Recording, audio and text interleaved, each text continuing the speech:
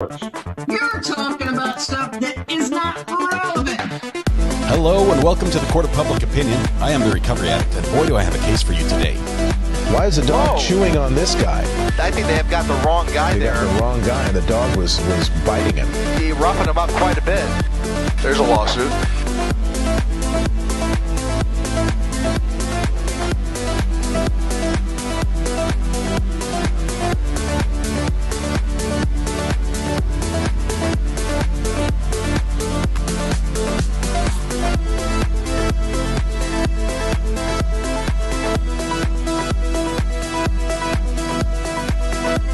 Nine out of 10 judges prefer watching the Recovery Addicts live stream in their courtroom. The fireworks are not done. Now we're getting commentary on the case. Dati mihiangay ka employees, verbal sloppiness. I didn't ask you to interrupt me. That's literally not true. Oh, for crumb's sake. All right. Why can I not hear myself? This is so bad. Hang on.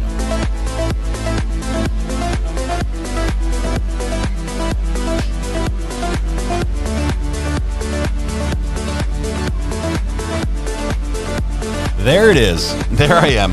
I'm like, what is wrong? I cannot hear myself. I knew things were happening. The stream said it was happening, but it didn't look that way to me.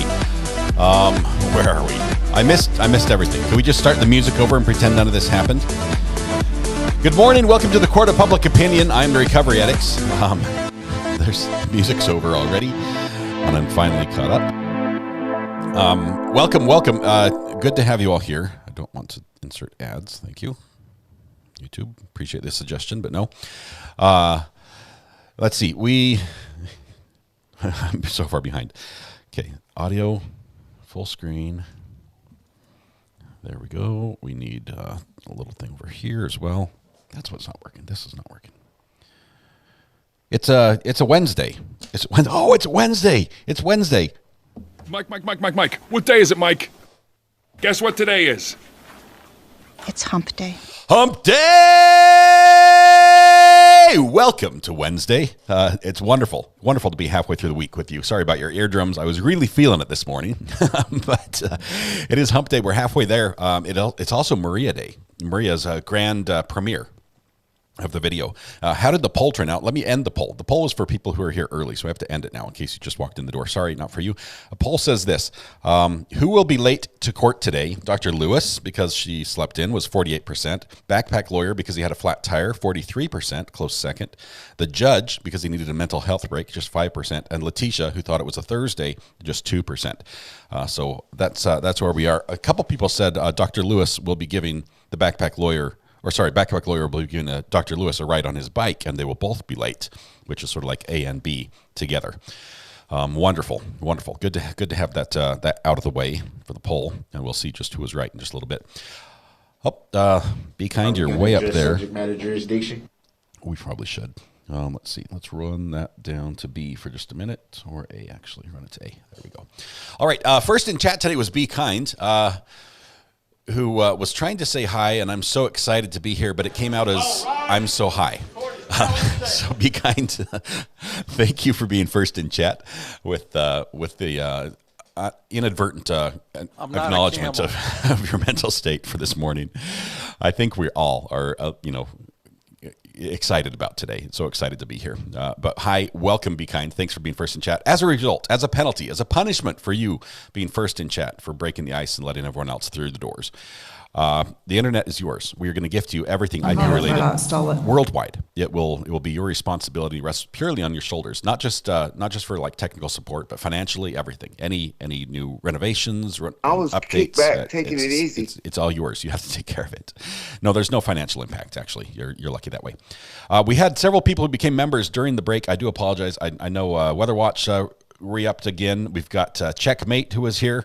Welcome to the gallery. Good to have you here, Checkmate. There was a couple others. Let's see. Jen Mount, welcome to the gallery. Thank you so much. Maisla, welcome back, Maisla. Good to have that green courthouse next to your name. There were a couple others that I missed. I do apologize. How did Recovery Addicts not laugh at the impression of... Oh, hang on. I'm going to record one really quickly, and we're going to use that later. Hang on. Let no dead horse go unbeaten. Okay, you guys need to be quiet for just a minute while I record this. Hang on. So I'm going to turn you down for a second. Don't go. Was that all right? Should we try that again? Let's play it back. Don't go. I didn't get the "nt" go, so let's try that again. Don't go. Don't go. There we go. That was my impression of who was that? Billy? I think that was Billy who did that. So we have a don't go. We have a don't go. Don't go. Yeah, don't go soundbite. We'll use that. We'll use that later. Sounds are back on though. That's scary, says Diane Tessier. I practiced it this morning with Mrs. R.A. and she says, "Yeah, you sound possessed." So I'm like, all right, great. Anna, thank you for gifting a membership this morning. Thank you so much for that. Let's see who was the lucky recipient here. Scrolling up. Where is it? There it is. Looks like that went to Skywriting. Congratulations. Welcome. Good to have you as a new member. Please take your seat on the front row. Let me tell you where we are today, where we're at. We are still at the very end of the Letecia Stauch trial, and I'm still too tall. How did I get tall again? I think my kids play with the chair when I'm not here. I'm heavy enough that when I pull the lever to adjust the height of the chair, it goes down. They are light enough that when they pull the lever to adjust the height, it goes up with them sitting on it. So I think I write it down and they write it up, and that's why my chair's too high in the morning. As Miss Kim says, we're all a little too high. So, thank you for that. Let's see. I'm so chill for now. GG, that's awesome. Thank you so much. Lots of people are mentioning that hi. This will be a 2/2 SE article about Dr. Lewis in Psychology Today in 2020. During another interview with a man who stabbed his partner, she seems oddly naive, almost trying to become buddies with. This will be a part 2 of 2, or There's a lawsuit. 2 of 2, a South Carolina article about Dr. Lewis in Psychology Today in 2020. During another interview with a man who stabbed his partner, seems oddly naive. And here's part 2. Hang on. 2/2, with the rather dramatic patient, who seems extremely suggestible to her whims that he may be exhibiting different personalities. Okay, so let me read those together. Hag, you don't need to send super chats to do this. At least not very expensive ones. Obviously, to get the voice to do it, there has to be a super chat. But so let me read these 2 together for you. So, article about Dr. Lewis in Psychology Today in 2020. During another interview with a man who stabbed his partner, she seems oddly naive, almost trying to become buddies with the rather dramatic patient who seems extremely suggestible to her whims that he may be exhibiting different personalities. I was talking to Mrs. R.A. this morning, and wow, yes. Dr. Lewis has so many interesting things. She does seem a little naive towards her patients. She just believes everybody. Everything that they say is like, let's fit that into a diagnosis in psychosis, psychology, something. Let's try to fit that in and describe what it is. Instead of just saying they're pretending to be something, she just accepts everything on face value. A little naive on that one. Eileen, thank you for gifting a membership. I did not see who that one went to, but JT Brews Crime also gifted a membership. I just wanted to give a shout out to JT and Britt and Brandy if she's here. I realized she was up late. JT was up late as well, but he doesn't sleep. If they're here, they're over 4,500 members on their channel, which is brand new, and it's just incredible to see them grow. They are amazing. If you need a late night entertainment with a little bit more of an edge than we have here, that is the place to go. It's a lot of fun. Just some great people. Lee says, enjoying your channel. Thank you so much. Appreciate the 3-month membership message there. Something just happened. Someone dumped some change on the table. Let's see what. It's not updating. Wait for it. Oh, Kelly Parker, thank you very much for a super chat. Wonderful. Appreciate your support there, Kelly. Here's where we are. By a show of hands, is there anyone who missed yesterday? Is there anyone who missed yesterday's court? By miss, I mean didn't get to catch up on anything. Didn't get to hear what happened. Don't know where we are exactly in the trial. Because I'm not going to go over the whole thing if all of you are up to date. You're talking about stuff that is not relevant. Let's see. I'm not seeing many hands. We see some, Breezy has some zebras, some custom zebras, I might add. Mammy, okay, there's a couple people, Last Poet. All right, just for a few of you, let's do a quick recap. Yesterday was crazy. Kick back, taking it easy. it began with the prosecution resting their case in chief. They finished all their witnesses. They say, we're done. We'll turn it over to the defense. Defense did not make a motion for a directed verdict or anything at that time. And they just went ahead with their witnesses. They called the first witness, who was Dr. Niederheiser, and she had seen Letecia for about 30 minutes and had basically said she's got anxiety.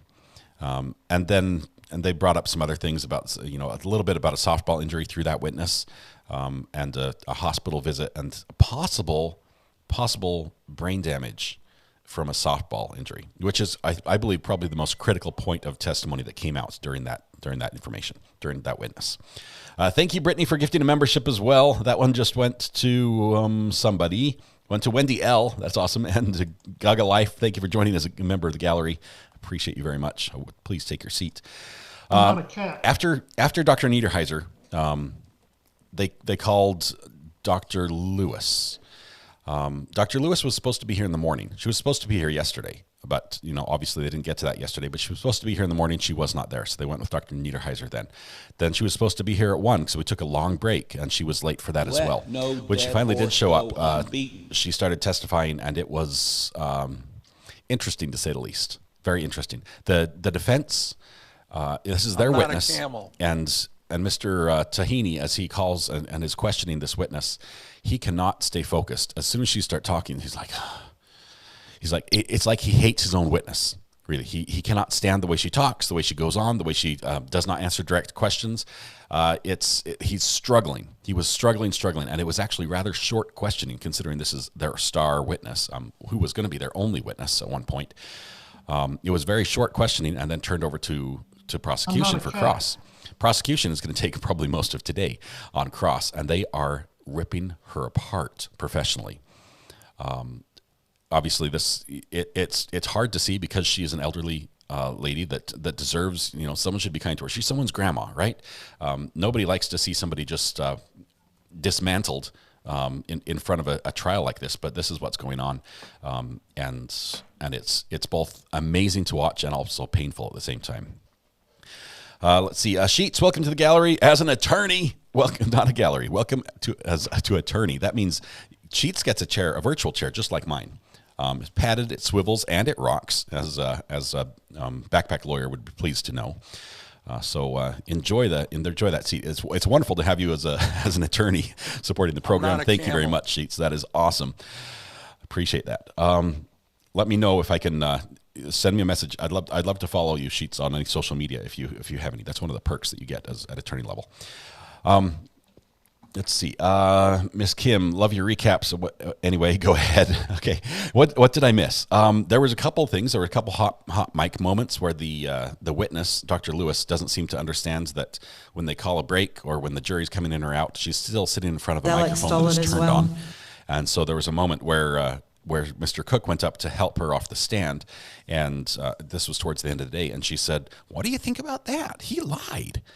And the judge is sort of giggling to himself at the same time. He's like, "Oh my goodness!" But what that was referring to, and I'm making an assumption here. So if you think I'm wrong, please let me know, and I may be wrong. But what I think she was referring to was previously in the testimony. It wasn't immediately prior to that, but previously in the testimony, the prosecutor had said something about her saying something earlier in the testimony, saying, "Well, you said this earlier," and he was using her own words against her. And she turned to the jury and she said, "No, I didn't. The jury can check. They can read." And I think that's what she was referring to. And I don't remember what it was about, but it was a wording thing. I believe the prosecutor was right. I believe I recalled it the way that he said it. So she may have either misspoken or might not recall exactly what was happening, or maybe be thinking about something else. But I think that's what she was referring to when saying he lied. Anyway, it's going to be great. It's going to be amazing. Let's see. You missed the he lied. Yeah, it was really good. Let's see. I've got a couple sound bites. I don't know what they are now. You're talking about stuff that is not relevant. Okay, I don't know. I think we skipped all the birthday thing this morning. I forgot to do roll call yet again. She didn't have another hot. Oh yes, there was another brief hot mic moment.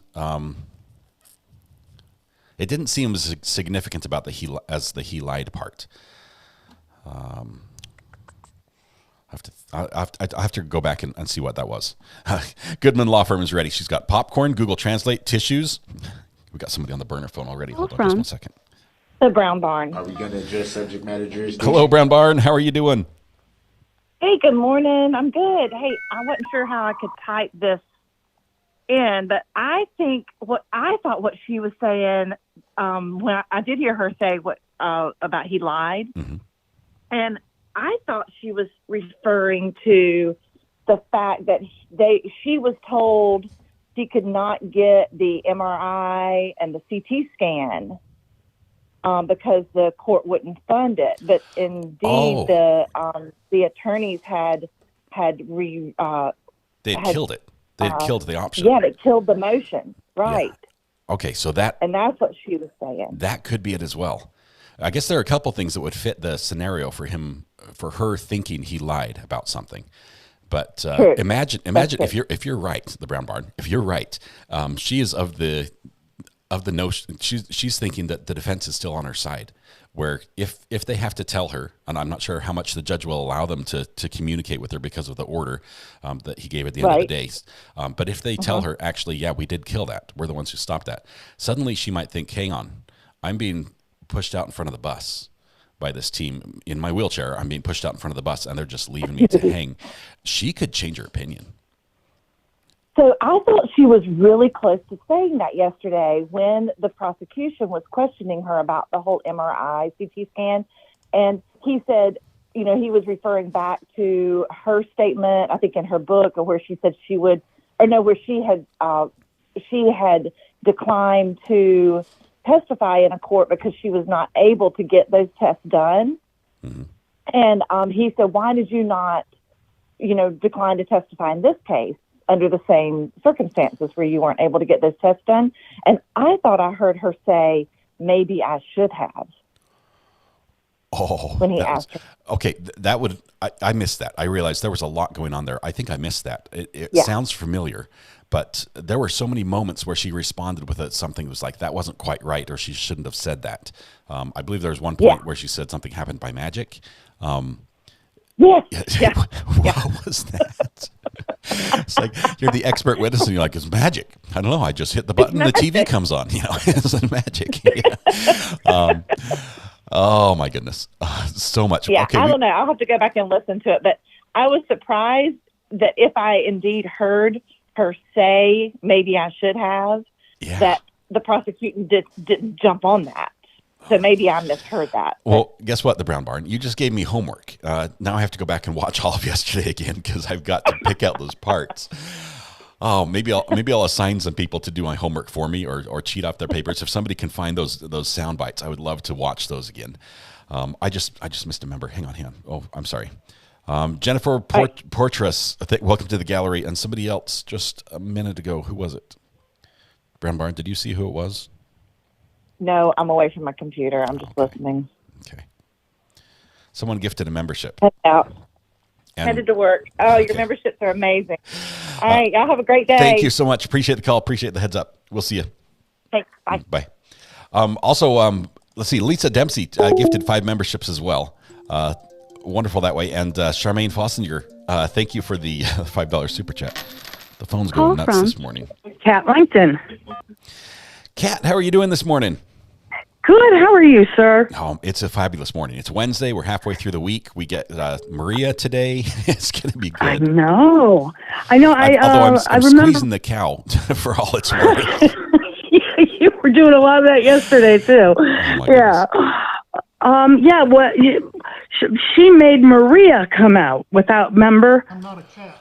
Yes. Okay. So we saw a different side of Letecia during the testimony that was eyes locked on you, some head movement that we didn't see before, and just following the conversation. Was that Maria? Do you think that's going to be Maria? No. No. I think that could be Maria. Yeah, she looked really evil, didn't she?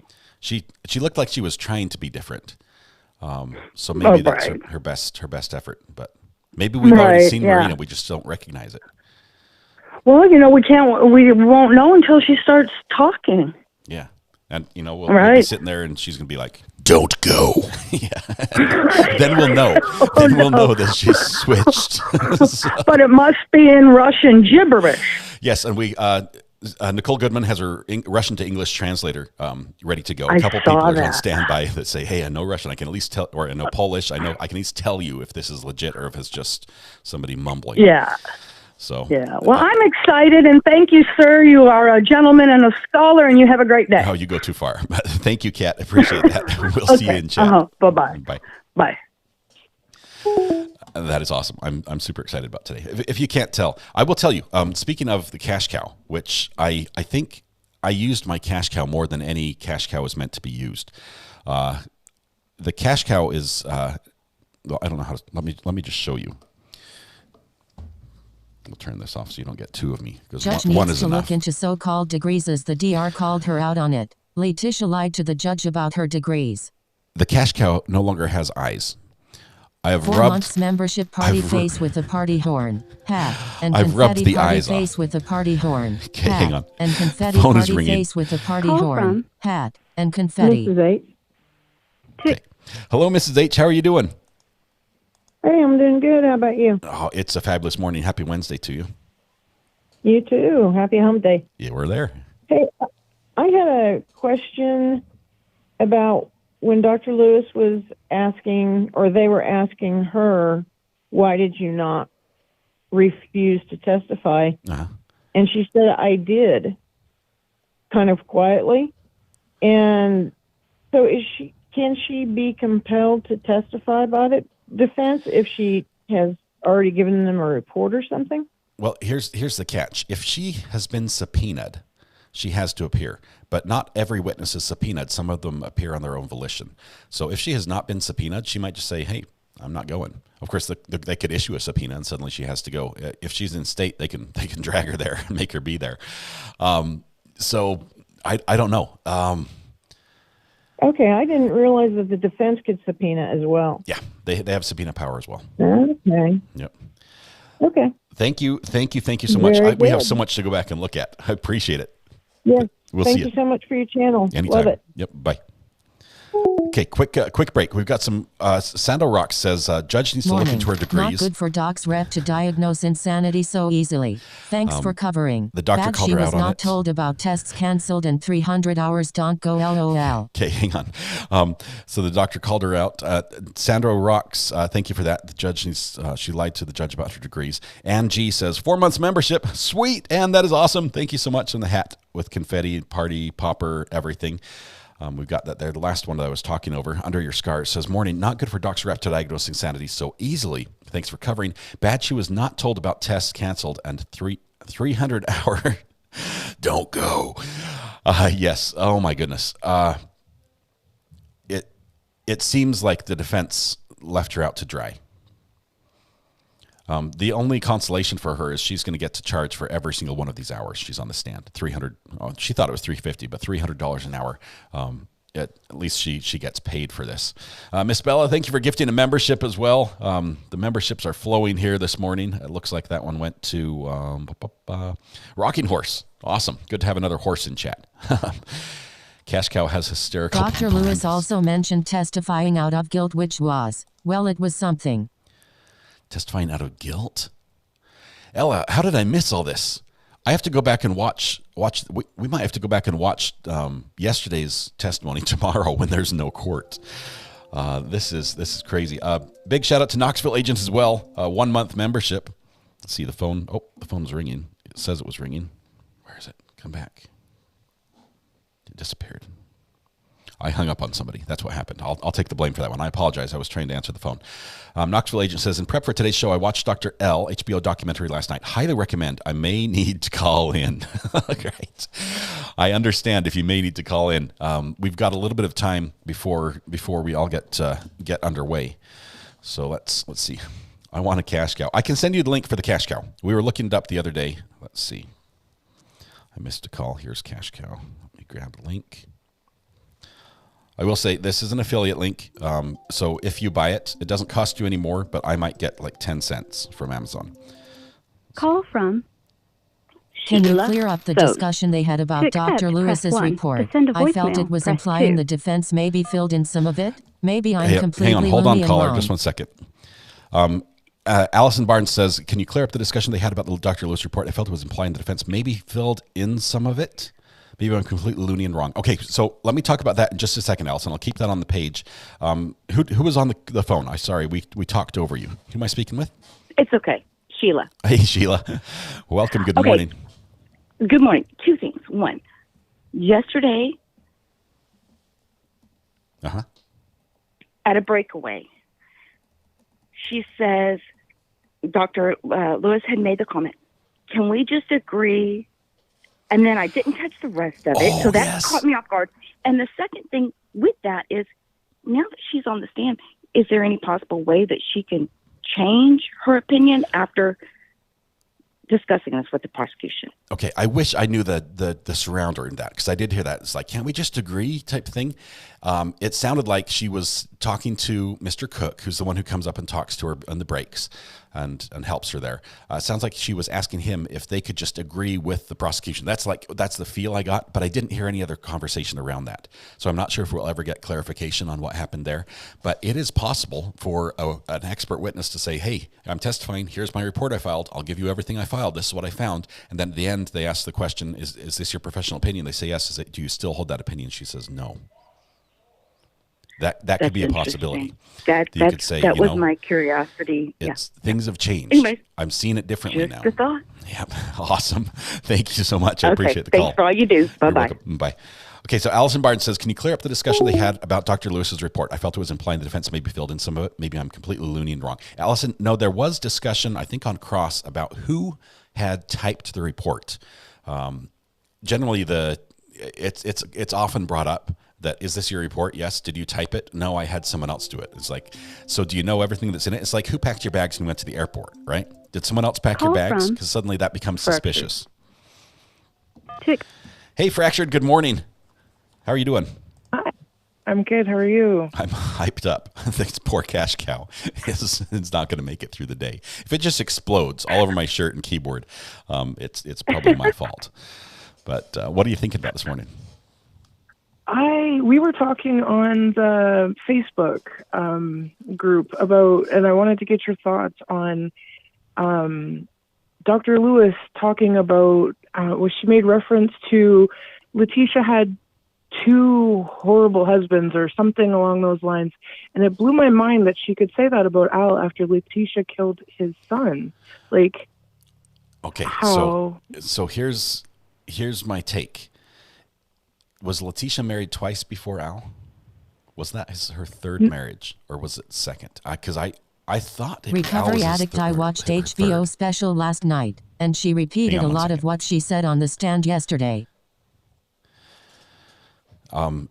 So I don't know. Can someone in chat confirm? Because that would be super rude to be sitting there with Al, who is a victim. Okay, in this case, his son was the one who was murdered. To be saying he was a bad husband when it was her that killed her. That's beyond heartless to make that. But I think I think she had prior husbands. I think we came to the consensus, at least on the Facebook thing, that Al was her second husband. It just blew me away that she would, like, wow. I'm hoping that I'm seeing on chat. I think I'm delayed, but that it was her second marriage. I couldn't believe that she would say that, especially like he's right there, and this woman killed his kid. Like, how is he a horrible husband? She murdered his child. Yeah, that is just awful. Fractured. If it sounds like it was second husband, that is brutal. The camera angle we have now gets we only see like the top of Al's head, so there's probably no way we could see his reaction, but. Man, he's been a rock throughout this trial, both on the witness stand and in court, and now to be treated that way by an expert witness, that is just not right. Right. I just hope that the prosecution will ask her what she thinks about that. Like, that's what you're saying. How do you, in light of, like, do you hold that opinion? He treated her horribly, but she killed his kid. It doesn't get worse. Yeah. Like, I have 4 children of my own. I raised 3 of my grandchildren. There's nothing you could do in the world that would hurt me more than hurt one of my children. And and then insult you afterwards. Yeah. So. Right. Oh my goodness. Right. Yeah. But Fractured. Thank you so much. Yeah. Okay. I love your show. Hey, I'll talk to you later. Thank you so much for calling in. Appreciate it. We'll see you on Facebook and on the live. All right. Bye. Bye. Linda says basically the HBO special last night is just a repeat of what we heard, or what we heard was a repeat of the HBO special last night. That makes sense. It sounds like she's been a teacher for a long time, and it sounds like Dr. that's Lewis what, was talking about LS mothers' husbands and boyfriends, and LS being raised around violent men. Husbands and boyfriends. So Kathleen, do you think it was possibly she was including like some of her mom's husbands? Okay. To accept, press 1.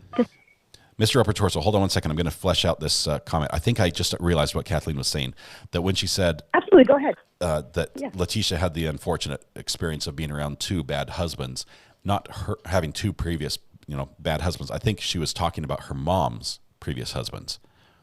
That would make more sense. That would not be including Al. Been MIA for a while, but at Natural Empress is keeping me updated. Thank you, Kathleen, How's for that. everyone doing? Such a red heart hurting case, and she doesn't deserve a trial. My opinion, disappointed face. Okay, now I'm having. Oh, it's Mr. Upper Torso. I forgot for just a minute who was on the phone. Mr. Upper Torso. Good morning. Good to talk to you this morning. How are you doing? Good morning. I'm excellent, and whoo, what a whirlwind. I mean, I've been locked on this one idea that I wanted to ask you about. That's something Dr. Torres said, and now with everything that's going on with Dr. Lewis, it's almost like it's inconsequential now, because has the insanity defense evolved again to now involve TBI, to involve traumatic brain injury? Although she clearly has this medical history of taking a softball to the face, that was not something that came up in opening. I didn't hear defense mention that at all. The theory of defense is evolving. It's just the same. And what has Letecia been doing this whole time? It's the same pattern. But, okay, I wanted to know if you remember this, or if you caught this, or if I'm just remembering and hallucinating it. But Dr. Torres made a really good point that I think obliterated Letecia's DID case, no matter what angle you take it from. It wasn't even saying, I don't think she has DID. She said something along the lines of, I got the impression from Letecia that she felt that Maria was taking over to protect Letecia. That's why she can blame the murder on Maria. She can blame the disposal on Maria. She can blame all of that. But if that's the case, that implies Maria also knows right from wrong. So the insanity doesn't even cover. That's the thing. The DID is not a blank check to no mens rea. A lot of DID personalities are able to integrate with society. She's just asking us to blindly accept that Maria doesn't know right from wrong. And it seems she does. And I have been stuck on that. I'm like, how does she get around that? But maybe I'm remembering it incorrectly. I can't remember what question or how the testimony came about. We've got to do a watch party and rewatch this testimony.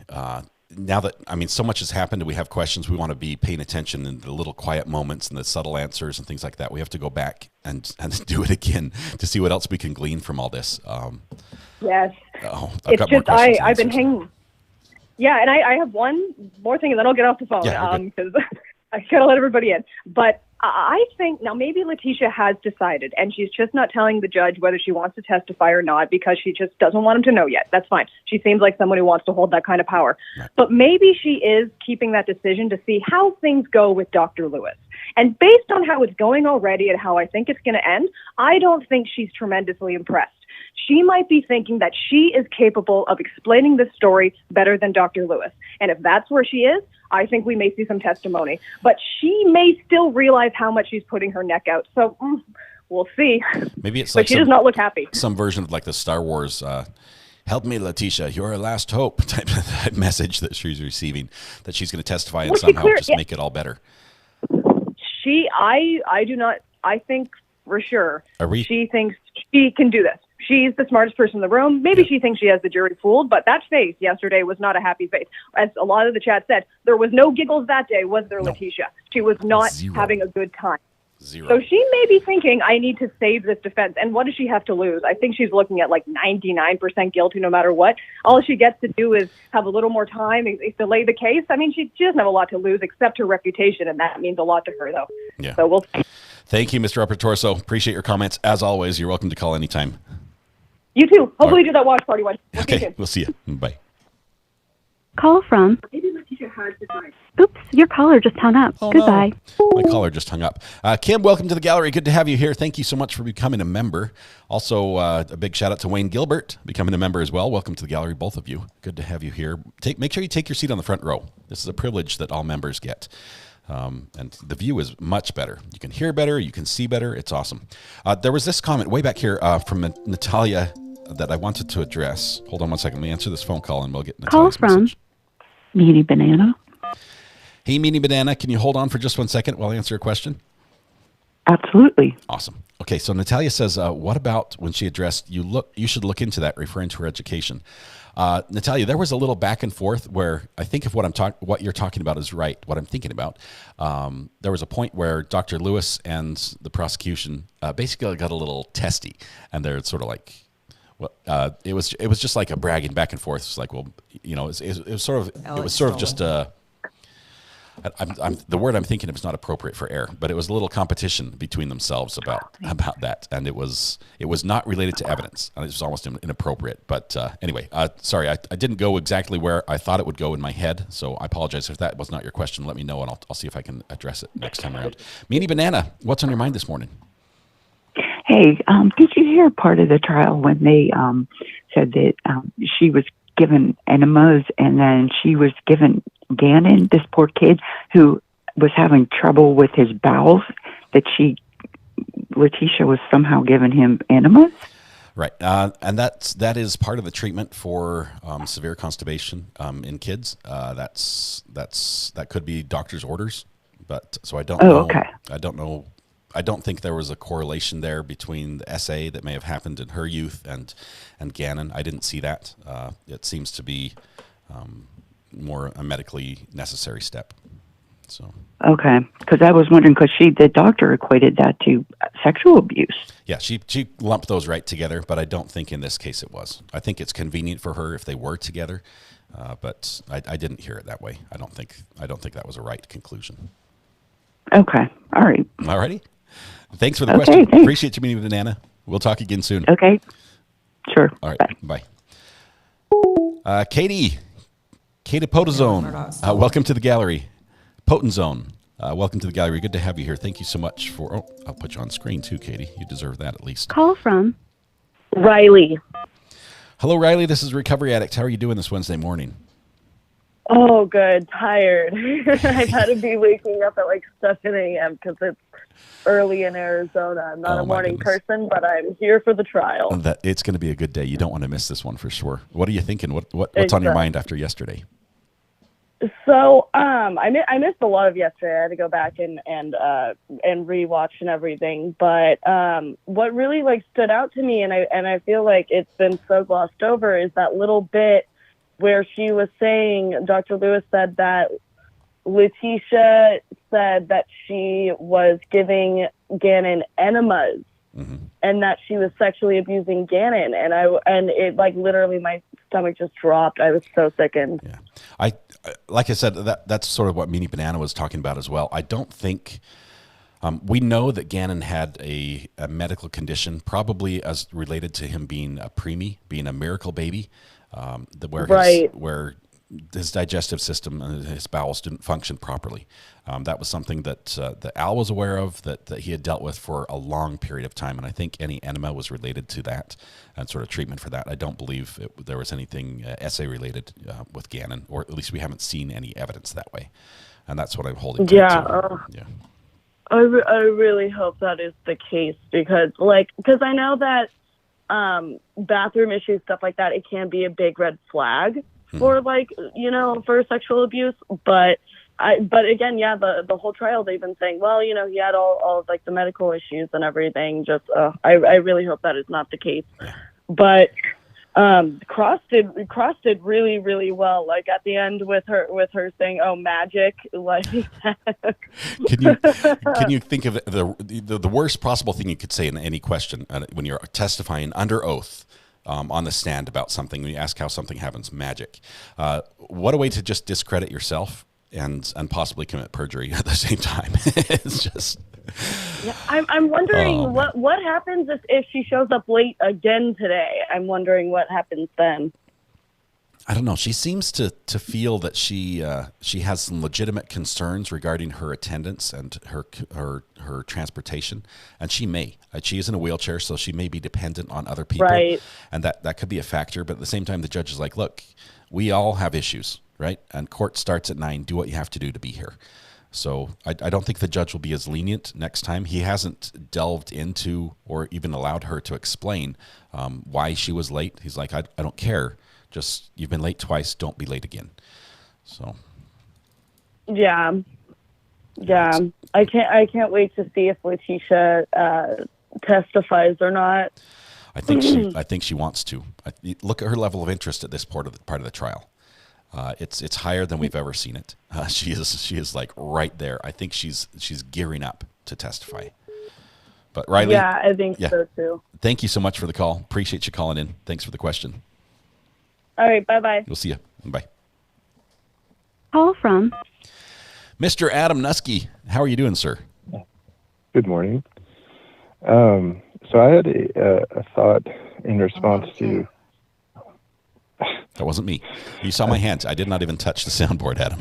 They just happened. I had a response to the comment about that Mrs. Upper Torso had made about and said that she was stuck on about whether Maria knew right from wrong. I remember when we went over the jury instructions and we talked about the 2 conditions for insanity, and one was that the person has to be unable to distinguish right from wrong, and the second condition was that they are not in a culpable mental state. Yeah. So after we talked about that, I looked into those things a bit more, and there's some interesting bits, especially about the culpable mental state. But the way I was, and then we were thinking, and then there's sorry, the DSM-5 my heart is racing. No, the DIDA defense. Okay. I was thinking, well, how does that relate exactly? How does that? I studied philosophy, and like, how does that relate to the insanity conditions? And the only thought I had was, well, I guess if you're in an alter, if you're in a different state, well, then it's not the case that Letecia is in a state, for example, that she is unable to determine right from wrong because she's an alter, and it's not the case that Letecia has a culpable mental state because she's not Letecia at the moment.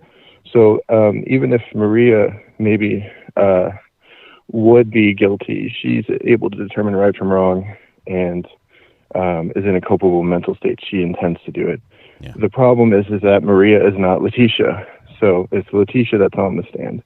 So that's my thoughts as far as how this defense is supposed to go, and maybe why it doesn't matter that Maria is able to determine right from wrong.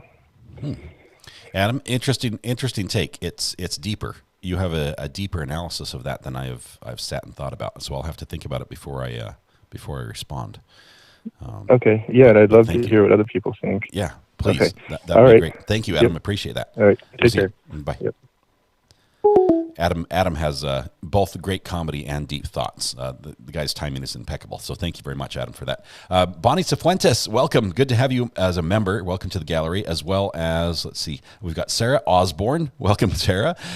728 Gear and Jemmy M. All of you came in one just big membership rush. Thank you so much. Welcome. But JM, welcome to the jury.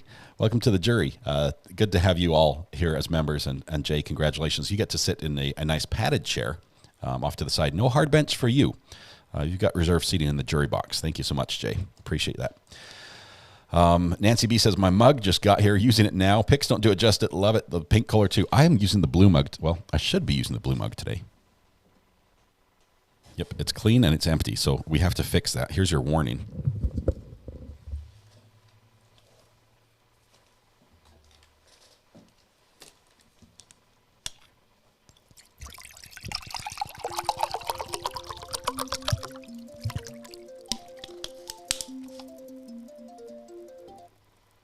from. Ready, Freddie, Gigi. To accept, press 1. Hey, Ready Freddy, let me move my mug before I spill it on my computer, and then we can talk. Is that all right? Sure, take your time. All right. You might have to turn down your sound system so you don't get a little delay in the audio. But what's on your mind, Ready Freddy? Dog face, Hey, good sorry. morning from Buttercup. I've been Rough, rough, MIA not for a trusting while, Dr. but Lewis' taking my day testimony off and and why throwing would we myself in all things RA and catching up on the case. And this question might have already been answered, but since they're, going with the DID psychosis for her, all these personalities that she has, do we know the meaning behind their names and their different traits? Have that been discussed already? The only thing that's really been discussed so far that I've seen is that she was, a fan of Twilight. She's a fan of Disney, and the names seem to all be sort of drawn from there. And then she also draws stuff from news around her. So I don't know. I haven't seen anyone do a real analysis of that more in depth. But it seems that she acquired a bunch of them at the same time, or at least acquired them from the same place. So you get the whole, Stephanie Meyer's family of names as well as Disney family of names. But yeah, because it just comes off, it's her excuse as to why I did this. And I'm a mom of a miracle baby who, he's 3 now. Oh, wow. So it hurts a lot just to know that, he was born a preemie and all that he had to go through with his dad, being away. And for her to say, oh, it's all these personalities that I have that did this wasn't me. Let no dead horse go unbeaten. I know, we live in a society where everyone deserves a fair trial. And for me, I'm just still trying to wrap my head around, why are we here? Why? Yeah. They could have done this separately. Does she get thrown in the loony bin or under the jail cell? Which one is it, We're going to find out here soon because we're right at the end of the case. We might, I'm not sure if we're going to wrap up today, but we are so close to being done. We're also, close to the court starting for the day, so we've got about 13 minutes here. We've got to get some things done. Thank you so much for your call. I appreciate you asking the question. Love that you're here. We'll see you in chat, all right? All right. Thanks. Thank you. Bye, guys. Bye.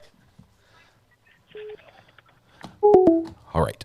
Bite Me sent a message here. Rebecca, sorry, I had to mute it. We were talking over it. It says, good morning from Buttercup. Hello, Buttercup. Give her a pat.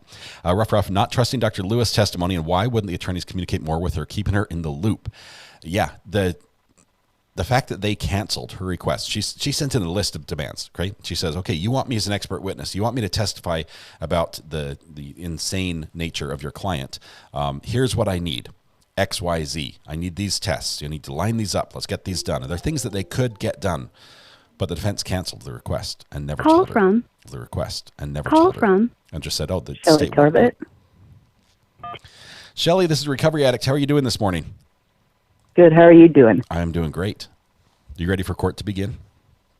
Yes, I am. What are you most anxious for? Maria. Maria, I hope we can hear her. I realize we've had some videos that have been hard to hear, and unfortunately this is probably going to be another one of those jail cell videos. Hopefully it's a different room, better audio. Got my fingers crossed, but we'll see. We might get Maria today. Okay. What's on your mind? I just wanted to ask you to clear up something for me. A bit ago you said that Dr. Lewis would be compelled to come and testify. She wouldn't be compelled to be hired, though, would she? No, she would. Once she's provided her opinion, her finding. I think she can pretty much. Professionally, she has to be there. Yeah, at that point, you don't provide an opinion that's like, never mind, I'll bail on it, unless she changed her opinion. She could change her opinion, then they say we don't want you anymore, and they not call her. But she could be compelled if she's been subpoenaed. But she had to agree to take the job, right? Yeah. They can't force her to take the job. It's okay, still a that's free what market I thought, society as far as expert witnesses go. She isn't even licensed in Colorado.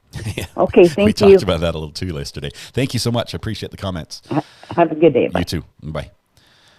Warren, thank you for gifting 5 Recovery Addict memberships. Good to have you here. Natalia. Oh, Natalia, I was just picking it up and I dropped the call. I apologize, Warren. Thank you for giving those memberships. Things are going faster. If I missed anyone, please understand I'm not trying to miss anyone. I realize there's a ton of comments here that trying to catch up on. Squirrel. I'm on vacation in Crete for 2 weeks, but I still get my Letecia Stauch fix and won't miss jury watch. KH in Crete, and you're still here with us as well, which is just awesome. Millie. Hey, Millie, this is Recovery Addict. How are you doing? Good. Good morning to you. Good morning to you as well. What are you excited about today? Well, I was just calling in about another caller had called in and said something about Dr. Lewis, stating that. Sorry, I have to catch my breath. Oh, you're good. Sorry, I'm doing 10 things at once. Stating that she had told the state that he should look further into Letecia's education. Mm-hmm. And I was wondering, do you think... I'm sorry, I have to get the... Sorry. No, you're good. I'm running out of stuff. I called at the wrong time. No, her education is seriously an issue. The doctor has said what we all were saying, but she said it from the stand, basically saying, I'm not buying that. She says, yeah, she got a doctorate, but it was one of those internet doctorates that you can mail order. She put it sort of in the same category as the fake polygraph type thing. He's like, you just pay for it and you get it. That's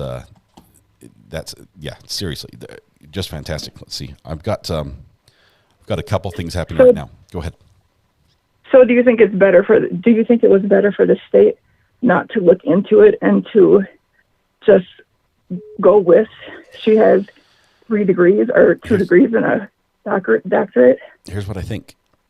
I think she's got it. Okay. I think she's got one. I don't know Liberty University. I'm not sure, how rigorous the doctorate program is, how selective they are in allowing people in, but I think she's probably got it at this point. It seems. Scott, here is some milk money for today. I hope you get a belly full. Sorry, the comments are coming in. Okay, I'll let you go on with your Thank you so much. Appreciate it. We'll see you. Yeah. Bye. Okay, I'm getting flustered, and I apologize to anyone. I'm not giving you the attention you deserve. I just need to just take a quick little break here for a second.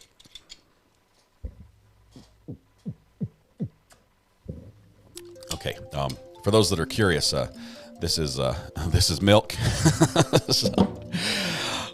Amber's on the phone. Just one second. Amber, how are you doing? I saw the buffer message, but I did not see why. What's going on? How's that milk flask treating you? Burns. I actually just have water in this. I could prove it. I wish I could prove it. I didn't really think you would put milk in it because I've owned many a flask. Clean it. Yeah. Yeah, it would be very difficult to clean out.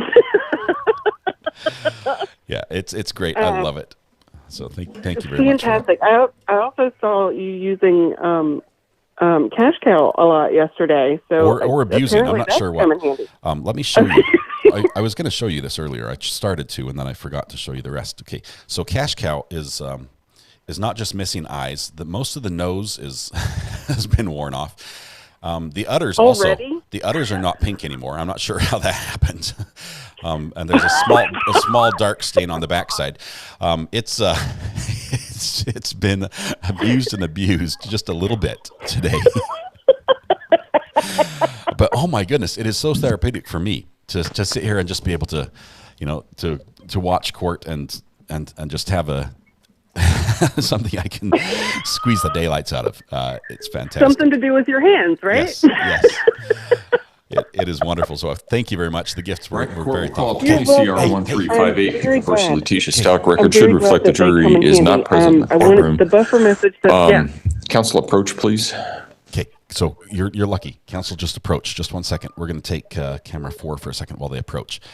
Audio's on, so we're going to hear it. Judge is here. What did you want to say about the buffer message? The buffer message, I sent you all of the timestamps in DMs. So if you check Messenger, you'll have all of the timestamps for your video from yesterday afternoon. That will save me if you want to pull that up over a year of watching. That's what I've been doing for the last 10, 15 minutes. Thank you. And that's wonderful. If we want to look at that over a break or something. Okay. The specific part about her saying maybe I should have is the very last message I sent you.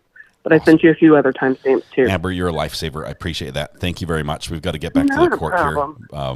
Keep doing what you're doing. You're amazing. Let's get ready for this. Let's get ready for this crap Buckle show. up. All right. We'll see you, Amber. Thank you. All right. Bye.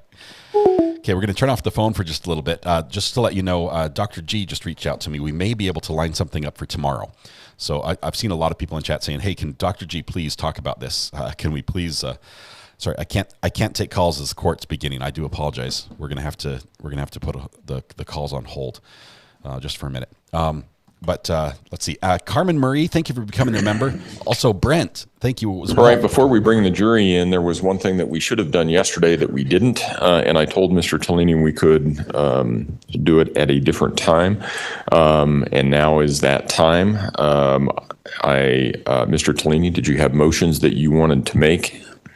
I do, Your Honor. I would make motions for judgment of acquittal on all charges. Specifically, first degree murder premeditation. There has been lack of evidence showing premeditation on behalf of the defendant. So this is a standard motion for dismissal. Prosecution.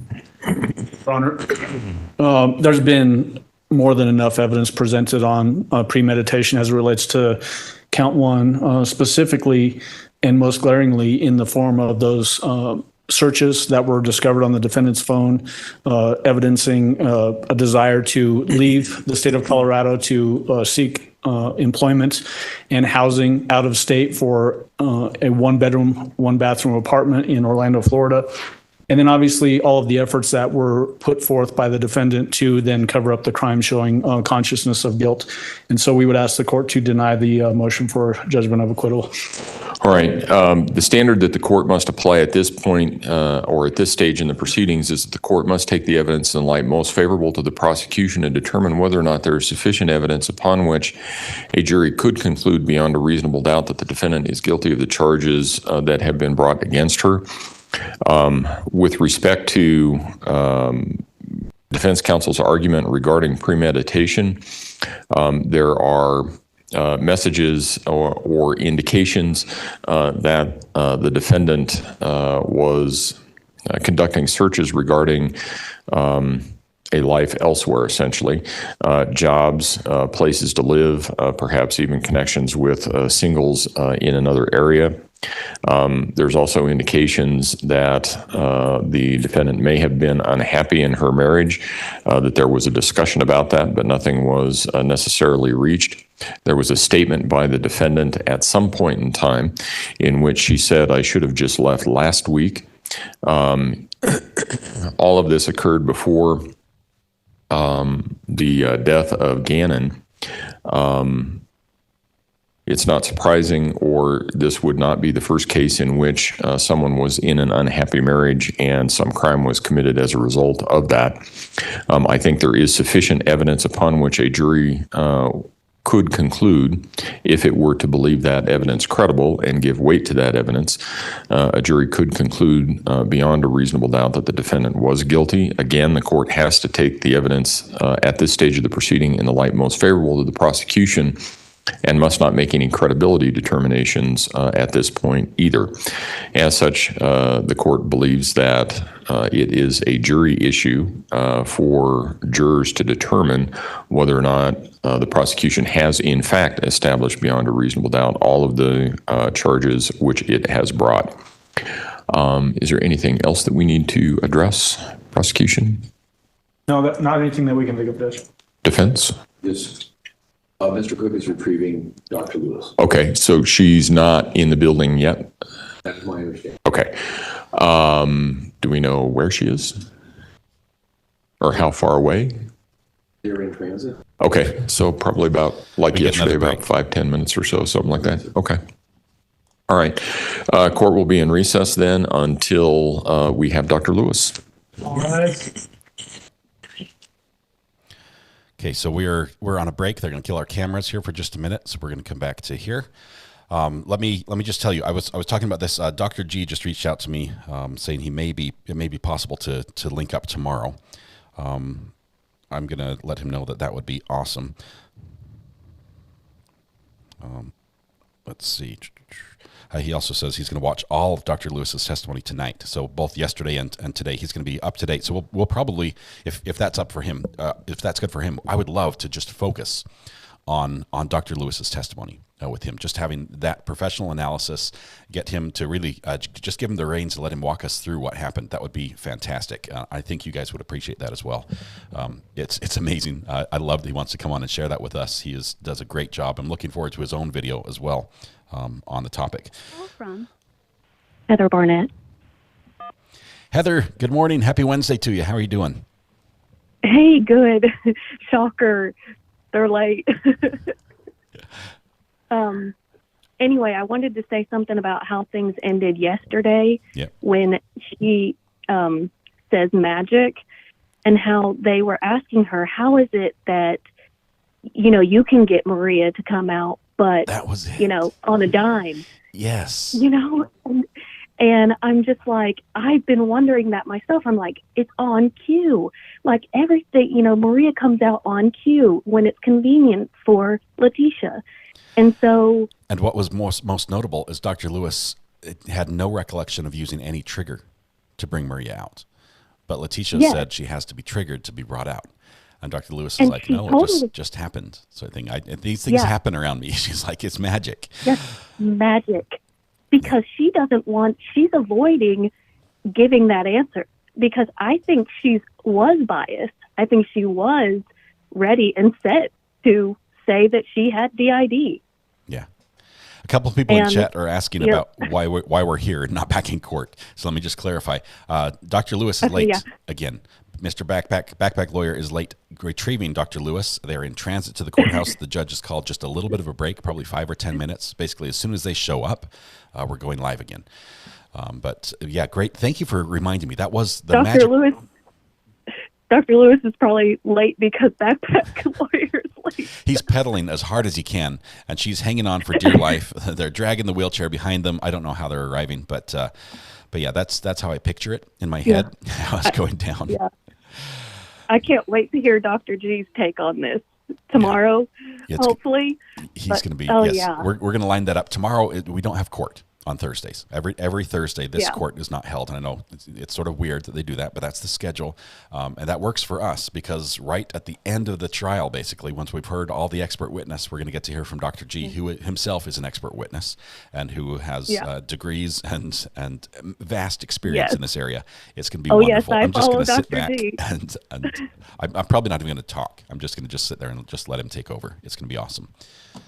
So good. It's going to be so good. And I can't wait to see the videos today. But anyway, I'll let you go. Awesome. Thank you so much. To say that. I appreciate it. Thank you. We'll see you. Bye-bye. Bye. All right. All right. We're good right now. Love you. Mrs. Arias had taken the kids to the library, just checking in. Let's see. Amber, are you there? Yeah, every time you call, the judge starts court, so you know what's about to happen, right? Crap. I just wanted to say something real quick to chat. I see a lot of people saying, can we slow chat down? Please understand, we have a lot of members, which means members' names appear in green in the chat. So when we slow chat, it doesn't apply to anybody whose name is in green, so I can only slow it down, but so much. Yes, but we're trying. It slows down how often people whose names are in gray are in chat, which is sad because I do think people whose names are in gray deserve to be heard as well. But the problem is when chat is going so fast, we can't read it. It just scrolls by too fast, and whatever you said, even if it was really important and insightful, it's gone in a moment. So slowing chat is why we do it. We do have over 5,000 people here, about 5,200 people. So hang in there. Holy crap! In the first hour, Scott, how does that feel? It's intimidating. We're all here for Gannon, which is the important part. We're here for Gannon, and just we're hoping that justice is done properly. We want to see this through, but just awesome. Right. A couple of other plugs, real quick. Please, chat. Do not do excessive emojis. And try not to do all caps because they take up space in the chat. Yeah. And these commands, they also require the mods to physically approve each one of them. So if you are typing messages in and you're not seeing them, it's because the messages are going so fast, mods can't approve the messages that quickly. So if you're seeing lots of messages saying, hey, why is my chat not appearing? Just know you probably had a bad word in it, and we're trying to keep it family friendly because there are kids that watch the show. And and just try to maybe use fewer emojis, like 1 or 2 is probably great, and try that. That will help a little bit. Thank you, Amber. Yeah, just trying to help with the chat from yesterday. We learned quite a bit, but I want to make sure everybody is as happy as possible, and we don't have as many issues with chat on the back end of things as we did yesterday, as far as trying to approve stuff and all of that. Yeah. The other thing I had a question on for you, if it's okay. Yeah, go for it. You have pinned a great reminder message, which I love. Oh, I was going to delete Is there a way for us? Is there a way for us to maybe put on screen who the witness is instead of pinning my witness comment as to who the witness is, so we can keep your chat reminder up? Or let me tell you this. Yes, there's Should a way. be. It's called a 5,000 likes with so downstream many keyer, here and I have the /IT. technology to do it. A downstream key, I can do it. I just have to build each one graphically. Let me see if there's an option where I can have you control what's on the downstream keyer. Okay, that's a feature request that I'll put in and see if we can get that working, because that would be fun. I would like to have that on the screen. It would make more sense. A lot of people do watch and maybe not have chat on the screen at all times, and so that would be useful. Thank you, Amber. Appreciate or that. don't see the pinned message. Yeah, not a problem. I'll put my witness thing in the comments now if you want to pin it. Just until we get that figured out. Let me get these two welcome these idea? 2 new members, and then I'll pin the message, and we'll go from there. Thank you, Amber. Alrighty, I'm off now. Amber, just as a reminder, how many mods do we have managing 5,408 people in chat? 10 or fewer. Yeah. And remember, we have like 10 or fewer total mods, but remember, some of us work during the morning stream. So there's only maybe a handful or less of us that are eyes all on chat all morning. So please be kind to the mods. If they make a mistake and accidentally time you out, please don't be offended. They're doing the best they can. Realize we have mods all over the world as well. Some of them are, in other countries. It's late at night for them and early for others. So we just have a few on hand at each time, and so just be patient and be kind to each other in chat. We'll all get through this. Be patient, be kind. When it comes to being timed out, it's only for 5 minutes. We still love you. We just thought maybe you needed a break, or it could have been completely accidental. Yep. Same thing goes for being blocked from the channel. That's not always on purpose. In fact, there's only less than a handful of people who are intended to actually be blocked. Yeah. So if you get blocked from the channel while we're on live stream, please shoot a message either in Discord to myself or to the burner phone. Toxic, or to the burner phone, but I didn't want to say burner because you don't have the attention span. Yeah, it's probably get a quicker response somewhere else. Amber, thank you so much. We're about to go back, and I'm going to miss some stuff here. I got to let you go. Thank you, Amber. All right, thanks everybody. Yep, bye. Okay, first of all, Randy Vaught, thank you very much. Welcome to the gallery. Good to have you here, as well as KM with the new membership as well. Welcome to the gallery. Brent just sent a super sticker with a good luck. Thank you. I love the Fox. Love the megaphone. We might need that today. And Kim, welcome to the gallery as well. What is that? Is that fabulous? What is in your picture, Kim? It looks like a product that might taste good. Whatever it is, it's grape flavored, I think. Looks good. Kim, welcome to the gallery as well. Good to have you here. All members, please take your seats. I expected to see this judge run a tighter ship. Eddie, the witness late 3 times in a row, or 3 lates in a row. So yeah, Kayla, you're probably on an iOS device. It is a couple dollars cheaper if you're able to log in on a computer. On iOS devices, Apple adds a 30% surcharge to membership. But here's what you can do, Kayla. If you type !gifts in chat, that's GIFTS, it will respond with a link. It will take you to a page where you can turn your membership gift option on for this channel. And then when memberships are given, which this channel seems to do a lot because we have some generous people here, you will be in the running for a gift, and YouTube just hands those out randomly. So it looks like, let's see, Song Chef got that there. So the link is right here. You'll have to click on it in chat when it goes by. You'll have to scroll up and find it. But click on that link and just make sure the settings turned on. You only have to do that one time, and then at any time, YouTube could give out a membership to you when one is given. Thank you, Jen405. Welcome to the gallery. Good to have you here as a new subscriber. Says, baby, it was real. Something we're Chris the best. Wallace just sent remember. a super sticker with 3. Flobby Jobby just gifted a membership right there just to show how it works, just to make sure the gifting is working, and it is. It looks like that one went to, wait for it. Joan Reagan, and Bite Me gifted a membership as well. Another gift from Bite Me. This one goes to someone else. The chat is going so fast. Noreen McCall. Congratulations to both of you, and thank you for the gifts. You amazing people. All right, Judge should be any minute now. Dr. Lewis should be arriving with very out of breath Mr. Cook. I want to call him Dr. Cook for some reason. Flobby Jobby. Yeah, it worked the first time. Giving 5 worked as well. So that's 6 in the span of about a minute. Thank you for the gifts. Let's see who received those. It looks like Linda Davis, Suzanne Nelson Klein, Robin Nelson, Lynette Laporte, and one more person. Holy cow. Chat is going nuts. Amy Toomey, welcome to the gallery. Good to have you here. Not Today Satan just gifted 5 memberships, and Crystal M gifted 5 as well. I cannot keep up with how fast these are coming in. Granny P, Mini Me, Laura Dawn, Tamara Hines, Crystal Schroeder, Ruth Whaley,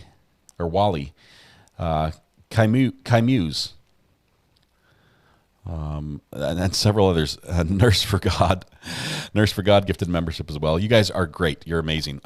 Is Dr. Lewis really in a wheelchair? Yes, Nana, she is. I don't know if she is completely disabled as far as unable to walk. It sounds like it's more for her safety and maneuvering, or for her comfort and convenience than a medically required because of a disability. But at that age, she obviously, a fall could be quite serious. So that's what she is, and she's in a wheelchair for that. My membership started from a gift. Thankful. I like paying it forward. Thank you, Holly LeConte. I appreciate that. You are amazing. Thanks for spreading the good cheer and that vibe in chat as well. Okay. Let's see. I can't believe Dr. Lewis is late again. Denise, here we are again. It's like deja vu all over again. Tenacity for the Truth says, I just watched this activist doctor say about Trump. Okay, I've got to skip. 1358. People versus Letecia Stauch. Record should reflect the jury is not present in the courtroom. Pickles, not politics. We do have our witness on the stand, Dr. Lewis. I would just remind you, ma'am, that you're still under oath. Is there anything else that we need to take up at this point? Prosecution? No, Your Honor. Defense? Okay, let's go ahead and bring the jury in. Jury's coming in. Let's take a look at a backpack lawyer is unpacking. I'll tell you what's going on with our one juror. Just keep an eye on it. I'll try and watch and see if she... Hot Mike. Did I tell you what's going on with our one juror? Just keep an eye on it, and we'll see if she's... So we have that to talk about. Apparently, there's a juror they need to watch for some reason. Court is breathing room only again today. Just a lot of people in court. Both sides appear to be pretty much packed. Bring the jury. I think we have a couple addicts there in court as well. Wonderful to see them there. We'll need to see if they can check in with us after the trial or after the court ends today to get their take. Let's see. Jennifer White says, Dr. Lewis is what my father would call an expert. X being has been and Spurred being a drip under pressure. She should have given this trial a hard pass. Jennifer, I think she has some regrets regarding this. I really think she does. That I don't think it everything is not as she thought it was. Let's put it that way. All rise for the jury, Hodge, please. Welcome. Thanks for becoming a member. I'm going to be quiet here as soon as the testimony starts. We want to listen to trial. So let no dead horse go unbeaten. And we'll also have the sound effects turned off for that as well. Subject matter jurisdiction. Okay. Lisa, Mini Banana. Good to see that green courthouse by your name. Thanks for your continued support of the channel. Good to talk to you on the phone this morning as well. Bring the jury. Be seated. Court will recall 20 CR 1358, People versus Letecia Stauch. Record should reflect the jury has returned to the courtroom. Good morning, ladies and gentlemen. Has anything occurred since we were last together that causes any of you to believe you could not continue to serve as a fair and impartial juror in this case? If so, please raise your hand. No response. All right, when we took our break yesterday, we were in the midst of the cross-examination of Dr. Lewis. That's where we will resume. Mr. Young? Yeah, good morning. Morning, Dr. Lewis. How are you? Good morning. You okay?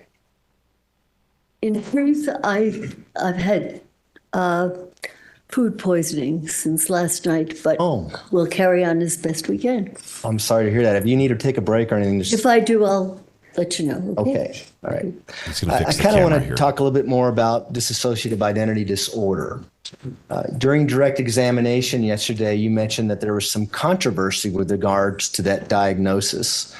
Could you expand on that? What is the controversy surrounding that diagnosis? Well, the essential controversy is whether people believe it exists or not. I could give you an example of that. When I inquired of the chair of our department many years ago, did he believe that this existed? He said, I don't know. I have never seen it. And this is the kind of resistance there is to it. It's becoming more recognized, and it's in the Diagnostic and Statistical Manual now, so that it's gaining acceptance, understanding. Also, I think with the ability to photograph things and to show things, it's becoming a more well-recognized disorder. Dissociation has been long recognized. It was really described very well by Freud. Got it. In your book, you mentioned that oftentimes people can act out multi-personality disorder or dissociative identity disorder, and there's been several movies that kind of portray that. Do you recall talking about that? No, but I'm aware that there are movies such as, I think, Sybil and others like that, where this has been done, and more recently in movies. And the movie Sybil was based on a true life story, right? That's correct. But I think Cornelia, a very, very well-respected psychiatrist, wrote about it, and it has been also made into a movie. And the actual person that Sybil is named for actually turned out that person was faking multi-personality disorder. Do you remember that? I'm sorry, I'm not familiar enough with the case so that I can't comment intelligently about it. Okay. Have you worked with any actors and helping them in their roles in movies? No, I don't. Wait one moment. In their roles in dissociation? Yes. Cape Fear, Robert De Niro? I have assisted Robert De Niro in, I don't think it had to do with DID. I think it had to do with a different movie that he was making where I agreed to assist them. But I don't believe it had to do with DID. It had to do with him being a psychopath? It had to do with his being a very dangerous guy. And that's the movie Cape Fear, where he's a murderer and he has an urge to kill and things like that. I don't know all the details of the movie, but right. Is that a fair summary of it? I don't know. There is a better one earlier than his that is a far better Cape Fear. The original. I did assist him in it, and he did. I did give him access to some tapes that we had of people with different kinds of disorders. Did they include dissociative identity disorder? Among them, there were some that did, some that didn't. Yes. So how do you tell if someone's acting and they want you to believe that they have multi-personalities? Well, I can tell you what I do. Tell us, please. Okay.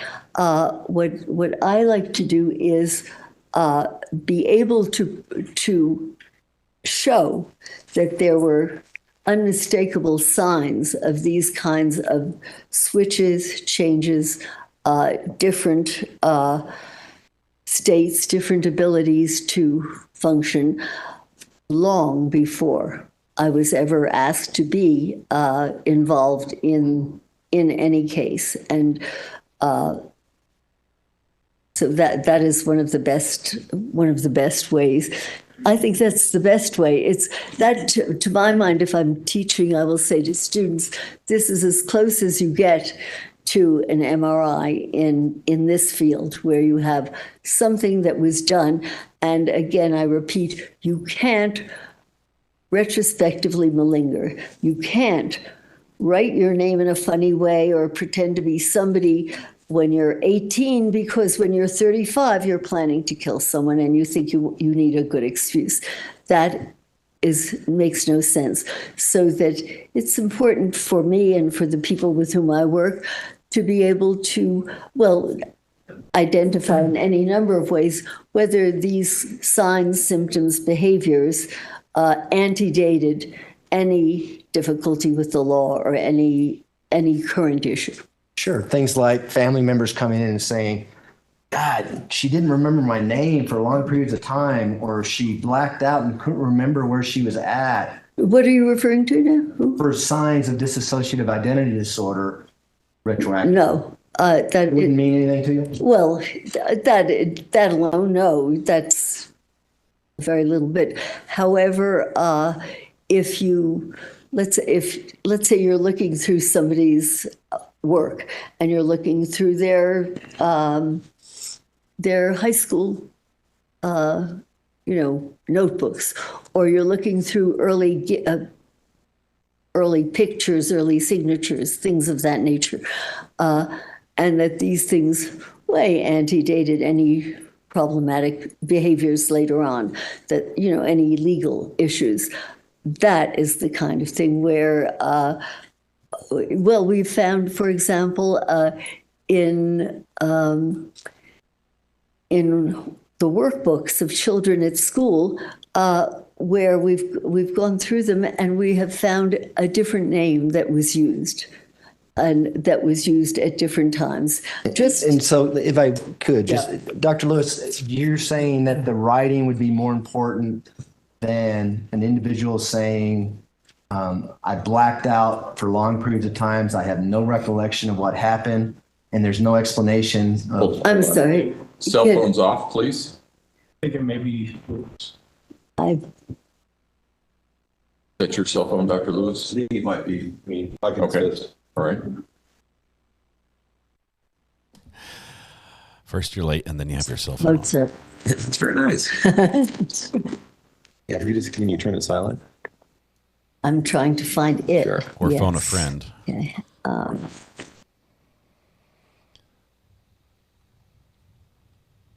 Okay, this should do it.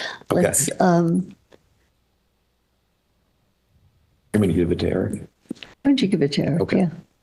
All right. Thank you. Sure. Let me know when you're ready, Dr. Lewis.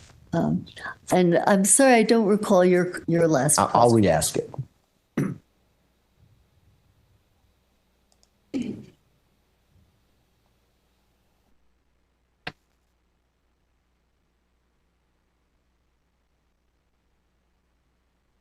You ready? Mm-hmm. Okay. So is it more important to you to look at someone's prior handwritings than evidence of someone saying they had blackout periods and couldn't remember where they were at, and they couldn't remember their loved ones' names and things like that? Your second examples just don't ring true, because it just is not something that people tend to tell me. And you can't measure this versus that. Often there have to be several things and combinations of signs, symptoms, behaviors. What is particularly useful is whether acquaintances or family members or people who have known the person over time have said, gee, when this person was such and such an age, he or she insisted on being called this and acted differently and did different things, so that it's a piece of data. And but that in and of itself, there is no single there's no single thing that you look for. But at least in the cases where we have felt that we were dealing with the real thing, there have been multiple pieces of evidence that at earlier times, for example, I noticed in some of my notes about Letecia that someone had said when she was younger, and I forgot this yesterday, when she was younger, she asked to be called Maria. And I had forgotten that yesterday. Can you point me out where you found that information? I'd have to look through all of this, but I can later if you like. I'll find it for you. It's just a note that I took because I thought it was interesting. But what was it, in an interview, or where did you get that note? As I say, rather than take up the time of the court and look through all of this, I will find it for you. But I just noticed it in the past maybe several hours or so, and I can find it for you because... Well, here's the deal. I only have a X amount of time to talk to you. Right, yes. And so I can't really let this linger around because it's pretty significant. I think so, yes. Oh,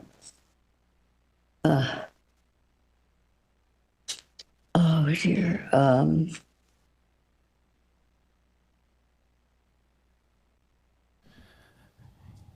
They think they might get her here.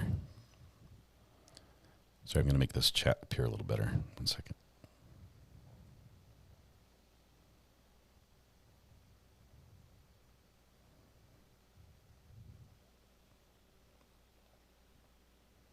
There we go. Thank you, Ella, for the super chat. I'm sorry. I can tell you, though, that I came upon it in the past maybe 12 hours or so. Well, do you know if it's something that the defendant told you? No, it was not. That's what was interesting, that I had completely forgotten this, but I saw that someone who had been interviewed said when she was a child, at times she asked to be called Maria.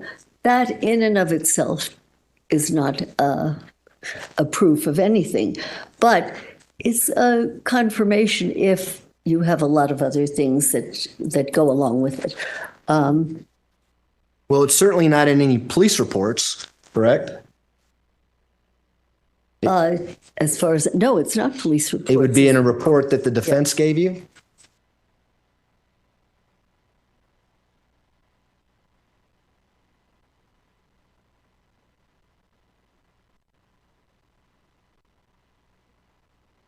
This is the trap right here. They're springing the trap. She has to be very careful. Oh, here, again, I will be taking notes as I'm going through stuff and whatever.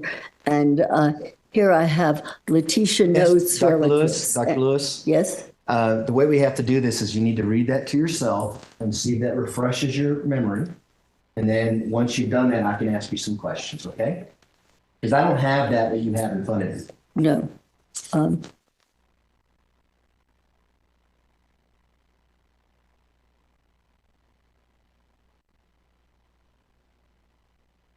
So she's refreshing her recollection. Where she found this is important because if she's basing her opinion based on the testimony of someone else that she heard, it just... Again, these are simply what I took and labeled Letecia notes from relatives. Can't tell you exactly who, but here it says, L, Letecia called self Maria Sanchez as a young child. And I have a little explanation point saying retrospective malingering, because that, you don't do that. At 12, you don't call yourself Maria because later on you're expecting to do something where you're going to have to make some sort of excuse. So this is what one of her relatives had told us, that she called herself Maria Sanchez as a young child. This came as a surprise to me. I had not recalled it, but I was skimming it, and there it was. And Dr. Lewis, you've testified hundreds of times, and you know that you need to turn over your notes and everything you rely on as an expert to the prosecution, don't you? Is that a question? Yes, it is. No, when I obligations as an expert to turn over all the information that you use in formulating your opinions, correct? Well, when I am sitting taking notes over different things, I do not necessarily even keep everything. I jot down something that I think may be important later, and I noticed that I jotted this down. And it's so important that you found out about it last night. You came in and decided to tell the jury about it today. Is that correct? I came upon it last night, I believe before this morning, yes. And it's so important you made an effort to put it in your report that you knew that the prosecution was going to get. Is that correct? No, it is not. I sat when I was going over notes, trying to pull together things ages ago, and jotted that down because I thought, gee, that's odd. She had just mentioned Maria to me very recently, and somebody had said this when I wrote down L called self Maria as a young child. If I thought I was going to have to prove this particular statement to someone, I would have written down who said it or whatever.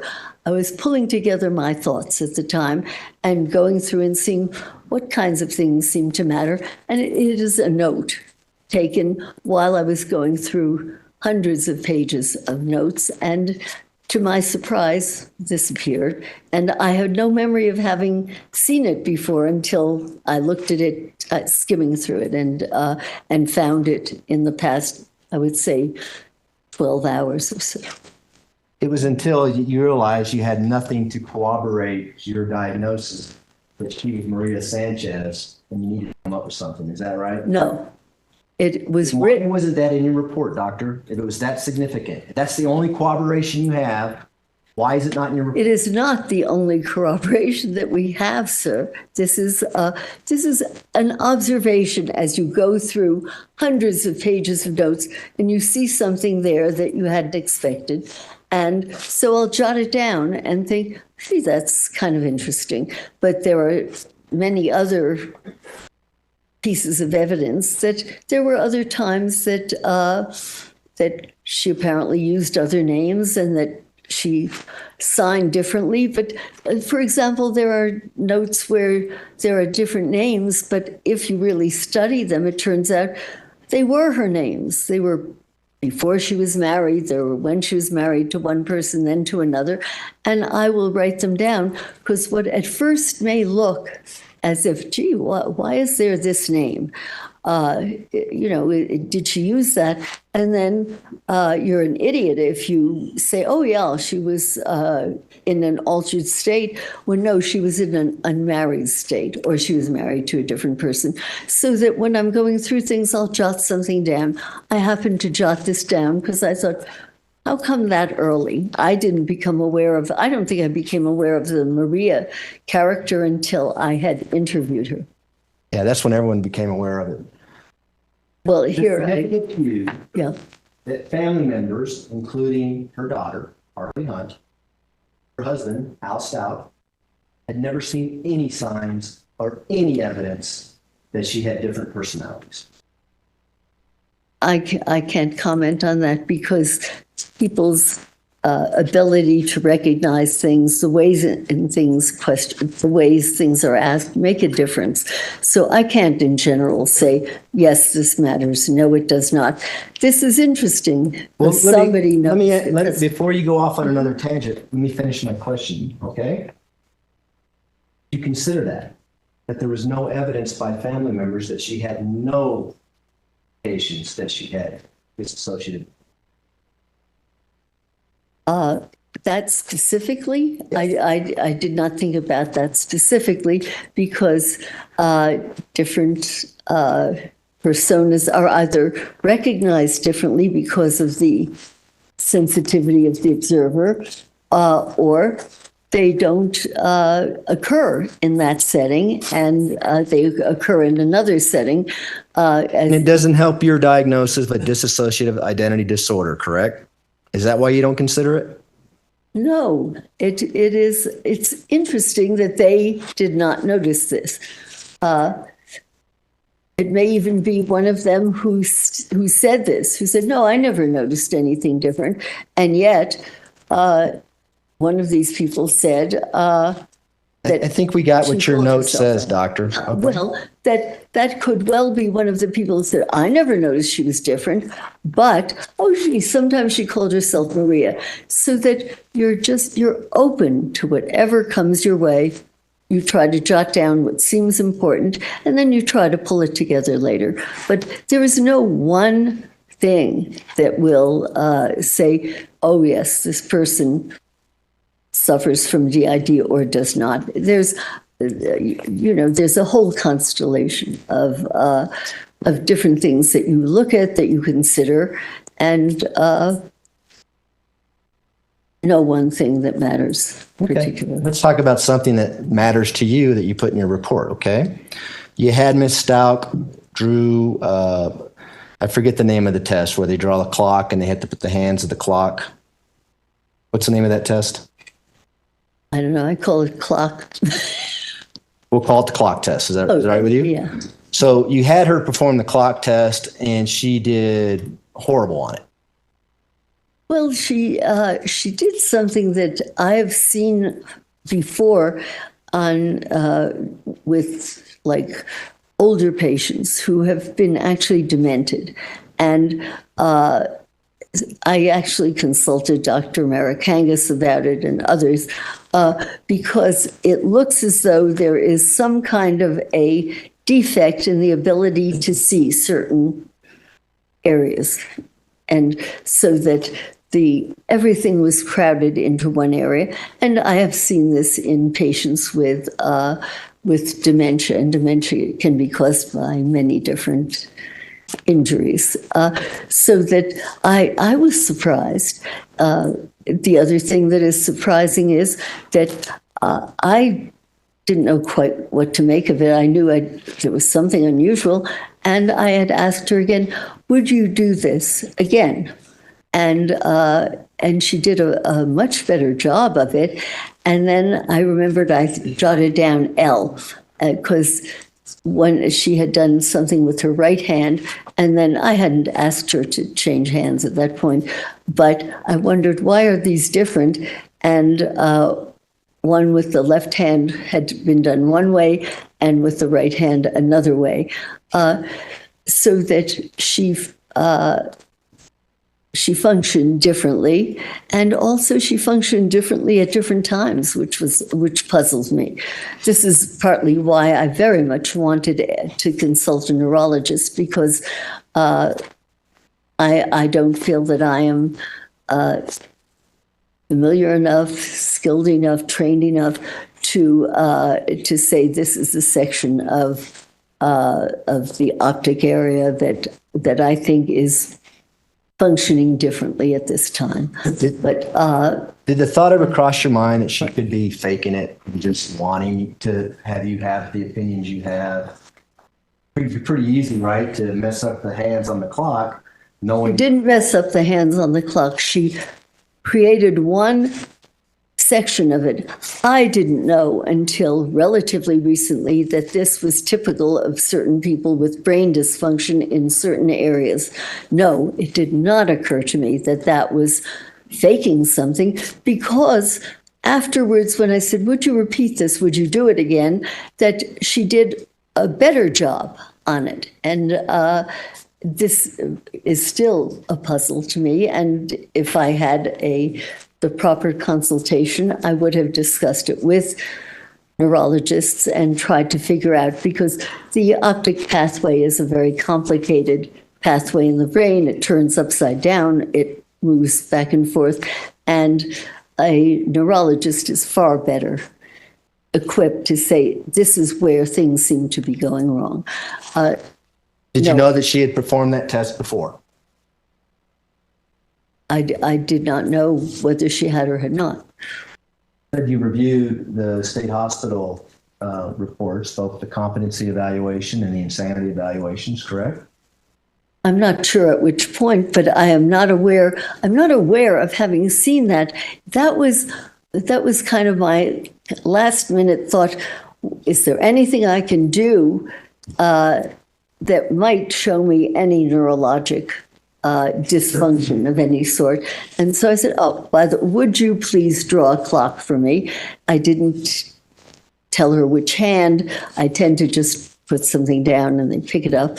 And I was staggered at what I saw, because it's a specific dysfunction. It isn't like trying to mess something up. It was in part of it. And then when I asked her to do it again, she did it better. And Doctor, I understand that you want the jury to hear what you have to say, but if you can just focus on my question and just answer it, okay? Did you review any prior tests that Ms. Stauch took with regards to this clock test that you've been talking about? I don't recall seeing another clock test at that time prior to what I had done, no. Okay, if I can just have a second.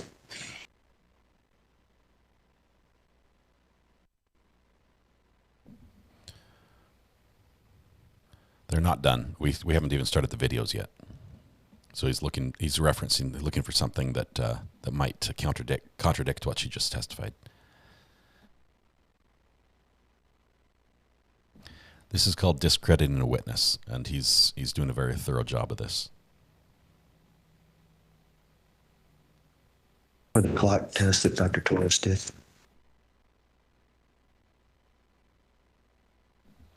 I just have to imagine that this is a mid-30s gentleman on the stand, and not an elderly grandma. Yeah, okay. That you'd want to may give a I hug to. retrieve an exhibit? It's People 736. You may. Recall it's in Where it's at. a single sleeve, if I remember right.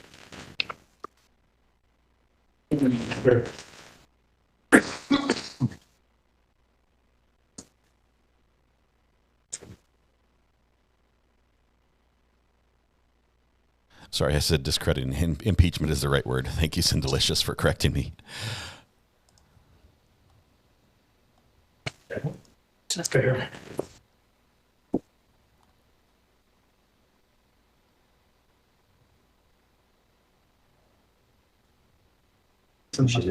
She did.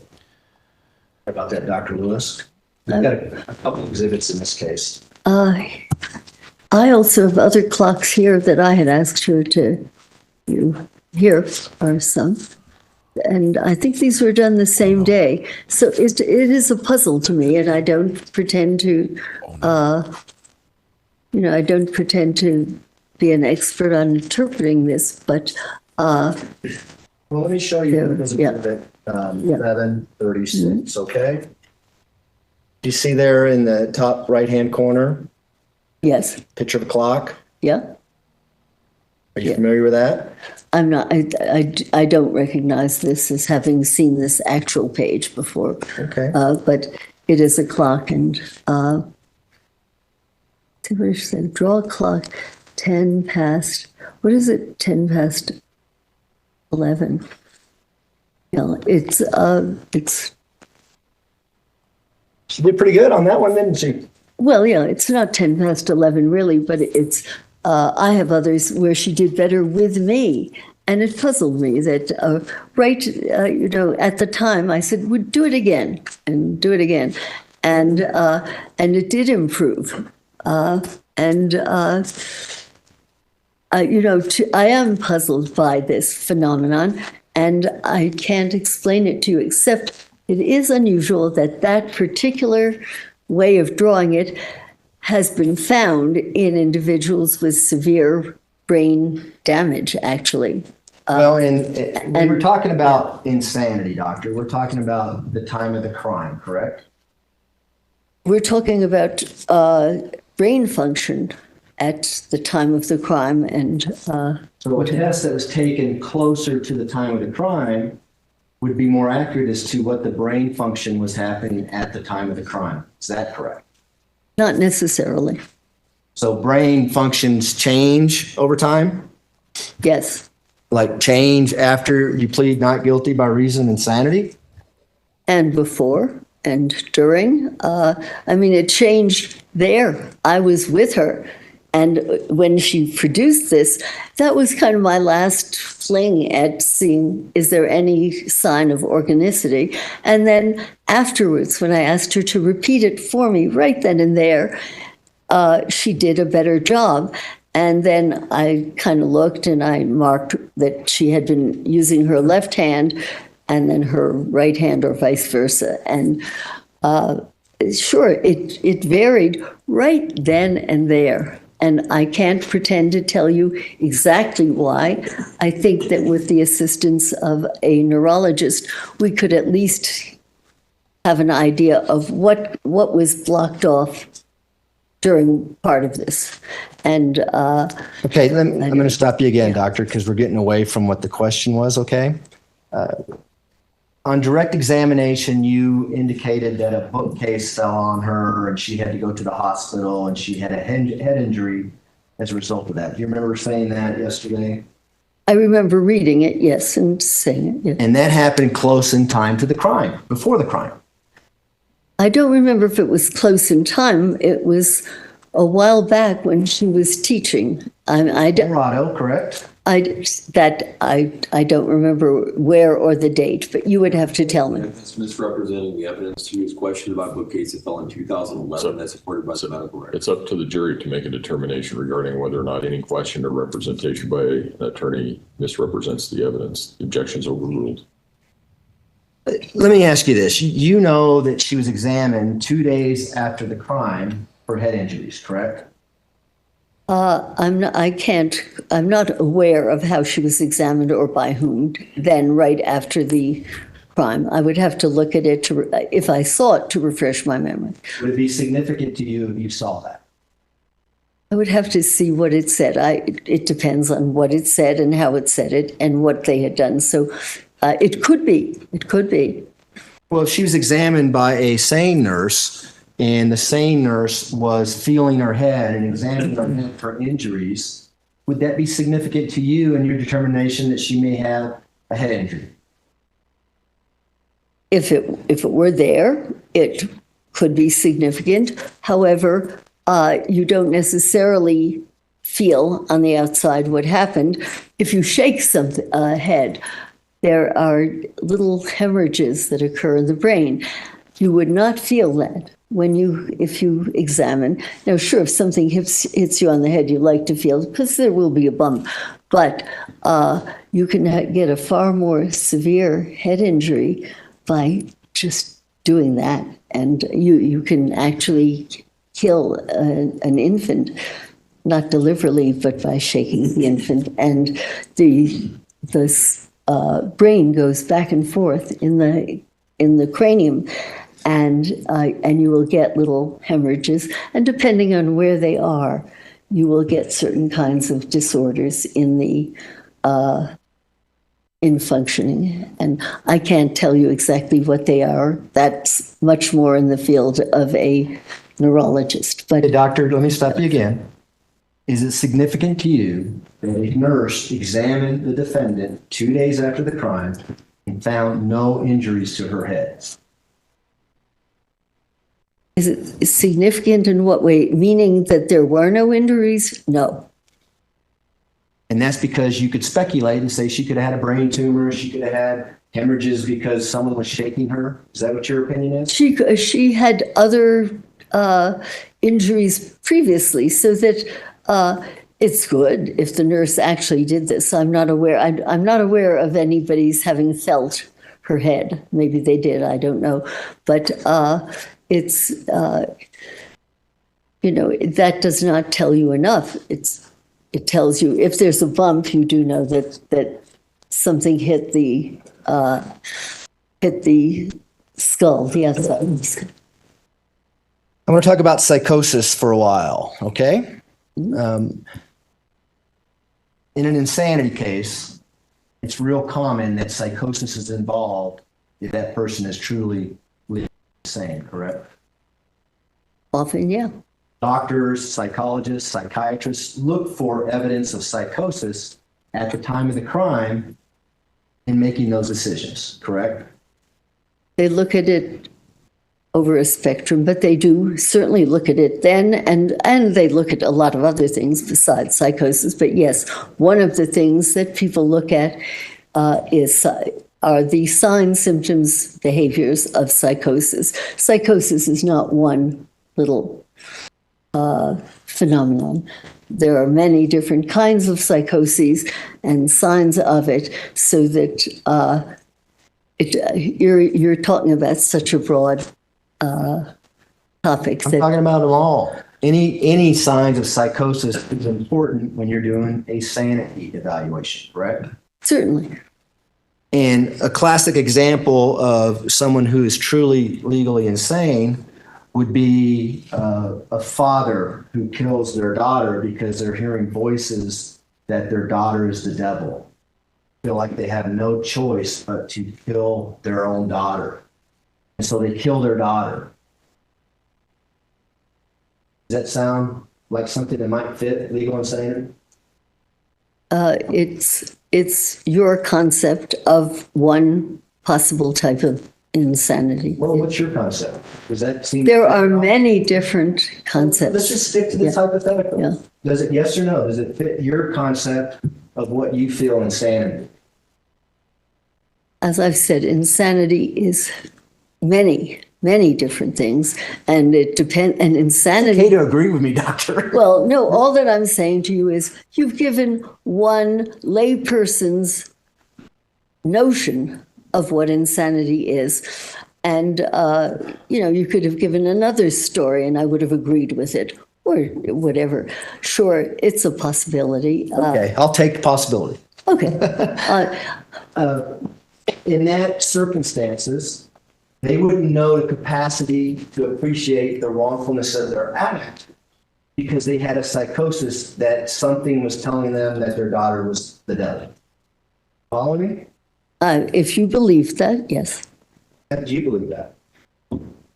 In a hypothetical story, I believe that you are giving an example of something. No, I don't believe that happened, but I certainly believe it's one of your concepts of what a psychotic episode can be like. And No. I'll buy that could be one. Sure thing. I'll take that. I'll give it.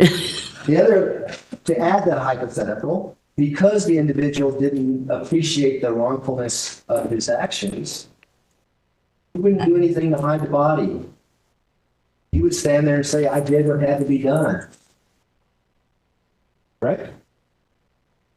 According to your notion of it, not necessarily, but I will buy that this is what you believe it to be. Say, no, I'm not going to hide it because it was good. Right afterwards, a person can say, oh my God, what's happened here? I don't know what this is. I don't know what happened. There are so many permutations and combinations. I would have to say no. It's a story. So you would find that person legally sane? Is that what you're saying? No, that is not what I'm saying. I'm saying it takes a whole lot more to assess sanity and its definition. But no, that's a story that you made up. Actually, I didn't make it up, unfortunately. Let me ask you another question about sanity and what you assess. Do you look at a defendant's actions, how the crime was committed, what they did before, during the commission of the crime, and what they did after the crime, and render an opinion as to insanity? I do that not simply in terms of rendering an opinion of insanity, but it's a very important part of rendering an opinion of neurologic impairment. For example, it's extremely common to ask, particularly if you think that there has been some brain dysfunction, how about before? Before any of this happened, what were you feeling? What were you thinking? Describe that. How about during? Do you remember everything that happened then?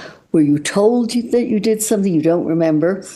And how about afterwards? How did you feel? Did you have a headache? Did you throw up? Did you, did you feel unwell? so that before, during, and after is a very, very important sequence. And you would ask it not just in terms of, quote, sanity, but in terms of neurologic impairment and how that affects brain function. Well, you consider anyone who commits murder to have neurological development issues, don't you? I'm sorry, say that again? You consider anyone who commits murder to have neurological issues. I don't recall ever saying that. Did I give you that impression? Said it on the HBO documentary. We're saying it there. What would you quote this? I'm not aware of. Well, let me rephrase. Do you think anyone who commits murder has a brain injury? No. Do you think when you're evaluating someone for insanity and you're asking them these questions that you just talked about, what they thought before, during, and after the crime, that would be important to go back and look at the evidence to see if it's consistent with what they're saying? Any data that you could get that elaborates on what happened is valuable. I can't say how or what, but of course, anything. Even something where weeks before something could have happened. So that, sure, anything that you can learn about the act before, during, after, and at any time before, during, after is important. The night before this crime, this murder, on January 26, 2020, the defendant had a video recording of her and Gannon talking about the fire. You recall seeing that? No. Think that would be important to look at? What she's saying the night before the murder? I would have to see it, sir. I can't. I need to look at it and then I'll say, yes, I think it is important or whatever. But I don't recall it. Not a problem. We don't have one. We can't play it. Did you not remember looking at that as part of your evaluation? I'm sorry, I do not recall exactly that. Also, some of what I saw was unclear and the sound was not good, so that I can't be certain of that. Well, let me describe it to you and see what your thoughts are, okay?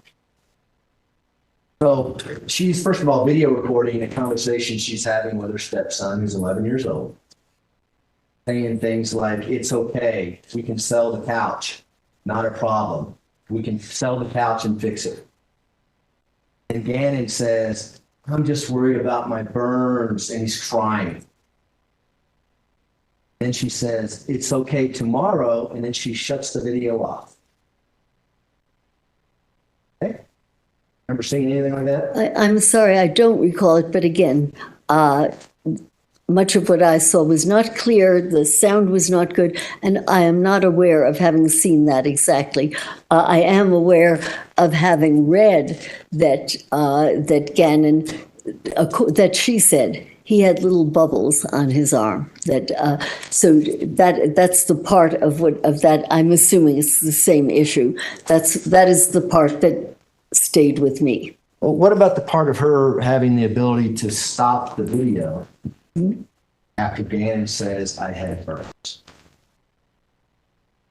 I'm not sure what that would mean. What would you have me agree to? Do you think that would be evidence that she didn't want anyone to know that Gannon had burns?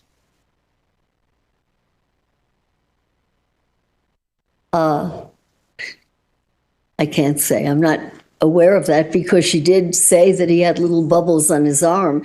If she didn't want anyone to know that, I don't know why she would have said that. Okay. 4:36 in the morning, on the morning of January 27th, 2020, she sends a text to her employer saying, I can't come in. My stepfather was just killed in an auto accident. You remember that? You talked about it a little bit. Mm-hmm. Pretty significant to you and your opinions. Yes. Okay. We'll get there in a second. Do you remember the rest of the text string? The rest of the text?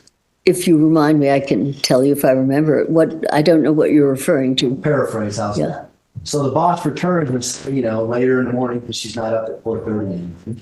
She says, just let us know what we can do for you. Let me know when you can come in, words to that effect.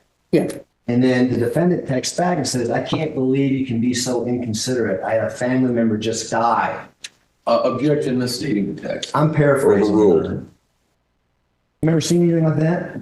I remember reading about what to me seemed wacky, if you want, you can call it psychotic, but that made no sense. This man was dead, I think, for 8 years.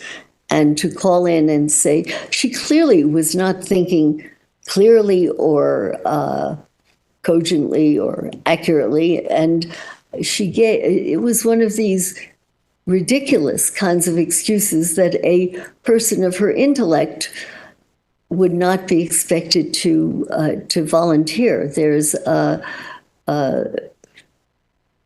you'd almost say a stupidity about it, but she isn't stupid.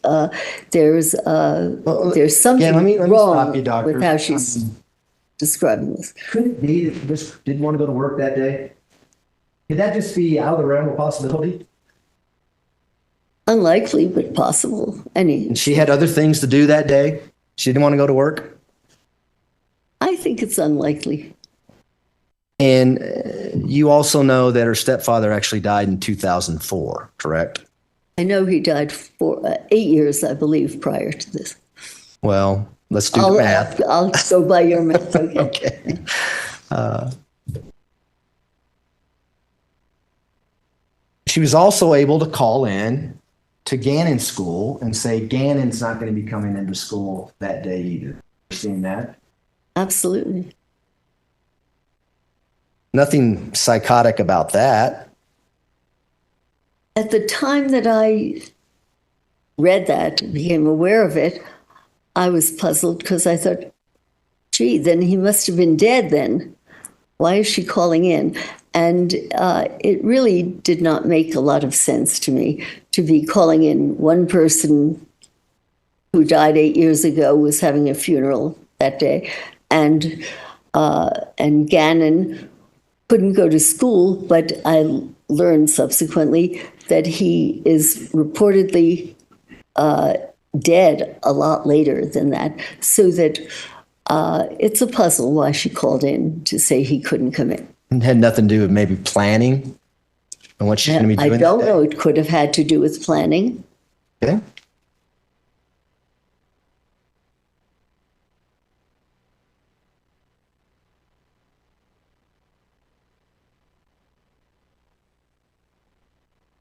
And then you know that she also sent a text to her husband, Al Stauch, saying, hey, don't let school know that Gannon's not coming in today. Said he had some stomach issues the day before. For that one? No.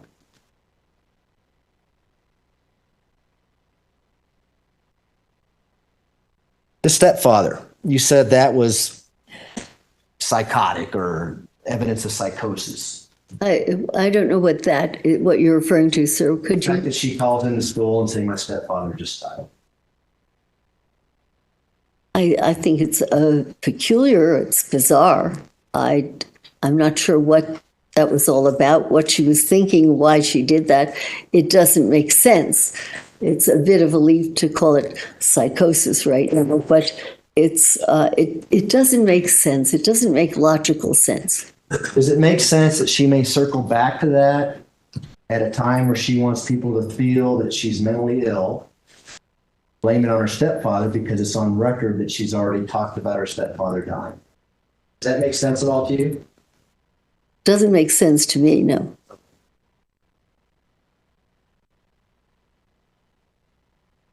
And then the morning of the 27th at approximately 8:14 a.m. and then again at 8:16 a.m., she takes pictures of Gannon in bed and sends them to her husband, Al Stauch. Do you remember seeing that? I don't recall seeing. No. Not unusual behavior? I beg your pardon? Is that unusual behavior? Taking a picture of a child sleeping in his bed? It's behavior. I don't know what kind of behavior. Do you think she might have been taking pictures to show that Gannon was still alive that morning? She might have been. And then You talk about it with her in the interview, and you know from reading the police reports that her and Gannon leave the house about 10:20 in the morning. They go to Petco. Remember that part? Yeah, in parts. Yeah. And they take Al Stauch's red Nissan truck. Remember that? I don't recall it was a red Nissan truck, but I recall it was a truck that, actually I thought it was her truck, could have been his. And you can actually see Gannon walking to the back left passenger side, rear left door of the truck and get in. Remember seeing that video? I don't recall seeing it, but I may have read other people saw it. I just don't have a clear memory of that particular film. Now, in the video, you can see the clothing that Gannon's wearing. You see sweats with a white stripe going down them. You remember seeing that?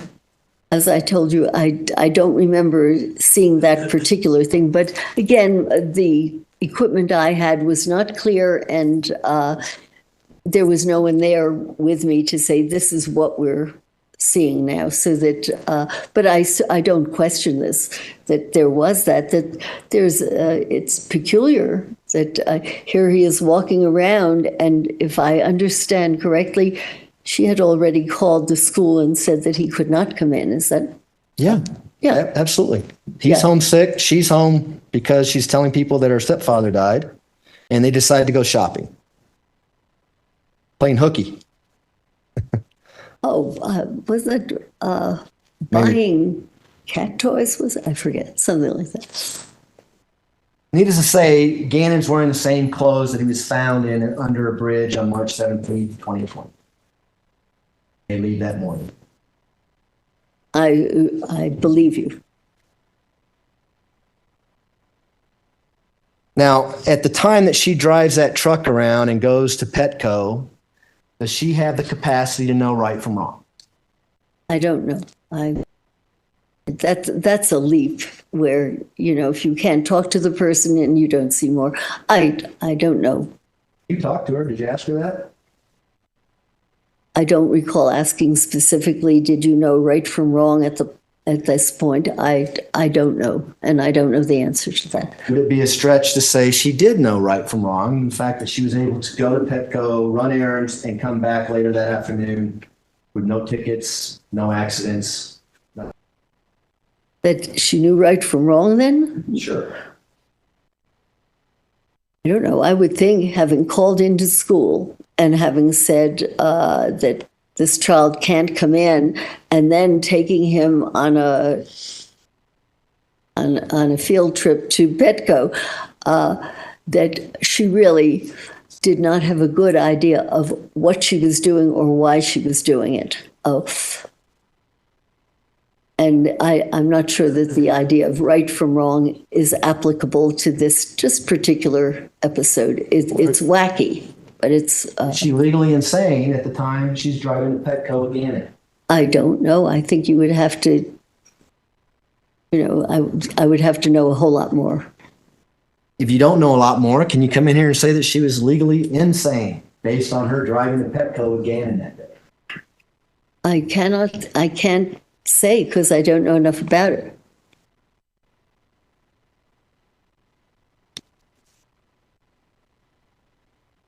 They get back about 2:20 p.m. and there's video of them coming back. Do you remember seeing that? Again, I remember knowing about it. What I saw and what I remember reading, I can't distinguish the two, but I do recall that I believe it was at 2 that there was a return. And we see a leg drop on the right rear passenger door right about the time that the driver's door opened. Do you remember seeing that? No. Well, she tells you that they both come home together, right, when she's talking to you? I'll buy that. Sure. Do you not remember that? Again, I don't remember word for word when she told me these things. And also, since I read other people's accounts of them, I can't tell you exactly where a piece of information came from. Anything about the video about them coming back at 2:20 p.m. that would lead you to believe that she didn't have the capacity to know right from wrong?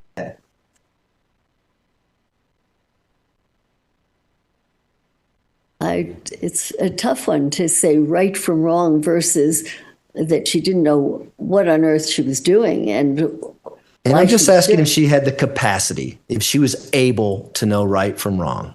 I don't know that. You know from the video that they sit in the truck for approximately 30 seconds as the truck is there before the doors open? No. Is it unconceivable that they might have been talking to each other? No, or not. Or arguing with each other? Or not. The autopsy report. You've read that, right? Right. The autopsy report tells you a lot about how the killing took place, does it not? I think so. And the autopsy report tells you that there was at least 18 cut wounds and stab wounds. Right. And a lot of those were defensive wounds on Gannon. Some, yeah. Some on his hands. He was fighting back, right? As far as we know, yes. Yeah. Is there indication that whoever did that had the capacity to form the intent to kill?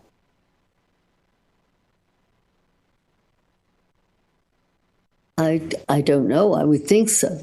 I would think so. Just based on the stab wounds alone, right? Well, it certainly had that quality of, as I thought about it, whether there was an automatic quality to it, which is partly why I wanted certain neurologic tests done, because there was a repetition, as I recall. But there were signs on his hands of cut marks. So they're fighting back, right? Looks that way to me. And the location of the stab wounds: three in the chest, one in the head, several in the back and arms that we already kind of talked about. Does that indicate to you that whoever did this had the capacity to form the intent to kill? That's a stretch for me, because when individuals keep doing this kind of act over and over and over again, it can be an attempt to kill, but it can also be a repetitious kind of automatic act. And not having been there, and I don't know what the state of mind was, whether there was kind of an automatic going about this, or whether there was a real, gee, I haven't killed him now, I'd like to kill him. Well, I don't know. Let me have you take off your psychiatrist hat for just a second and just use good old common sense. Based on the stab wounds alone, whoever commit this crime had the capacity to form the intent to kill. I cannot answer that for the reason that I've just told you, that I don't know whether the person was automatically doing something which, with certain types of complex partial seizures, occur, where a person just keeps, they may do something not at all violent. They may button and unbutton their coat. They may turn a light on and off and just keep doing it. And they may just keep doing that. Or they may say, not dead yet, I want to kill them. So that I don't know for sure what was going on in the head of the person doing this. Okay, I can well, only let's say there are at least two possibilities. Let's move on from the stab wound. Yeah. The fact that there was blunt force trauma, i.e. some sort of object was used, caused 4 head injuries, one of which crushing Gannon's skull, causing skull fractures. Right. The fact that another instrument was retrieved and used lead to the opinion that whoever did this had the capacity to form judgment and reflection, and also had the capacity to form the intent to kill. I think you could interpret it that way, or you could say the person felt threatened, felt endangered. By the way, I did not understand where that came from, or how, with all of those stab wounds, where this item came from. Perhaps I missed something in the report. But well, let me stop you right there, because in your report you said you thought it may have been a baseball bat. Remember writing that in your report? I'm sorry, I don't recall that. But it could have been a fear that the person himself or herself was being threatened, and that the wish was to get rid of this threatening, murderous object. I don't know what was going through her head.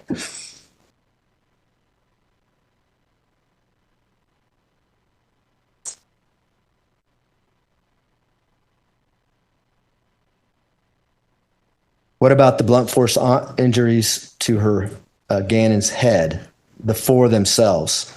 I'm sorry, I don't have a good understanding of the object or of that particular aspect of the injury. So Why does the object matter? I don't know. I would have to know. The point is, they decided to move from a knife and go to another object, continue on with the killing, correct? I'm not correct. I don't know what came first or what came second, and I'm not sure how when you're stabbing someone you get around to hit them on the back of the head. It puzzled me, and I still don't know what was going on at the time or in the person's head. For all you know, the person could have felt threatened and felt that something was of danger to her. I don't know what was going through her head at the time. Well, there's an 11-year-old boy who has 18 stab wounds lying in his bed. Right. And then she takes an object and crushes his skull. Does that indicate that he's fighting back at that point? I'm sorry, I don't know enough about the... Did you look at the crime scene pictures? I looked particularly at the autopsy. I remember I'm not as clear of the crime scene pictures, except for the spatters of blood and this sort of thing. But I don't know what was going through her mind when this was happening. Was she defending herself? Was she attempting to kill him? The puzzle is all other data say that she loved him. And that he loved her. And loved him quite a bit, didn't she? The next thing she does is she gets another object, gun. The fact that she gets a gun, does that tell you she has the capacity to use and reflection? It's the capacity to form the intent to kill. I don't know, sir. When I spoke with her, her memory was, I could see a gun in my hand. And I do not know what was going through her head or why there was a gun or why she shot this. It would be a leap for me to speculate on this. It is not clear that she simply wanted to kill this. This is a child she loved. As if we believe what other people said, she loved Gannon, so that. And so I just want to make sure I'm understanding. I don't know that she wished to kill him. I don't know that it was even he that she wished to kill. Clearly, she did kill him. But we don't know whether at the time she saw Gannon and she was trying to kill Gannon. We don't know. So her actions mean nothing to you? With regards I think that's a leap. Her actions mean nothing to me. No. Well, everything's a leap to you. I just want to know what that means to you. The fact that she used 3 separate instruments to kill Gannon. Did she have the ability to make decisions when she did that? And what I'm saying is I can't be certain what was going on in her head because I pondered it and I thought, what on earth? How did she get this, whatever the blunt instrument was? When did it happen? And then when I think more than one person said that she loved this child, so that it certainly made me wonder whether she was misperceiving something there. And well, then let's go forward then, because what does she do after she does all that? She drags his body to the storage room and stuffs it in a large green suitcase. She had the capacity to know right from wrong when she did that. It would certainly seem she knew that this was something that should not have happened. And does that corroborate the actual killing, that she had the capacity to form an intent to kill, the capacity to use judgment and reflection, the fact that she immediately stuffs his body in a suitcase after? I don't know for sure. What about cleaning up the crime scene? After she stuffs his body in a suitcase, she goes back to the room and cleans all the blood off the wall. Not all of it. Does she have the capacity to know right from wrong when she's cleaning Ann's bedroom? She certainly believes that other people will believe that she had done something horrendous or something terrible had happened. That's, I guess, as far as I can go right now. Now, she then goes back to the storage room and throws a bunch of boxes on a green suitcase in the storage room. You've seen pictures of that? Again, I've seen a lot, so that I don't recall those particular pictures. And then the police come about 10:09 that evening, January 27th, and they search the entire house. And her demeanor is calm, cool, and collected. And went to some friend's house, didn't come. Makes those statements with her demeanor like that. Is that evidence that she had the capacity to know right from wrong? I don't think that's evidence that she knew right from wrong. We don't even know whether she knew what she had done. I don't think that that's evidence she knew right from wrong. What about, is it evidence of psychosis?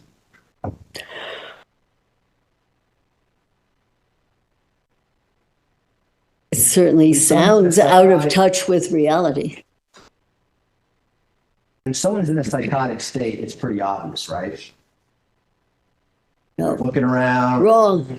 No, sorry. That's television. No. Okay.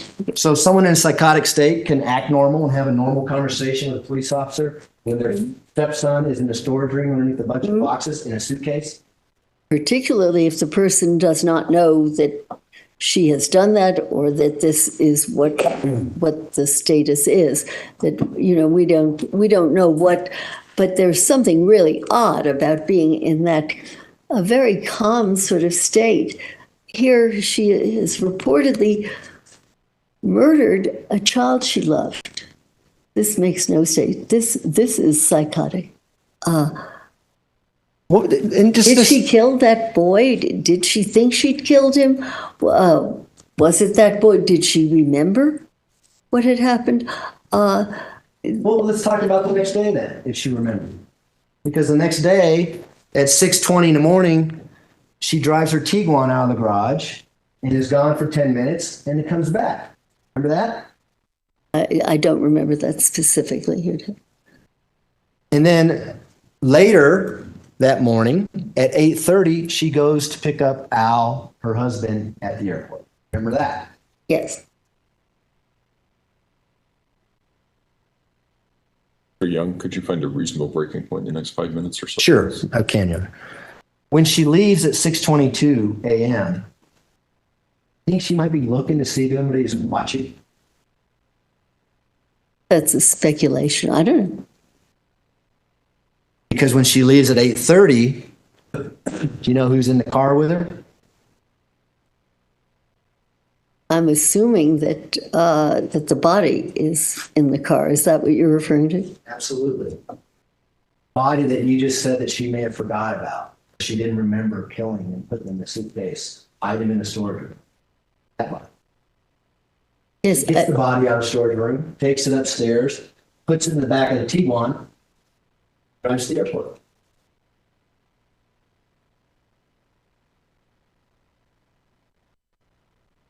Sound familiar? Is that a question? Yeah. At the time she does that, does she have the capacity to know right from wrong? I don't know, because it is approximately then when she thinks that, at least what she says to some people is, she thinks that she can bring this body back to life. And She says that she brings him or tries to get him a hamburger. That ought to do it. And then I believe she even tries to get him ice cream. This is psychotic thinking. No, that's what she's saying. What actually happened is she drove directly to the airport, parked the Tiguan, left Gannon's body in the back of the Tiguan, rented another car, and Al and her went home. That's what happened. What she's saying is psychotic because she wants you to think it's psychotic, correct? I can't say that's correct. I can say you believe that's correct. Okay. It's a good time to stop. All right. All right, ladies and gentlemen, we will take our morning recess. If I can have everyone back in the jury room at, say, 10:40, we should be able to start on time at that point. Again, don't discuss the case among yourselves. Don't discuss the case with anyone else. And we will see you back at 10:40. All rise for the jury, please. Yeah. Let's see if they have any business before we go on break here, and we can talk about what just happened this morning. Oh, my goodness. Letecia does not look happy.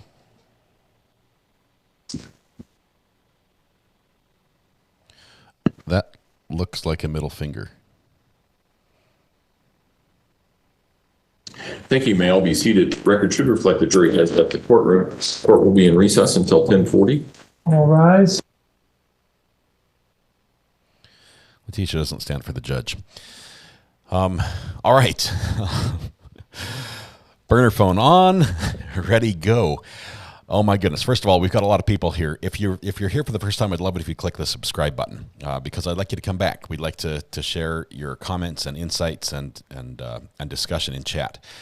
We do have a burner phone on the channel. Obviously, only one person can call at a time, so please take turns. But as we listen to the testimony this morning, as Mr. Young continues to dismantle Dr. Lewis's story and testimony, just picks her apart. The things that stand out to me are that she has, although she says she's studied basically everything in the case. If you listen to her testimony yesterday, suitcases full of information were studied. She doesn't remember much. Let's see. Hey, I talked over your name. Is it Zeke? This is Sheets. Sheets. Oh, sorry, Sheets. Sorry about that.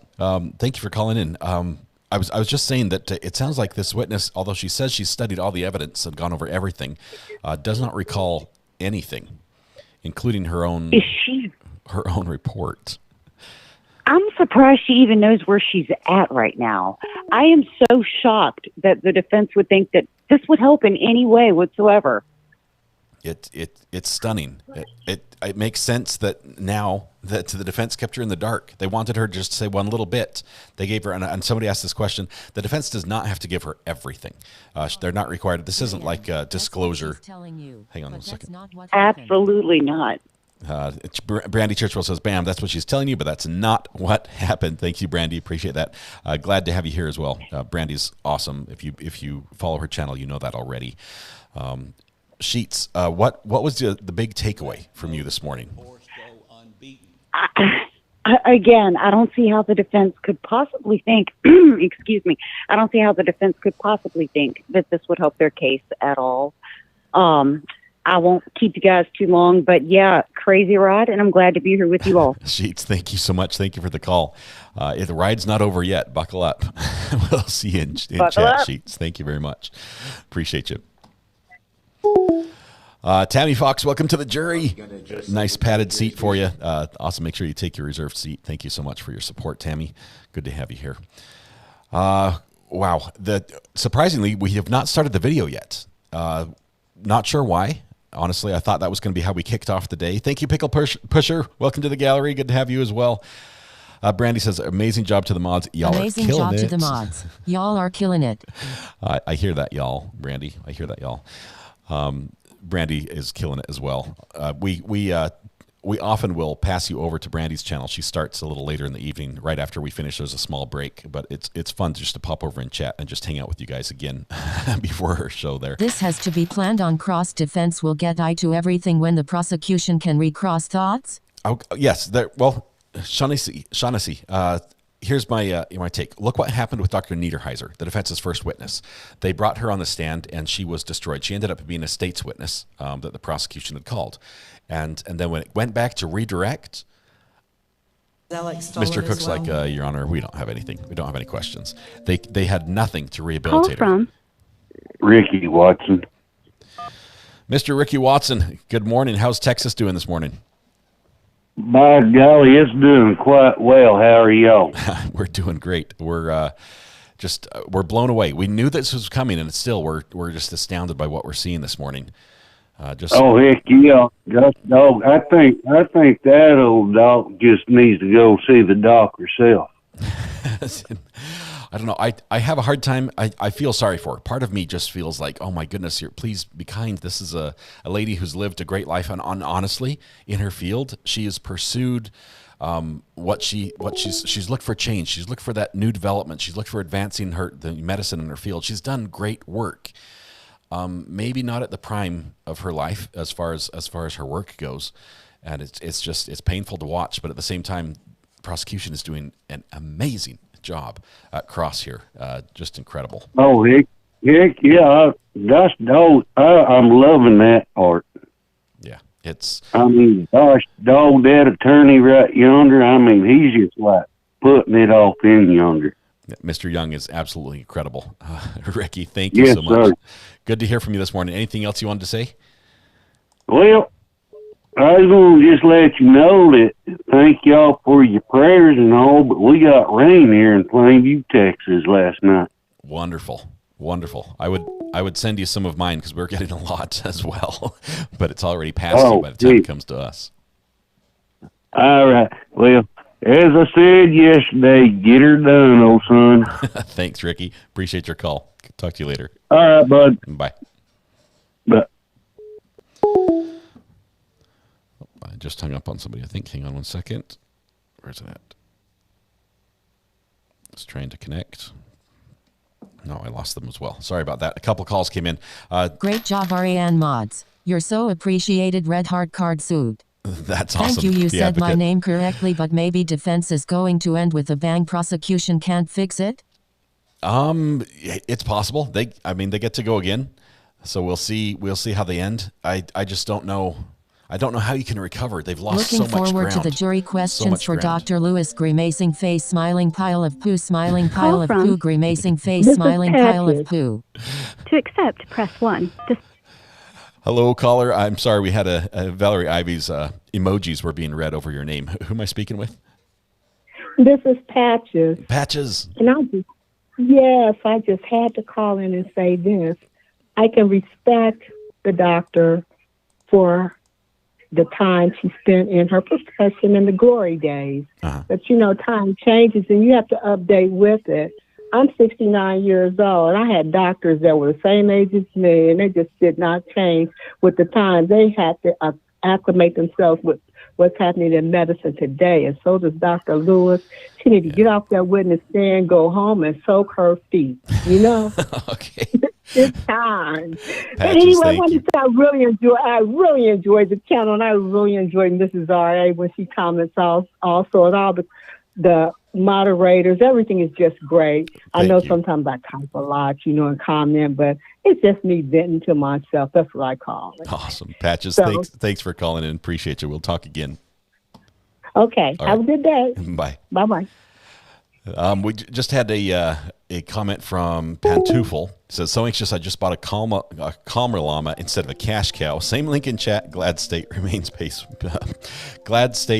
respectful. That's good. Call from Kara Kennedy. Kara Kennedy. How are you doing? Is it Tara or Kara? It's Kara. Kara with a K. Kara, what's on your mind today? Thanks for calling. Hey, so I've been watching nonstop. Mm-hmm. This is brutal what they're doing with the doctor. It's painful. But my biggest thing is I feel like the bath salts come into play somewhere. Okay. In what way? Because I almost feel like Letecia did bath salts, and it would explain the brutality and the overkill. Wow. I will say, I mean, we haven't had much evidence at all about her drug abuse. There's Right. a little bit of, I mean, that's obviously an opportunity that might have been there, and some of her behavior for some of us say would make sense if that was occurring. But we just haven't heard a lot of evidence to say that that was the case, and she seems very adamant that she's not involved in that, almost that I believe her in the way she's adamant that she's not involved in drug use. So it's interesting. I do think it definitely was not from Gannon. Anything about bath salts, Right. even bringing it up, I don't think was from Gannon. But crazy. And I'm friends with Landon, and I talk to her every single morning before court. Oh yeah. So I told her about your channel. She said once the trial is over, she's definitely going to seek it out. That would be incredible. I can't imagine what this is like for her going through this. Yeah, she loves all the support. Yeah, that is amazing. Thank you. Give her a hug from us. I'm in Delaware, and she's obviously in Colorado, but we worked together for a long time. So. Virtual hug. That works. Yep. So, Got it. Thank you so much. Thanks for all you do. Oh, you're welcome. You're welcome so much. Thanks for being here. Thanks for calling in. Bye-bye. Bye. Okay, easy peasy. If doctor doesn't know if she's in her right mind, how can she say she wasn't? This doctor is conniving, in my own opinion. Call from Charmaine. Hey, Charmaine, how are you doing? Hey, it's me. I just want to say, the defense, they need to go kick rocks with their whole everything. It's just kick it to the curb, go kick rocks. You're not a fan. Not a fan is what you're saying, Charmaine. No, I watched Crazy, Not Insane, and a lot of stuff Dr. Lewis said on the stand yesterday is taken right out of her documentary. It's almost like you're watching the documentary again, just in person. Yeah, I'm like, I already watched it. Don't want to do it again. But I'm sad I got to leave at noon to go take my friend to a happy birthday dinner, and I'm going to probably miss the fireworks. Oh, man. Tell your friend happy birthday from us. And since you're doing a great job and you're rocking that blue shirt again. I am. We've got the blue mug as well. All right. Okay. Thank you so much. We'll see you. Appreciate Charmaine for the call. Thank you. What was the issue with the juror? Des, we're still waiting on that. We heard from the judge it was almost like a hot mic moment where the judge said, we'll keep an eye on that one juror. We're watching her. Did you hear about the one juror? We'll keep an eye on it. Has not been brought up in court since then, so we'll have to see what's Call happening. from Lisa Dempsey. To accept, press 1. To send a voicemail, press 2. I'm pressing 1. Hey, Lisa, are you there? To accept, press 1. To send a voicemail, press 2. I'm pressing 1 over and over. Lisa, can you hear me? No, Lisa. Man. Lisa, are you there? I'm not sure where it went. Lisa, I tried to take your call. I really did, and it didn't come through. The issue with the juror, we're still waiting. There are a few things that we're just waiting on that we've heard little tidbits about that probably the court is not aware of, as far as attendance, people in gallery as well. But let's see. I missed that call. Sorry. It's coming in fast. Dr. Lewis answers are canned. She didn't review any of the thousands of pages in the 100-pound suitcase. Call from Angela. Angela, how are you doing today? This is Recovery Addict. Well, hey, y'all. Listen, real quick. Mm-hmm. Why are they letting this torture go on? I just feel like they're just putting that whole family through torture again. They are. What the defense is doing, it's painful to watch, right? It's painful. But this is the justice system. Letecia still, in the eyes of the law, is not guilty. So she's innocent unless proven guilty. And so we have to go through the process to prove her guilty. And sometimes the process is painful. Sometimes very painful for victims who have to be witnesses, who have to recount the worst time of their life in front of police, judge, and the defendant themselves, the perpetrator. Mm-hmm. So the court system itself is difficult. It's painful to watch. It's just awful. But at the same time, what they're doing has to be done to get that justice. The jury has to have all this information and has to have a complete picture so they can make a decision and come back with a verdict. Of course. Well, just real quick, Mm-hmm. Dr. Lewis, she is rolling that wheelchair all the way to the bank, laughing with her little $350, whatever, however much she's getting paid. Anyways, love you, love this channel. Thank you so much. Thank you for calling. We'll see you in chat. All right. Bye. I will say, as an expert witness, Dr. Lewis is charging less than a lot of witnesses. We've seen a lot more. Angie, this is Recovery Addict. How are you doing today? Hi, how are you? Thanks for answering. Oh, that's so what I just wanted to mention how she mentioned she read her notes and her family. You know, she read a note about Letecia's family saying, "Oh, she went by Maria," and then found out that it was Al that said it. I thought that was absolutely crazy. I can't even believe they're trying to. They're trying to come up with whatever they can, but what was your thoughts on that? Here's what I did. When she said that, she said, I haven't interviewed any of the family members.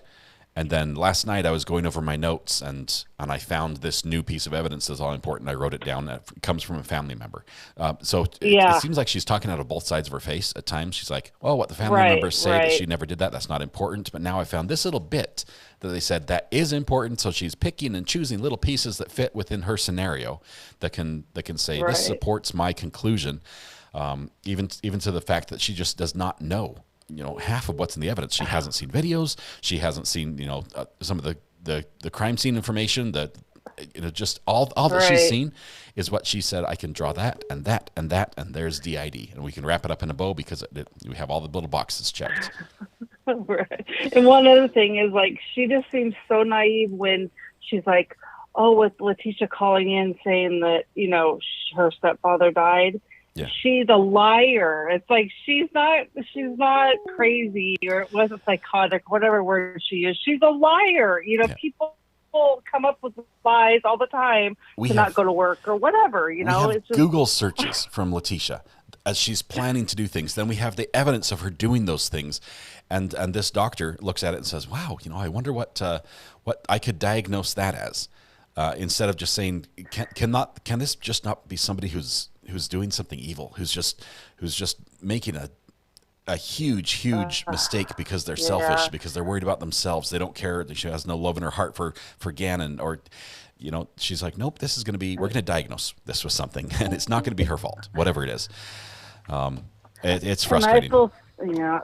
And I feel so bad for Al and Landon sitting there, this doctor saying, oh, but she loves him. Yeah. Well, didn't she Google, that she didn't like her stepson? I mean, it's just sickening. I think she Googled that she hated over here. But anyway, thank you so much. Thank you so much. Appreciate the call. I just didn't want to even say that, but we should be back in court. Everybody. Bye-bye. Thank you so much. We should be back in court any moment now. So we'll let you go. Yes.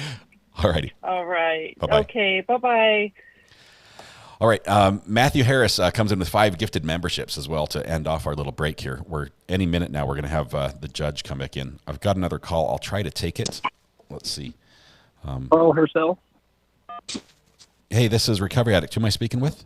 This is Carl herself. Guess what? Bad news. Judge just barely came back. Okay, so before we start back into the case, there's 2 things that I need to address that have come to my attention. There you go. One is I've issued general orders regarding usage of cell phones, video cameras, all of that stuff. What we have provided for the general public is that they can capture what is being broadcast as a webinar. They can rebroadcast that, and that's fine. Everyone here needs to understand, everyone in this courtroom is prohibited at any point in time from audio or video recording any part of this proceeding in the courtroom. Don't have your phones out. There's not a reason for it. There are press that are here that may be part of pool press. They may be part of some other commercial entity for press, and that's fine. But even they are not recording any part of this proceeding. If that happens, it could be, number one, your phone gets confiscated.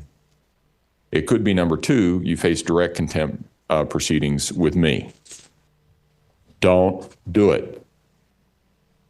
Second issue is, I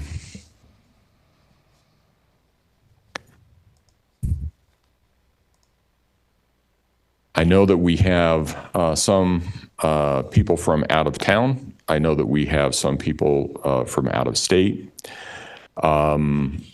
And I know that perhaps they're not familiar with the laws in the state of Colorado or the etiquette and procedures for this courtroom and this building. This entire building, the El Paso County Combined Courts, in its entirety, is a non-smoking facility. Also understand, we have cameras everywhere in the building.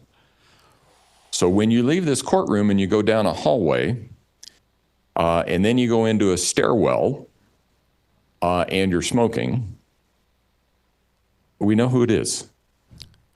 Busted. Especially if you've been warned about it before and you go down to another stairwell and smoke. I want to be very clear. There is no smoking of either tobacco or marijuana products anywhere in the courthouse at any point in time. Anybody who is here that I learn continues to do that, I may bar from the courthouse pending the outcome of this trial. So, two things: no phones, no smoking. Let me ask, anybody in the gallery have any questions about that? Raise your hand. No response. All right. I'll take that as everybody that's in the courtroom understands my message clearly, and I don't have to take any further action regarding it. Is there anything else that we need to take up outside the presence of the jury? No, Prosecution? no. Defense? No, sir. Okay. Let's go ahead and bring the jury back in. Elizabeth, you've had good sources previously. Is there any credence to what you're saying there? Or is that a joke? You've had good information in the past. Not taking calls here because court's begun. We're going to be listening to what's happening in the courtroom. But man, it's just getting better and better. This is crazy. For those that don't know, Colorado is a state that has legalized recreational marijuana. So it is legal to recreationally partake in the sticky icky, so to speak. But apparently not in the courthouse. What's your wife's channel again? My wife's name is Homeschool Ground Zero. Homeschool Ground Zero on YouTube. All rise for the jury, please.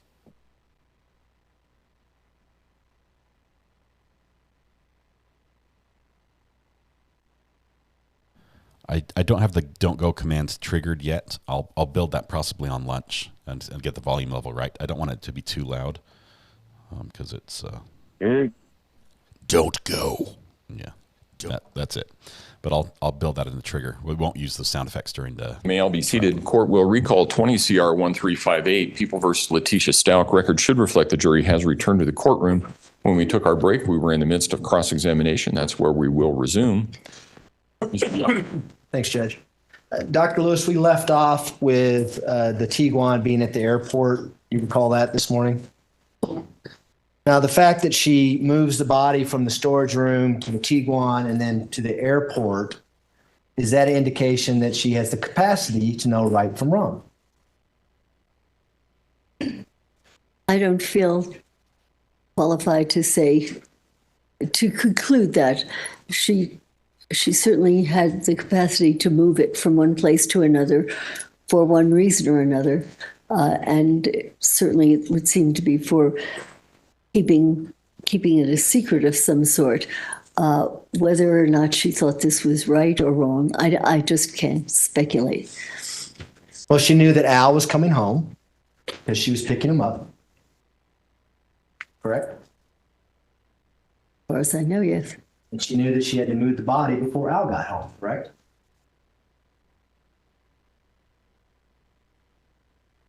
Perhaps. The body was hidden, so it could have been hidden somewhere else. Yeah. And she knew she had to rent another vehicle because Gannon's body was in her Tiguan, correct? I know she rented another one, and it was in the Tiguan, yes. She thought this out, right? Yes. Rational thinking? That's a leap. Thinking, yes. Okay. Is she psychotic when she's making these decisions to rent a car and leave the body in the Tiguan at the airport? Again, speculation. I don't know.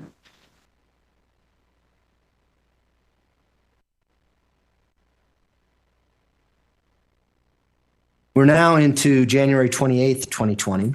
Al and her go home in the rental car, the Kia. Do you remember reading about that? Yes. And then about 4 p.m. that day, she leaves in the rental car and goes back to the airport. Do you remember seeing that? Reading about it, perhaps, yeah. Is it inconceivable that she's going back to check on the Tiguan to make sure no one's disturbed it?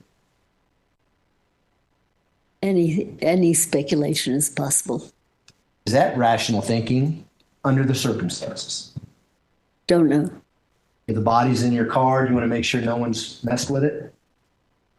Body's in your car, you might want to avoid going anywhere near that car so that you're not involved with it. So that I think it would be speculating to say this is why or that's why. We don't know why. That's fair. But we do know that she goes back to the airport once again on the 28th at 7 p.m. Correct? You remember that? I believe you. I'm sorry, I don't remember the numbers or the times, but certainly seems likely. She leaves the white rental car, the Kia, in short-term parking, keeps the keys to that car, and leaves the airport in the Tiguan. Is that rational thought processes under the circumstances? I have no idea why she's doing that. I can't say it's rational, irrational. She did it. It would be speculation without finding out more. Well, is it evidence that she had the capacity to know right from wrong, collecting Gannon's body that way? No.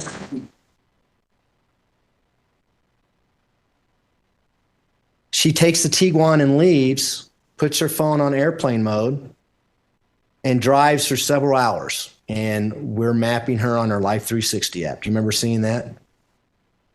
No, I recall becoming aware of it in one way or another, seeing or reading about it. Go ahead. And as she's doing this, she's texting her daughter, Harley, don't open the door. Don't talk to the police. That kind of thing. That evidence that she has the capacity to know right from wrong. Again, it suggests that she has the capacity to know that that she could be in great trouble if this were not hidden. Knowing right from wrong is such an abstract. It's hard to comment on that.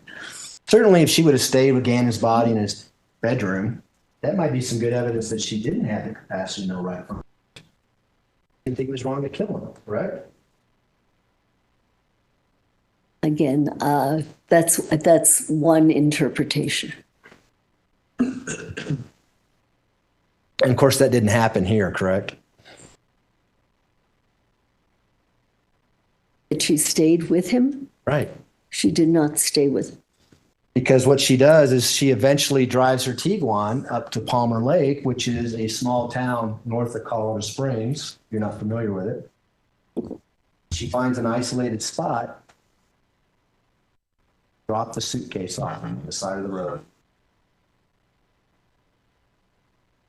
That evidence that she had the capacity to know right from wrong and trying to hide the body again. Again, she had the capacity to know that she needed to hide the body. I don't know. I can't move on to yes, she knew right from wrong. That again, it's an abstraction, and I can't comment on knowing right from wrong simply from that. Is that evidence that she's suffering some kind of psychosis? The fact that she goes to an isolated spot to hide the body? Maybe. Don't know. Is it also evidence that she may not be suffering from psychosis? The fact that she knows to go to an isolated spot and hide the body? Maybe. During this whole time, she's texting with Harley and still controlling what Harley's actions are. Do you remember seeing that? You would have to remind me. She's multitasking. She's kind of controlling what's happening at her house as well as getting rid of the body.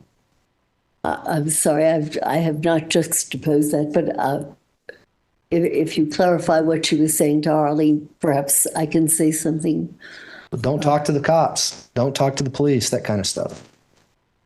Don't let them in the house. You consider that to be a form of manipulation? Certainly a form of trying to control what happens. Around midnight, between the 28th and the 29th of January 2020, she meets Harley close to Harley's place of employment. Ever reading about that?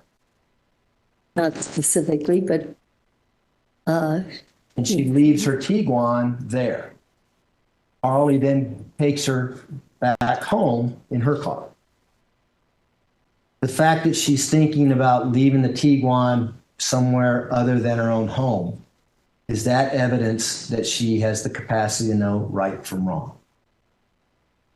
Again, it shows the capacity to know what will be regarded as incriminating or not in her best interest. Again, right from wrong is abstract, and I hesitate to comment on that specifically. Well, I'll ask you this then. Did she know the fact that if there was blood in that Tiguan, it might be incriminating to her? I would think so, yes.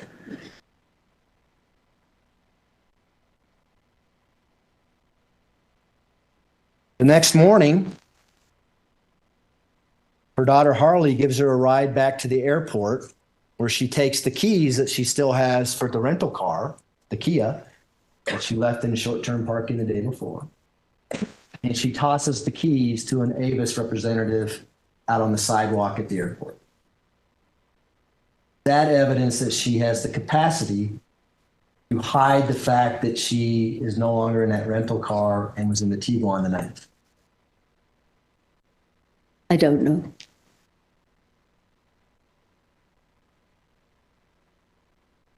Her daughter Harley then gives her a ride back to where her Tiguan is, where it was at all night, by her place of employment. Massage Envy, you didn't know. Okay. And she then is talking to detectives at the El Paso County Sheriff's Office saying, I'm on my way. I want to come down and interview with you. Remember that evidence? Again, I've probably read it, but I don't specifically remember that, but I'll certainly believe you. And she drives the Tiguan to the sheriff's office, which is right across the street from the courthouse. And on her way, she stops and washes the Tiguan. Ever reading about that? Not specifically, but again, certainly I could have it. I just don't remember specific. At that point, does she have the capacity to destroy incriminating evidence by washing the Tiguan? Yes. When she gets to the sheriff's office, she's interviewed. And this is what the story that you alluded to yesterday about Eduardo and the rape happening. You remember that story? That I remember. Jury probably remembers it too. We're not going to get into the whole interview, but I do want to talk about a couple things that she says in that interview, okay? In that interview, she alludes to the fact that Eduardo took a suitcase. Remember that portion of the interview? You'd have to continue on. Weird, isn't it? You're describing being raped, your stepson's kidnapped, and by the way, the kidnapper took a suitcase. It's wacky. It is crazy, isn't it? Yeah, it's crazy. Do you think it might be an indication that she knew that Gannon's body was in a suitcase out in Palmer Lake at that time? And if someone was to find the body, she had an explanation as to how the body got there? Could be. Pretty rational thinking, isn't it, under the circumstances? I don't think much of what she was thinking was rational, sir. So that, again, that's a. What about smart? Was that smart to tell the officers that? Again, that's a judgment call. The whole thing is so convoluted and wacky that to call it smart doesn't quite hit the mark. The other crazy thing that she says is, after he raped me and kidnapped Gannon, he just leaves the gun at the house and then leaves. Yeah, that's great. That is crazy. Yeah.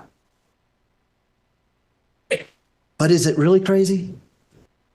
Because she knows the gun is still in the house, and that's the gun that she used, and she has to have an explanation on why that gun was used.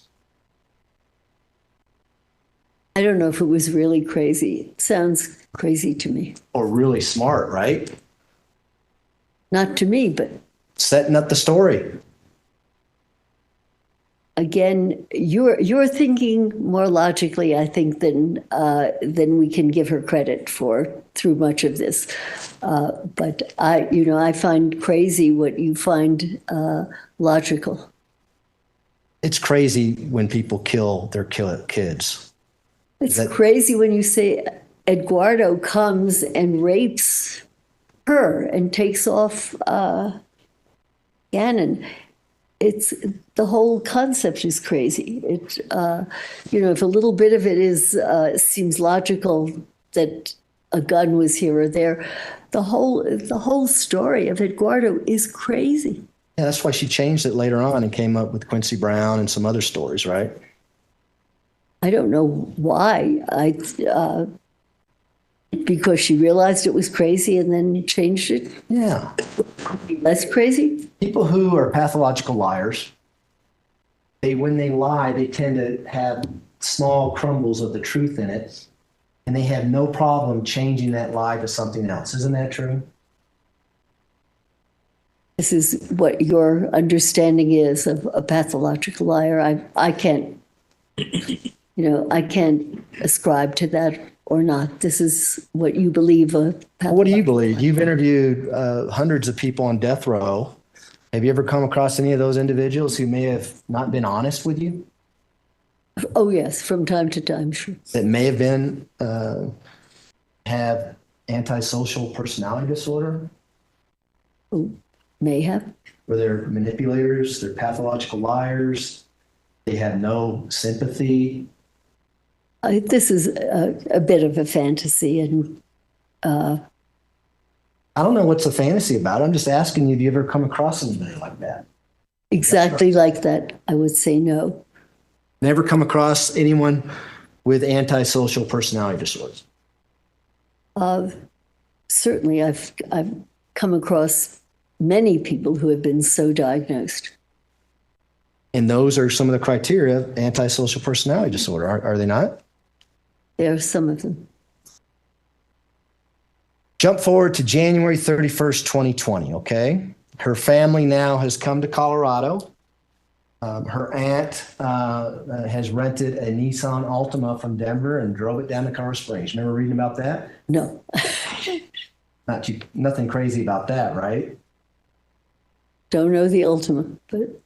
That Ultima, at some point on January 31st, a tracking device is placed on it, a GPS tracking device. You remember reading about that?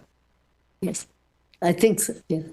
And then her family, including her daughter, her brother, indicate that Ms. Stauch disappears for 2 hours that afternoon, January 31st, 2020, in the Nissan Altima. Remember where she goes? You'd have to remind me, no. She goes right back to that same spot in Palmer Lake where the body is. Is that evidence that she has the capacity to know right from wrong when she goes back to collect Gannon's body? In my opinion, that's evidence of stupidity. If you want to cover up something that you've done, you don't drive back to the body. You just don't do that. But she did. Yeah, it's not too smart and not too well thought out, but she did it. Is it not conceivable that I didn't hide the body good enough? I need to go get it. I'm driving to Florida, be better off in the Gulf of Mexico than where it was at. Is that inconceivable? You've just conceived it so that clearly you've thought about it. I don't think it's the smartest thing to do or the best way to hide your implication in a death, to drive back to where the body has been placed. Not smart. Probably a panicky thing to do, right? Criminals aren't the smartest people. Necessarily panicky, not smart. And we know what happens after that, right? She rents a van, and her and Harley take Gannon's body in the back of that van and drive to Pensacola, Florida. Surely you know about that. This is when she drives with her right. daughter. That's something you remember from reading in the police reports? From perhaps numerous sources. Along the way, Ms. Stauch is able to rent hotel rooms. She's able to deceive the people at the hotel. So she works for the Ford Motor Company. We only need one room, one person, no pets, no one else. Remember reading about that? Not specifically. The whole trip to Florida, do you see any evidence of psychosis or any evidence that she didn't have the capacity to know right from wrong during that trip? I'd have to say I see neither the capacity nor a lack of capacity there. It's to my mind, it's incredibly peculiar behavior to drive that distance with a body, and the body of a child that you allegedly loved, in the back of your car. There is. I'm glad you used the word allegedly there, because you're familiar with a search that she did on her phone that was later deleted by her that says, "I don't like my stepson." Remember that search? I'm aware of the statement, "I don't like my stepson." Kind of contradicts what you've been saying the whole. I think I only became aware of that once, but it could have happened again. I don't know. So she takes Gannon's body and dumps it over a bridge in Pensacola. That evidence that she has the capacity to know right from wrong when she once again is hiding Gannon's body. Again, I don't know if that shows she knows right from wrong. And then his body was discovered on March 17, 2020 by a Macon ponder. Do you remember reading about that? I remember reading that it was found. A bridge inspector who inspects that bridge every 2 years just happened to be there on March 17, 2020, and he finds the suitcase. Okay. If that suitcase is never found, do you think we'd be here today on an insanity case? I can't answer that. I don't know.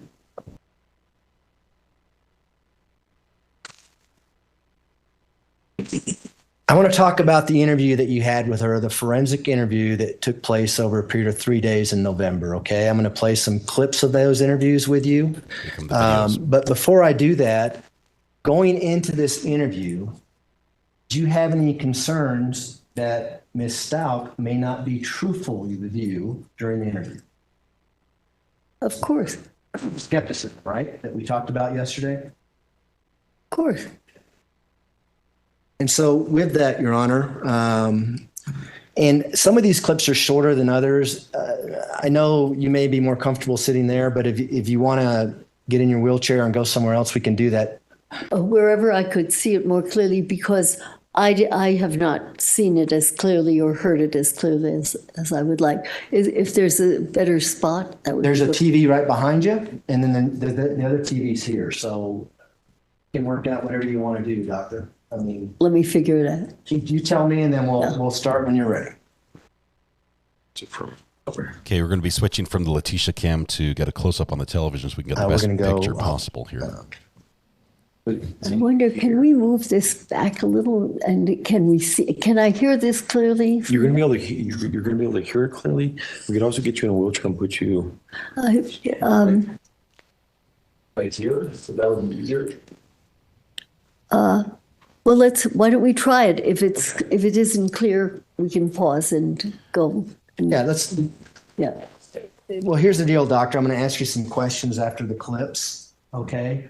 And so this is going to be our view. This one's, I think, only Hopefully, about 5 minutes long. Mr. Tahini will move. I'm going to try from sitting there and see how it works out, and then we can go to plan B if we have to. Well, yeah, we certainly could. What I would like to do is grab a pad or something so that if something strikes me that I see, I can jot it down and recall it. No problem. And I can do we have a pad or something? Yeah. While you're when you come back, it's okay. When you come back, if you hit both of the green buttons so the perimeter lights are out, it may help her see a little bit better. Okay.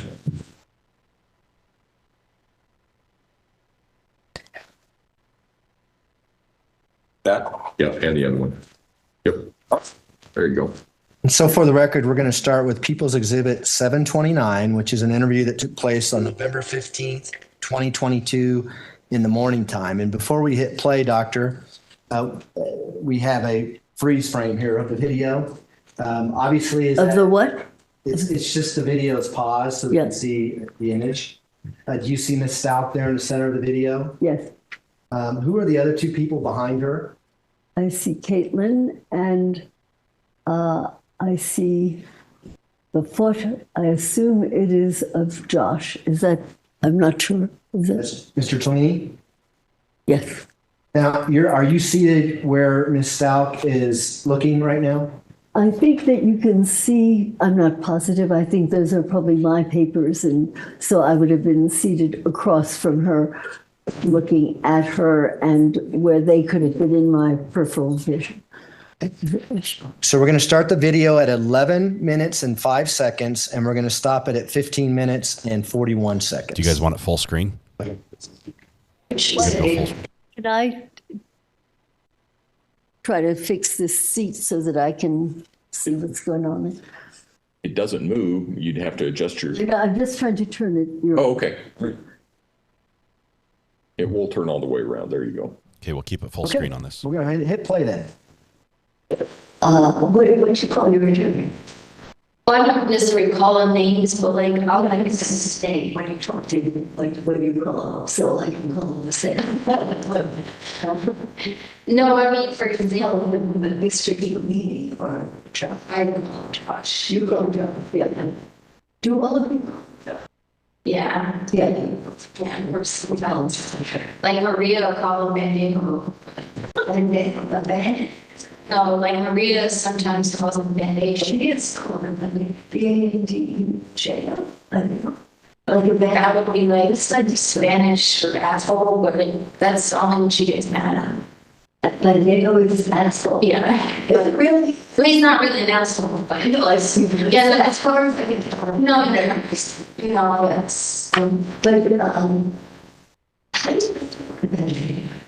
I don't know Spanish, but she does to respond. Well, only, yeah, basic, but if you probably remember, she knows Spanish. Who knows? Maria knows. Maria knows the point. Yeah. That's it. Any other language? No. I know that my friend said she's taught Russian to her, but Brandon said he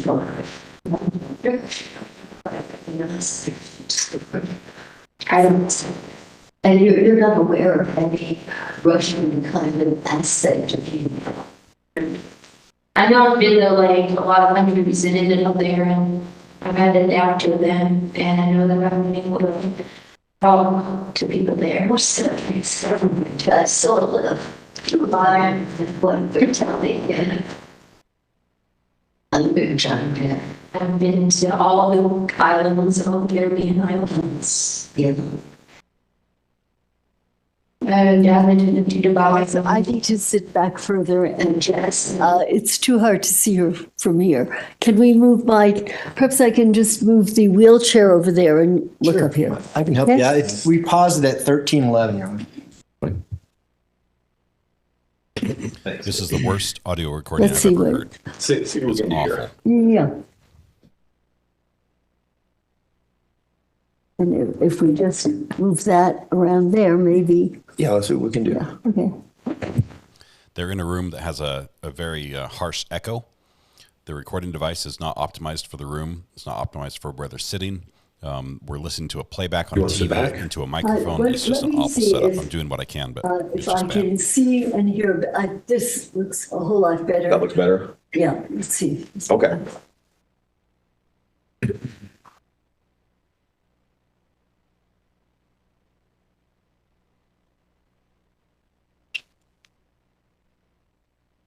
How's that?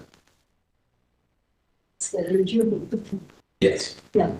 I think, however, I think this is better. Okay, that's fine.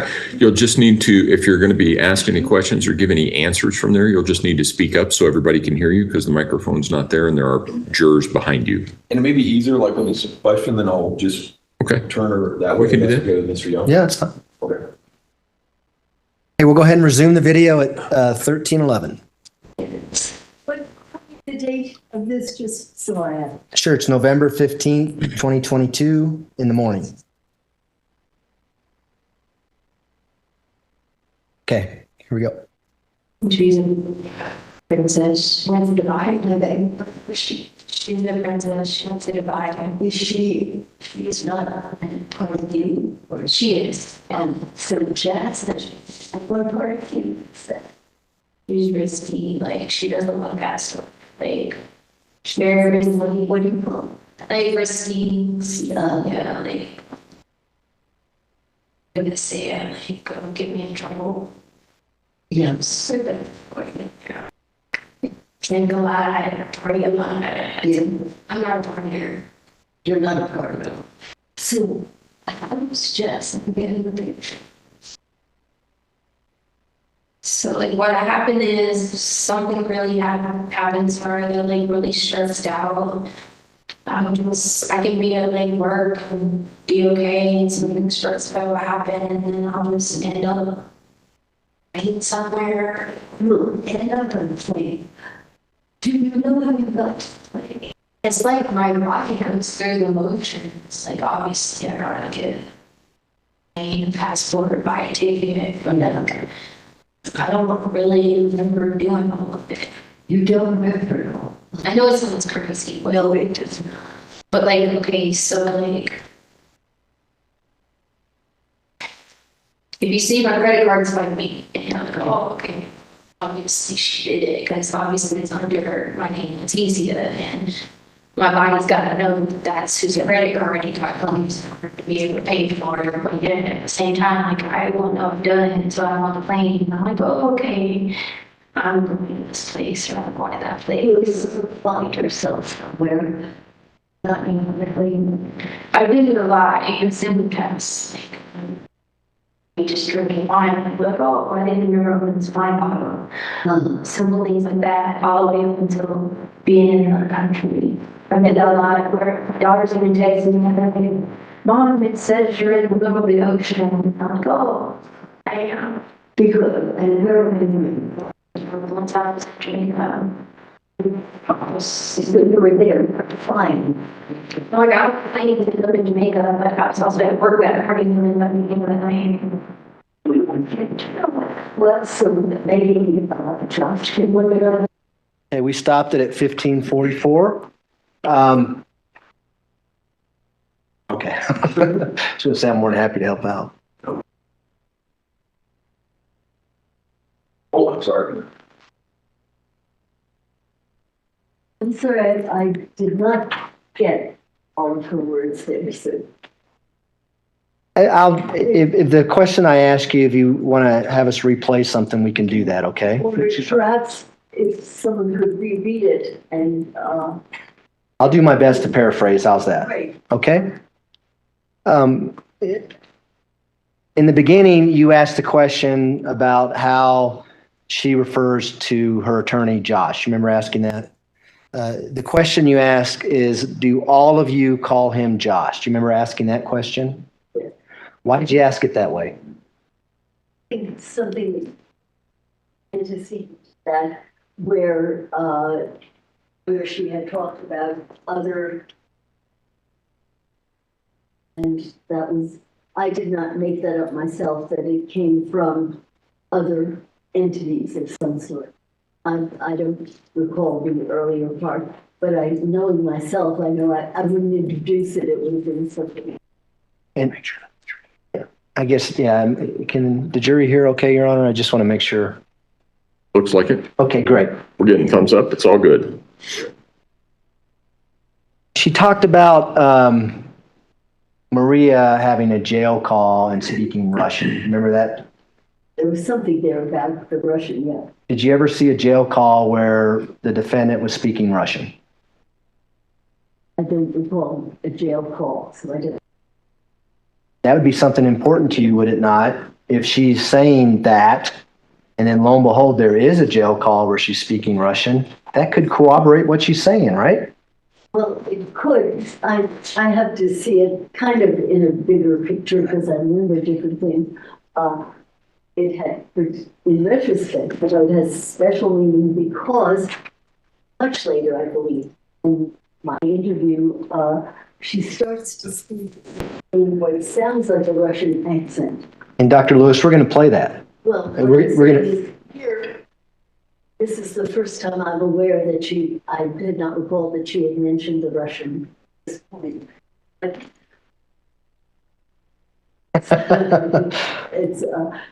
it's some kind of entity that sounds like. And we'll talk about that more when we get that portion of the video. We're gonna play that portion where she's speaking in an accent. Okay? And one other issue here was, and that puzzled me, but I didn't pause there, was when she said part of her, I thought it might have been Maria, spoke Spanish. And so I kind of cocked my ear from my Spanish. I too did anybody speak Spanish? I don't know whether any speak it or whether this is part of it is that sounds speaks Spanish. And there's nothing in the record whatsoever, including the records that were given to you by the defense, that indicates the defendant has ever spoken to anyone in Spanish. As far as I could determine, but I sure wanted to know. Yeah, sure. It's possible. Yep. She tells you that she's been to Dubai as Jasmine, and Jasmine's a princess. Remember that? Well, there's a lot of stuff there. If she had, in fact, been to Dubai, that'd be something pretty easy to corroborate, right? I suppose. I don't think I took it that. You mean you don't think that she went to Dubai? Are you saying Dubai, really? Yeah. Likely to be at that point. Okay, so she's making that up? Well, she's making it up, or that is a fantasy. Like when we have dreams, and they're very real, and we think we've been there, that at that time that she had been to Dubai, she has a whole history of going to all sorts of different, but she has gone to several, which here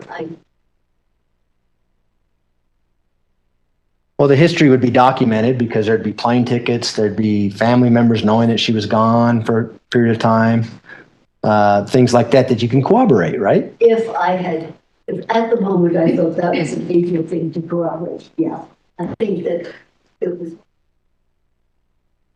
testimony. What about Alaska? Remember her talking to you about Alaska later in the interview? Oh, yeah, I had trouble with Alaska because you know what? Went there, and I think she had gone there. I meant to say Australia. I'm sorry. I think You had the same trouble I did. we're having the same problem.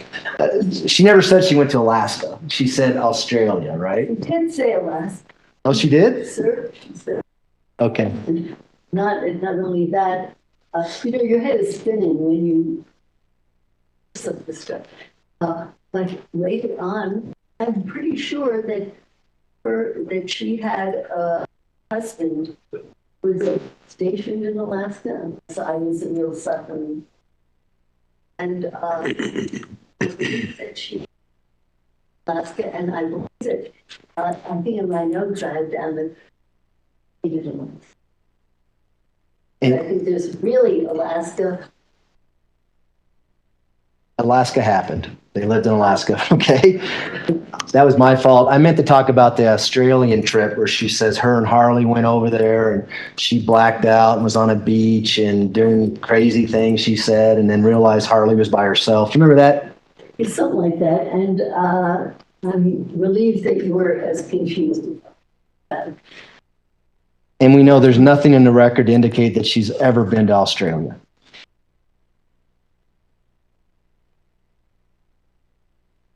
She also tells you in this clip that she changes personas when she's stressed out. Remember that? Yeah. Is that consistent with dissociative identity disorder? Yes. A triggering event? Yes. Okay. We're going to play the next clip now, okay? We're going to go to, just have a second. We're now going to jump to People's Exhibit 731, which is your interview.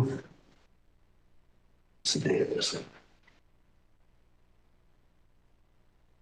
Would be on November 16th, 2022 in the morning. Looks like we have 4 clips. We're going to start this clip at 1 hour, 31 minutes and 50 seconds, and we're going to stop it at 1 hour, 47 and 22 seconds.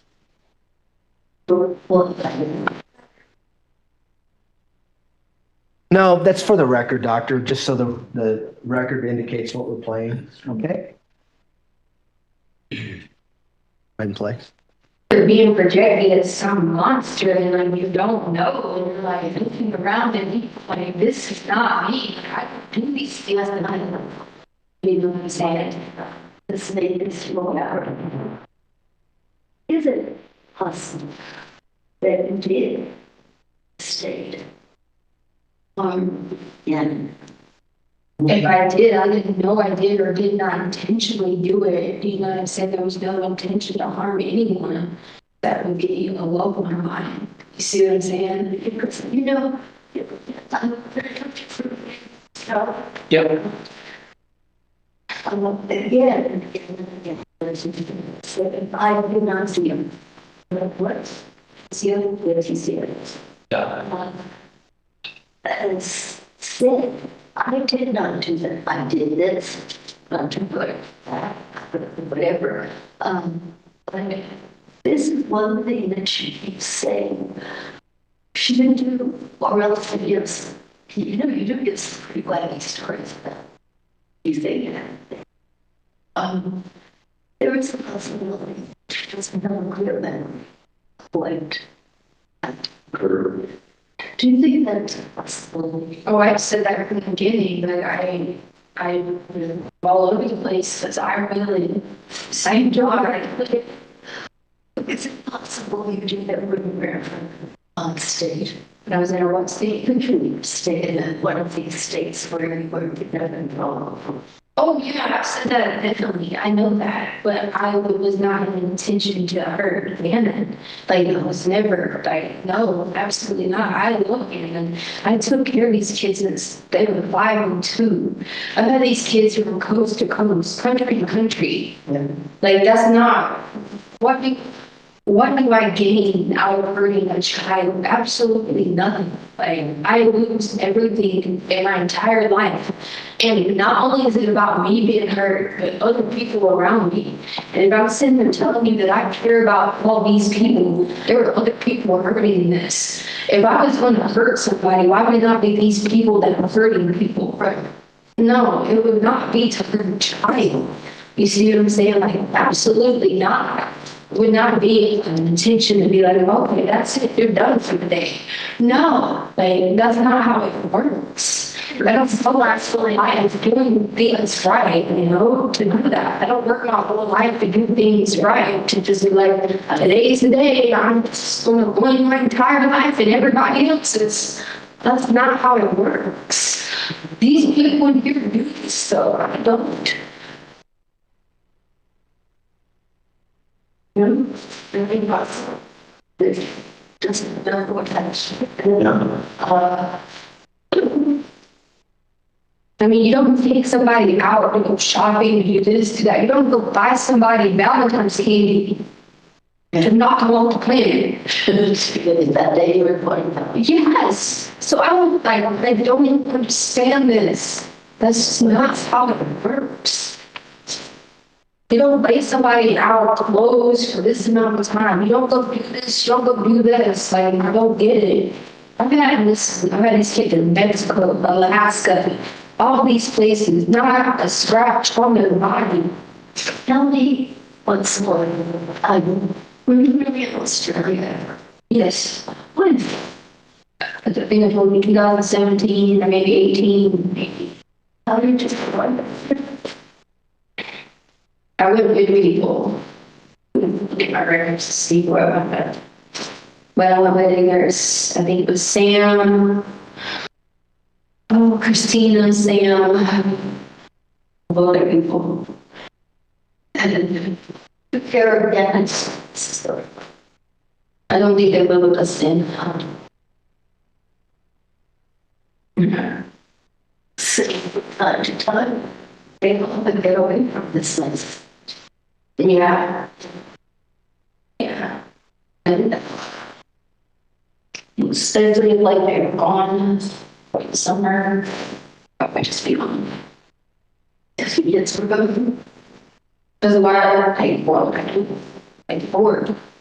Yeah, like that was my life. I would rather packing up also just taking everybody back home to South Carolina and taking care of everybody. My life was much easier like that. Because I could help there. No, they're no, Landon's mom. Landon, which was Gannon's mom's mom. Yeah. This is Gannon's grandma. She helped me when we lived there and I had the kids. She helped me. She's the only person helping me. But I also had other people there that could help. Support system, yes. Everything. If I could call ID, I could help. I had other people who programs that I could be like, great, I need to go do this. I could drop them off here for the day. I had support. My first call with Josh. I asked him what time. And he's by the way, what you would say, someone else was there, right? Harvey's counsel. And he said that he left a list, gave her a list of 12 different explanations that he gave for what happened when because then I'll have a flashback or something, but I don't know if that flashback is a real flashback or not. Yeah. And I'll have a nightmare about something, so I don't know if the nightmare was a nightmare, but the nightmare becomes real. So then I'll wake up and think that's really going on for hours and hours and hours and hours. Then sometimes I'll have something and I'll try to put together something and it's like it's really happening. Because I told you earlier that I didn't know if something's really going on, or if this was real or not. Remember I said I thought this was just one big nightmare. So any of it, it's all running together, because sometimes I don't know what's going on and what's really not going on. You know what I mean? Then 1 minute something can happen, and now it's switch personality, and someone will say in the other personality, no, this is what really happened. You know what I mean? Then I'll hear like another voice, still not schizophrenic voice, no, not crazy, and it'd be like my other voice, tell me this. So it's like going back and forth, back and forth, back and forth, that I drive myself absolutely nuts. So when you ask me why, I can tell you 100% that I remember sitting on the couch, hearing somebody knock, being in the garage. Now that I remember I being in the garage, I go look at the windows, look at someone's outside, seeing someone downstairs. Like, that was the things I 100% remember, but running around frantic, not knowing what was going on. So that's what I guess the latest dream or fantasy or weirdo that you have that influences what you think happened. But I know everything was just that you told. But I don't know. How do I know? It could be. How do I know? There's three people or something. I don't know. But I'm saying though, but you don't know, because well, one person's telling me this. How do I know? Because this person could be trying to go with that person. You see what I'm saying? Because who knows what that person was really doing? You see what I'm saying? It doesn't matter. Told me. I know, I'm not talking about them. I'm talking about what this person was doing. How do you know? Because 1 minute I was doing this, next minute I was doing this, but another person was doing this because I was doing confused. So how do we know? Whether just we're in some confused state, and it's not possible to what happened. It's not going to work for me because I'm not like that. I have to know answers. Dude, I wouldn't care if it was just a random person on the street who was a bad person. Yeah, I wouldn't care. Because they would just be a bad person. Yeah. I don't care. But you're like that. See the news every day, bad people, bad things happen to bad people. But when bad things happen to good people, it's hard, especially when I'm sitting there lost. You know, you're there lost because you're really knows.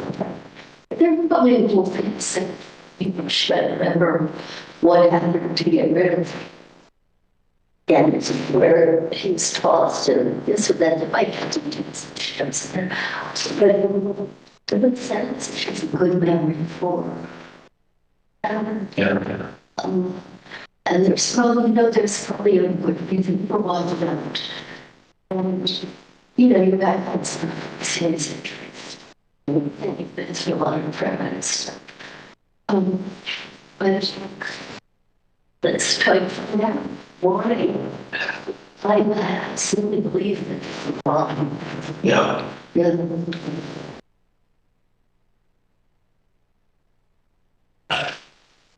What is a crime?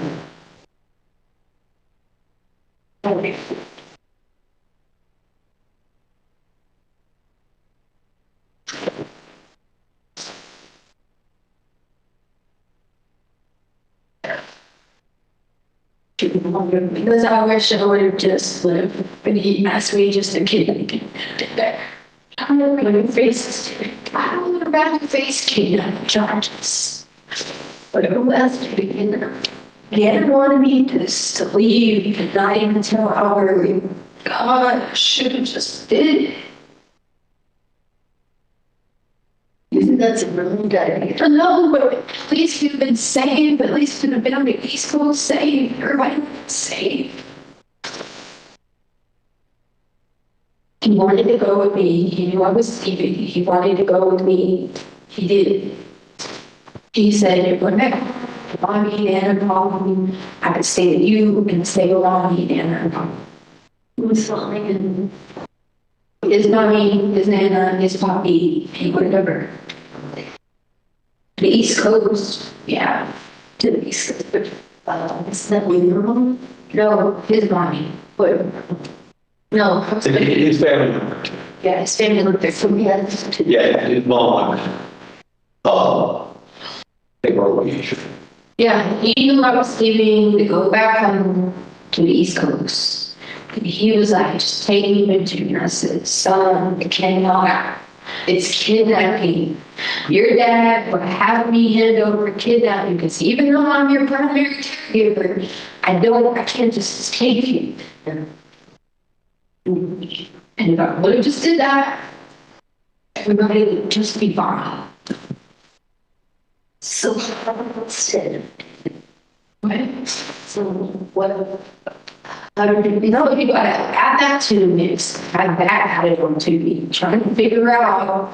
I was trying to leave, but yeah, I have to make sure that they were safe because if I didn't want to leave them, they were safe. You don't realize that the kids laying their hand, and if I would have left them, they would not have been taken care of. Yes, money's not everything. They would have had what they needed financially. They would not have anybody to take care of their academics. They would not have had anybody to take care of their school stuff like, oh, it's just a day at school. Oh, it's this. They wouldn't have had that. Without me, they had none of that. So they would have lost all those things. They would have just been thrown in babysitters. Who would have babysitted them? Did you ever cross your mind that maybe Gavin was there? No, absolutely not. This was my plan. I could not just take them to South Carolina and drop them off with my mother. She was drug addict. And if I did that, they were in just as worse hands as the guard I've taken care of them. Okay? So the plan had to be add more to my plate to figure out how am I going to get them safely to their mom so she could get custody back? But at the same time, she needs a house. And in order to get custody back, the woman can get custody back if I help her because I'm the one that reason we got custody was because of me. So I can help get custody back to her. How am I going to do this? Do it correctly. Make sure she has a home. But if I was killing again, Gannon doesn't need to die. What are you talking about? Gannon dying has nothing to do with that. I didn't come up with any idea of Gannon dying. My point is getting him safely to his mother. That would have been the plan. I could not get him that day. I told him Wednesday I would have worked out with her. But talking to her, getting her a home, I can't just go buy her a home. That's not simple. You see what I'm saying? She's a drug addict. Drug addicts can't listen. They repeat the same cycle over and over and over and over. So I didn't lose a battle. I should have just took them with me, started the school cross country, and then just been like, oh, well, one of y'all need to figure it out how to become a better parent. That's what I should have did. Love that day. That's what I should have did. Okay, we started at 1:47:17. Thanks, Mr. Toomey. Absolutely.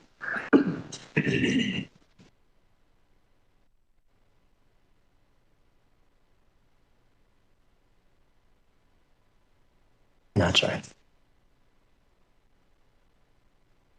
So I'm going to ask you a few questions about this clip we just saw. And I want to kind of start where we left off, where she's talking about kidnapping and Gannon wanting to go to South Carolina. You remember that?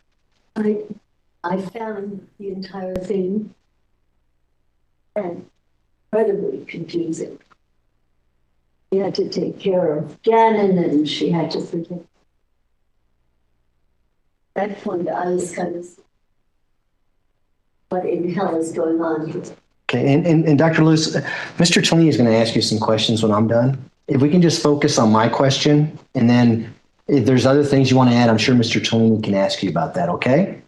Is that fair? I thought I was responding to it. No, I want to talk about, well, is it that unusual that an 11-year-old boy wants to be with his mother?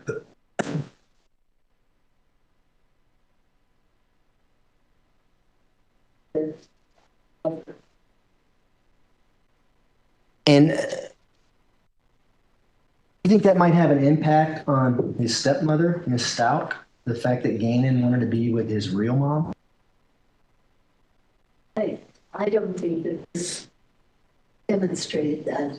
It's saying that there was something incredibly puzzling about who wanted to be with whom she loved, whom she was taking care of. I found it utterly confusing. Do you think that might be a stressor that Miss Stauch talks about? The fact that an 11-year-old boy says, I want my mother, not you. I don't think that this is what heard there. Okay. Well, I don't think we heard that. It's a possibility in another story, in another world. well, let me just ask you, do you think that's a stressor? The fact that an 11-year-old boy tells his stepmother that I want to be with my mother, not you. It may or may not, depending on a relationship, depending on mother, depending on so many factors. It's just speculation. And do you remember in the clip her saying that I couldn't leave them by themselves. I was the only one taking care of them, or words to that effect. Yeah. And you know that she had been searching on her phone about moving to Florida by herself, looking for one-bedroom apartments and looking for another man, that kind of stuff. That was well before Gannon was killed, right? I don't know. Several times during the interview, you look to your right and appear to be talking to Mr. Cellini about this as evidence that she may not remember anything, things like that. I was trying to figure out from what do you make of this? Is it possible she doesn't remember this? I'm trying to see if he understood better what was going on there. Well, and Ms. Stauch could hear everything you're saying, right? I beg your pardon. Ms. Stauch could hear everything you're saying, just like we could. Absolutely. It was. And she had already been evaluated by the state hospital and found to be legally sane, right? They had said that she was sane. And she already went through this process where she talked to two psychologists explaining what happened and things like that. And now she's talking to you after that. And you think it's okay to say she may not have memory recall of what happened in front of her? Yes, it was kind of an open question to Mr. Cellini, and also really it was open to her also. Do you remember what was going on? In my mind, it was incredibly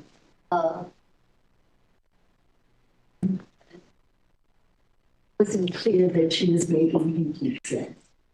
And a couple times in this clip, you asked her what we refer to as a leading question. In other words, you said, do you think it's possible that you were in a peculiar state at the time of this? Remember asking those questions? Yes. I think it's dangerous to plant those types of words into a defendant's mind when you're doing a forensic interview? Well, I think that if this has not come up previously and it has not been part of the common knowledge that she did go into these kind of it was sort of broken. What do you think was happening when we were thinking these things? It did not make sense. And what was making things so confusing? Okay. And was evidence, questions, other data that she did seem to go. Prior to this was the rush.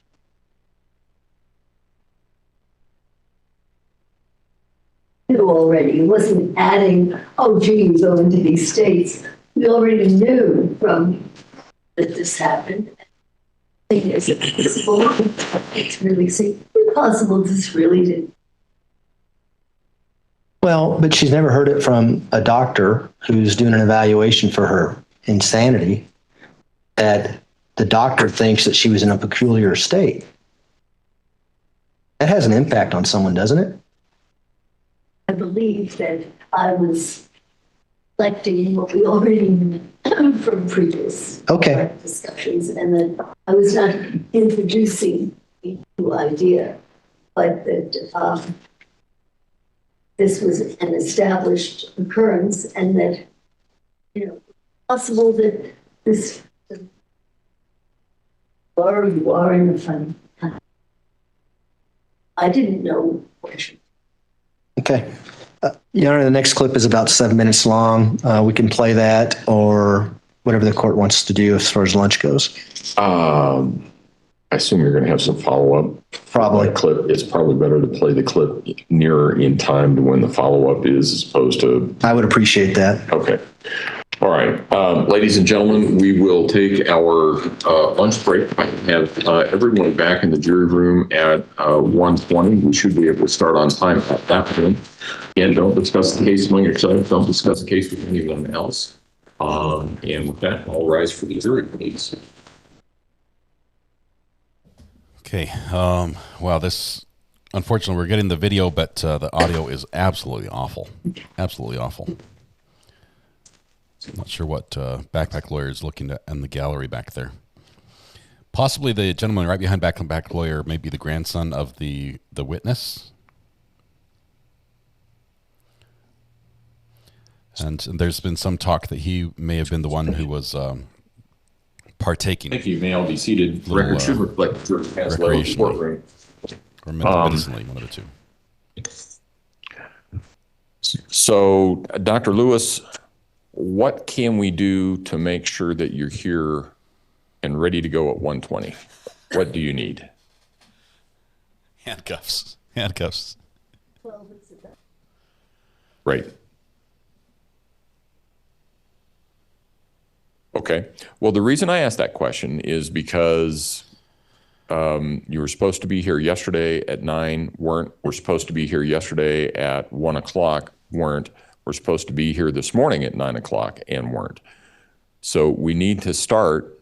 We need to have everybody, whatever it is that needs to be done in such a fashion so that we're here ready to start at 1:20. Is there anything that I can do to help make sure that that happens? I will make an effort to the attorneys, Your Honor, I can call last night at 4. I understand that. Okay. That's why there was a difficulty, because I thought maybe I didn't want to be late for you. Right. Make it in the afternoon or tomorrow, because I was quite ill. Feeling better now? Are you feeling better now? Right now? Good. Okay. All right. All right. Well, we will hope that that will continue. Do whatever it is that you need to do. Communicate with Mr. Tellini and Mr. Cook in whatever fashion that you need to communicate so that we will have everybody here in place ready to go at 1:20 because the jury's waiting. Everybody's waiting on that. In addition, counsel approach, please. All right. We've got to take a different video here.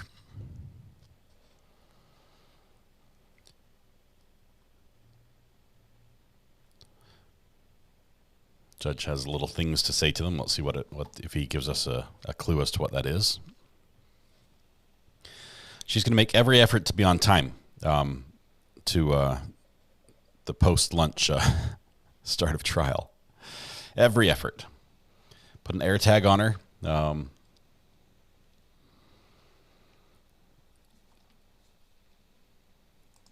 Witness needs to take the clock test, says Lady Writer. This will be in recess until 1:20 then. All rise. Okay, judge is off the bench. Cameras are going to shut down here in just a moment. There they go. 3, 2, 1. Okay. Here's what we have.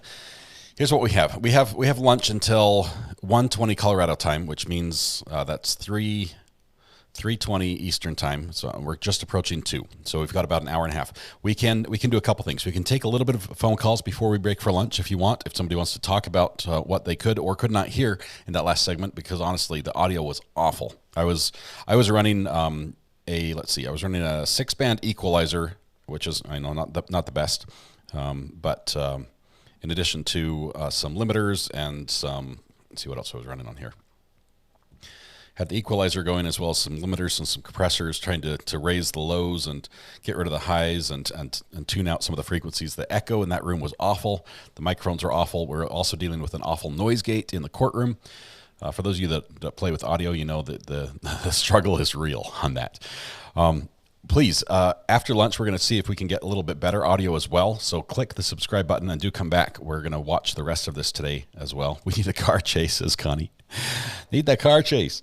I don't think we have time for a car chase. I think what we're going to do, though, at the end of today, if we can work this out with Brandy, is possibly do a summation of the day with Brandy over on Brandy's channel. So we'll swap from here right at the end of court and go right over to Brandy's channel and do a little sum up there. And I'll pop over there to talk with her a little bit about this. Not sure how long I can stay there at that point, but we'll see what happens. Okay. This witness is awful, says Eddie. She denies her own testimony. She denies the content of her own book. She denies the content of her documentary. I cannot believe the state is on the hook to pay for this lady. Yes, and the longer they ask questions, the more she gets paid. Shooting in Atlanta. Oh, bad news, Brooke. Bad news. Good news, though. I heard they did catch the guy out of Texas that opened fire on the neighbors when they told him not to shoot the gun in the front yard and killed like a family of 5 or something. Heard they caught him. Please hold calls if Mrs. R.A. comes in and talks to us. Yes, I'll do that, Marie. Put an ankle monitor on Dr. Lewis. Can somebody just order her lunch and then have it brought to the courthouse? Would that be all right? I think they did catch the guy in Texas, Little Miss. I heard that this morning. I haven't read the story myself, but I just heard some chatter. Can someone tell me Brandy's channel, please? I can do that, Little White Lie. You can find it by typing !Brandy with an I in chat. So close, Eddie. You got the Y on the end. Try ! Brandy with an I instead of with the Y, and then the link will pop up. Brandy's channel is the 13th Juror.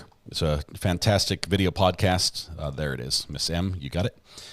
And the bot responds. There it is. That's Brandy's channel. So I think we're going to try to do a wrap up if Brandy's available, because realize she's got. Well, she says yeah, but I can be ready. Let's see. All right. Sounds good. That's going to be the plan. Brandy's giving me the go-ahead. So whenever court ends today, we're going to try to give her a minute to get set up with her live stream, and then we'll pass everyone over. We're going to pop over onto Brandy's channel just to do some summation so she can share what she picked out of what's going on. We can talk a little bit about that. I don't know. I might even be able to bring in some I can bring my burner phone in with me if Brandy lets me bring my burner phone into the juror box. State has a massive bill for this. Yikes. $300 an hour. It's not the most we've seen. I mean, I think the highest I've heard is $850, which was right up there in the just extortion category. Let's see. Somebody's on the phone, and I missed it. Let's see. Wait. Call from Kyle. Kyle, how are you doing, my friend? Thanks for calling in. Hey, what's up, RA? Hey, I didn't want to bother you. I thought you were going to be going to lunch. My fiance's going to kill me for calling and not waiting for her, but I had I was taking notes during the trial, and it sounded to me like when Letecia's video was playing, which was really hard to hear, it sounded to me like she was jealous of Al's ex-wife. Like, Did anybody else get that? Like, it sounded like she killed Cannon because she was jealous of his ex. It was weird. Saying that.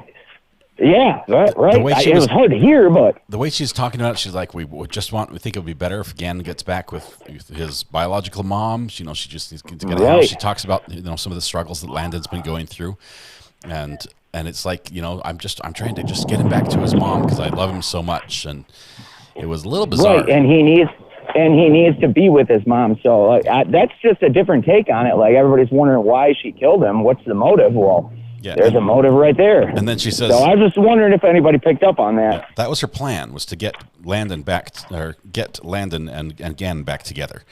And that was her plan, supposedly. And killing Gannon had nothing to do with that. And she's like, oh, that's unrelated. I had this other plan that was just all about love and what's best for Gannon, which, it seemed crazy. And it was hard to hear on top of all that. Yeah. Also, my fiance asked, and I'm sure other people in chat, I saw a couple of people ask that, like, do you think her entire stay in prison is going to be in solitary confinement, or do you think it'll go like after the media trial dies down, if she's convicted, that's not done yet, but if she is, do you think that she will stay in protective custody the entire time? I think What's your thought protective on that? custody is in her future for a long time. That's my opinion too. So yeah, that may change years down the road, but I think protective custody is. That's what that's what I thought too. So yeah, thanks. Keep it up. Thank you, and, Kyle. love your show. Awesome. We'll catch you later. Bye. Bye. Thank you, Kyle, for the call. Is Landon? I think Landon is Chance's cousin. I don't know the family relations in there. Coops, good to have you here from the UK. Wonderful. How late was Dr. Lewis this morning? 10 minutes, 10 to 12 minutes, I think was, and Mr. Cook was late as well because he was arranging for her arrival. He was going to fetch her, I believe, and they were in transit together. Okay, I can try, Eileen, what I can do here's what I can do, Eileen. Let me try to do this. After the break, after lunch, I'm going to turn on closed captioning. This does a couple things, and you just be mindful of this. When I enable closed captioning on a YouTube video, it causes a delay of about 30 seconds between when it happens live and when it is visible on YouTube, because YouTube is going to try to, in that time, use their computer to detect voices and put the closed captioning on. So I will turn that on, and it will be an option. I'll make sure that's set here when I set the new stream up. But just know that it has a hard time hearing as well. The computer has a hard time hearing. We're going to try and see if that's a little bit better for us. See where that goes. Carla? Hey, Carla, this is Recovery Addict. How are you doing? Good. How are you? Great. Awesome. So one thing I honestly, I can't wait for Dr. G to say, to go over this video with the Dr. Lewis and Letecia. Like crazy. But one thing I just wanted to know, like, if some of the lawyers in chat can maybe answer, is it normal for the lawyers to sit in on an evaluation and for the doctor to be talking to the lawyers during the evaluation? To me, it just seems so wrong and so unethical. Yep. If your radar was going off without the expert experience, just imagine how all the experts are feeling right now. They're like, they did what? Yeah, it's a little bit strange, and I think we're going to hear that from a couple different people. We have heard that already when that first came up, but it was it's bizarre. So yeah, no, like this trial, like it's been so crazy and so insane, and it's so sad that a little boy's life was taken, but the craziness of this whole gong show of a trial is like something right out of a movie. It's just, it's sad. It is awful. I don't know. It's getting worse and worse. Hopefully we're just praying that it ends with justice. That's what we're wanting. Absolutely. We're all here for Gannon. I appreciate your support. Thank you so much for calling and bringing the question as well. Absolutely. Thank you guys. Love everybody in chat. You guys are great. I lurk a lot of times because I work nights, but that's awesome. It's a great community. Love you guys. Thank you so much. We'll see you. Bye. Bye. Let's see. Sharon is asking for a sub count. Let me do a quick. Let's see if I can show you what the sub count is. I haven't peeked. We're at 17,968. Is our sub count right now, so we're very, very close to hitting the 18,000. It just might happen here this afternoon. Sorry, the phone is acting funny. Give me 1 second. We've got a call coming in, or I thought it was, but it's gone. My apologies. I hung up on another person. Sorry about that. Give me a call back. I will try better to bring you on live. She didn't care for him, says Sarah Lawrence. She didn't want to care for him and his extra needs. She probably resented him. She thinks she thought Al was cheating too. I think she projected a lot of things. And yeah, she was a piece of work all around. Definitely no gen pop for her. Yeah, what is protective custody, says Alpha Photographer. Protective custody is what commonly people refer to as solitary confinement, where you're kept away from the general population of the prison for your own safety, because if you were mixed in with them, they probably would do things to you that would not be good. Okay. Let's see. I've got a call. 2 calls coming in at once. I think that's lie. To Hey, accept. is this Little White Lie? This is Little White Lie. How are you doing? Thank you for calling.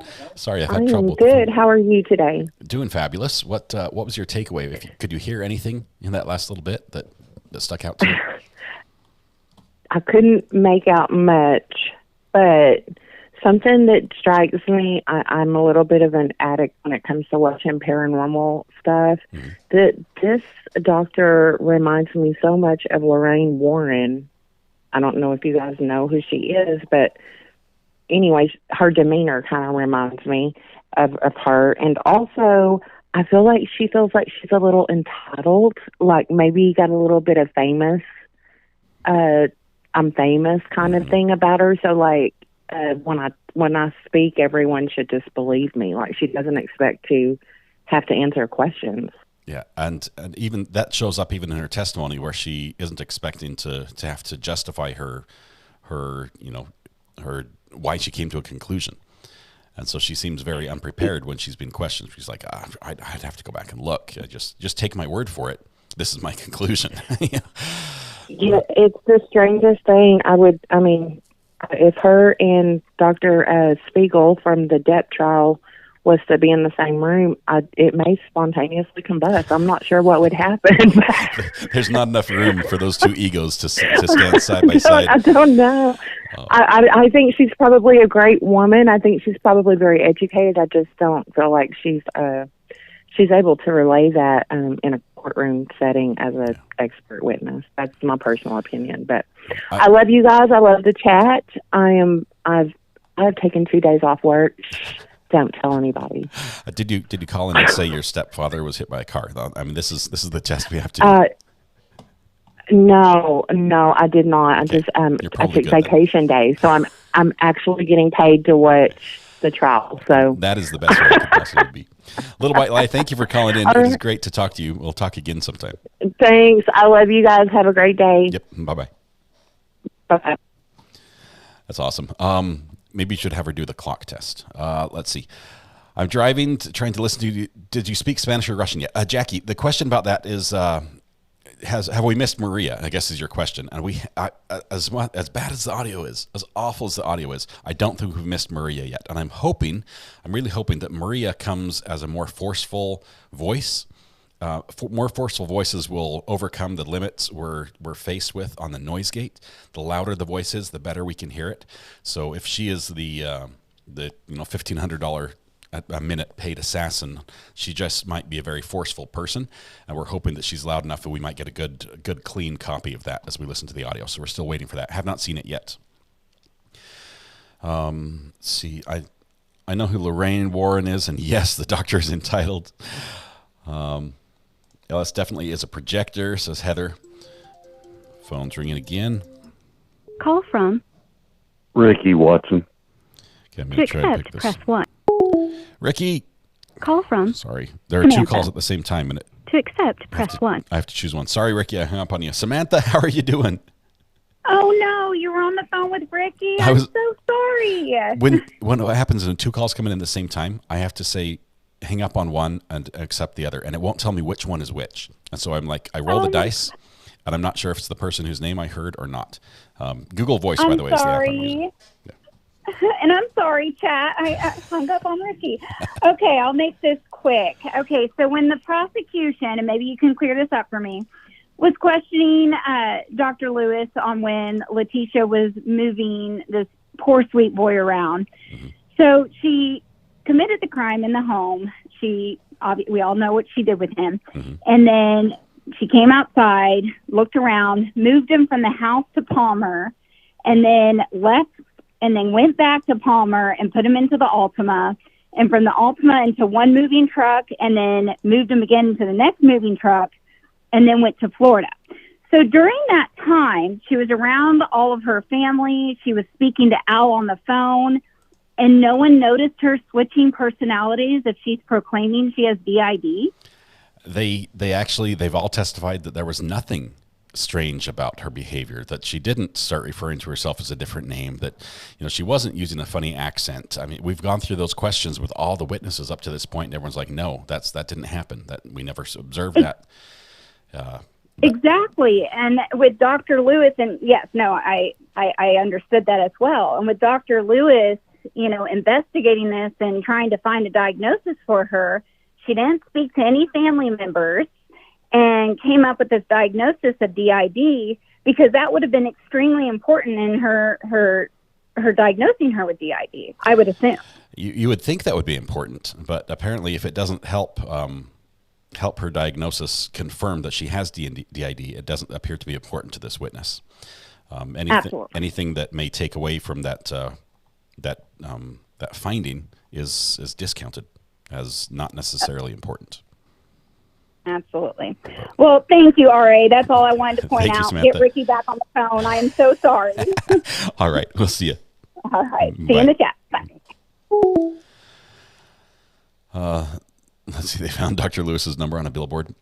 I believe that she's smart. I believe she's good. I believe she is trying to do what's right. I do think she's over time has developed tunnel vision in this field, that maybe her education and experience has so focused on one specific thing that she can't see anything else.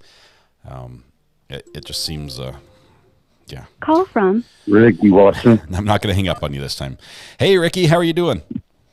I'm doing well. Hey, tell that sweet lady don't to apologize. Gosh, no, ladies first. Samantha, well, I was very disappointed to know that she accidentally was the reason that you got cut off. So that was my fault, though. Oh, so not her fault. No, Miss Samantha, you don't feel bad, little lady. Gosh, dog, I liked hearing your little voice too. Awesome, Ricky. What are you thinking? This was pretty hard to hear. This last little bit. Did you pick anything out of that, or are you just waiting for maybe the summation afterwards by the lawyers? You know what? On that last one, I didn't catch too darn much of it. Yeah. It was cutting in and out right yonder. Mm-hmm. It's called a noise gate, and when the volume's too low, the software or the audio equipment tries to turn the volume off as if there is background noise it's trying to get rid of. So in that case, it's working against us, and it cuts out the audio completely. It's something that's in the courtroom that I wish they could turn off for this part of the trial. I'd rather have some air conditioner noise or background noise and still hear those quiet sounds, but we get what we get, unfortunately. Oh, well, yes, sir. And just to kind of explain to that young feller that called in about protective custody, when I was in law enforcement and I started off in the jail section, right? When we had to do the protective lockdown, we had like steel doors with just a window and a bean hole in it. And that's what we put our fellers in. Yeah, that's pretty isolated. Sometimes they refer to it as the hole in some jails, where they're all by themselves in a hole type thing. Yeah, sure. Well, I didn't know if anybody else would catch that part. Yep. Awesome, Ricky. Appreciate that. We'll have to tell some stories about your law enforcement experience when we've got some time. That'll be a long story. That's like 21 years of it. That's awesome. Can I ask, as far as law enforcement, what division or what branch or unit or? I was at Hale County Sheriff's Department, and I was a sergeant there. Awesome. I bet you have a whole book full worth of stories so you could share. We'll have to do that when we get some time. We'll do a story time with Ricky. How about that? Okay. Well, just let me know ahead of time. We'll go from yonder. All right. Sounds great, Ricky. Good to talk to you again. All right. Appreciate you, bud. Catch you later. Bye. Bye. Betsy, I see you. So I'm bummed that chat moves so fast. It's lost its tight-knit feel. I apologize. I wish I could respond to every single chat. I really do. I try to read them all. I really try to read them all. But it's just impossible to keep up, unfortunately. Let's see. Love watching Peter Tragos. The lawyer you know is awesome. He's great. Cece is not working properly. Tried to go rewatch on Law and Crime. It's way wrong. Now, Sheila, we're afraid of that. We're hoping that gets a little better. And maybe between closed captioning and what I'm doing to clean up the audio a little bit, at least we can get a little better copy of closed captioning than maybe some of the other channels are getting, because I don't think anyone else is running the audio tweaks that I am to try to clean it up a little. Can we please get a sound clip for Ricky? We've got him singing already. Here it goes. Good night, sweetheart. Well, it's time to go. Yeah, we've got him singing a little bit. So we'll see if we can have you trigger some of those at some point. I have to make a few things on lunch. Okay, I had no idea you were going to see that. I feel bad for saying that. Betsy, don't. What you're saying, that is what I love about this channel. I love that we feel like a family, and it's just a very personal type thing, and we're like friends. So I'm trying my very best to preserve that as much as I can. Let's see. Anything else? I think we need to take a break. Happy trails till we meet again. Yes, happy trails to you. Will Dr. G be on tomorrow? All Blue Roses. Yes, I believe so. We're working on a Thursday. It's probably going to be about lunchtime, about noon. So we're going to do a morning show, probably starting at 10, do our morning bit, and then we'll have Dr. G come on for about lunchtime Eastern time. So that's what we're shooting for. I'll hammer out the details, and we'll have that in the preview, the upcoming videos for tomorrow. That's going to be tomorrow's show. And he's going to be, Dr. G is watching the testimony from Dr. Lewis today. So that's what we're going to be focusing on. Granted, he might answer a few questions, peripheral about that, but mostly Dr. Lewis's testimony today. PSA, anyone who in chat who wants to slow it down can hold their thumbs or a finger on it, and you can scroll up or down easily. That helps you go back, but then you miss everything, and catching up is a nightmare. Let's see.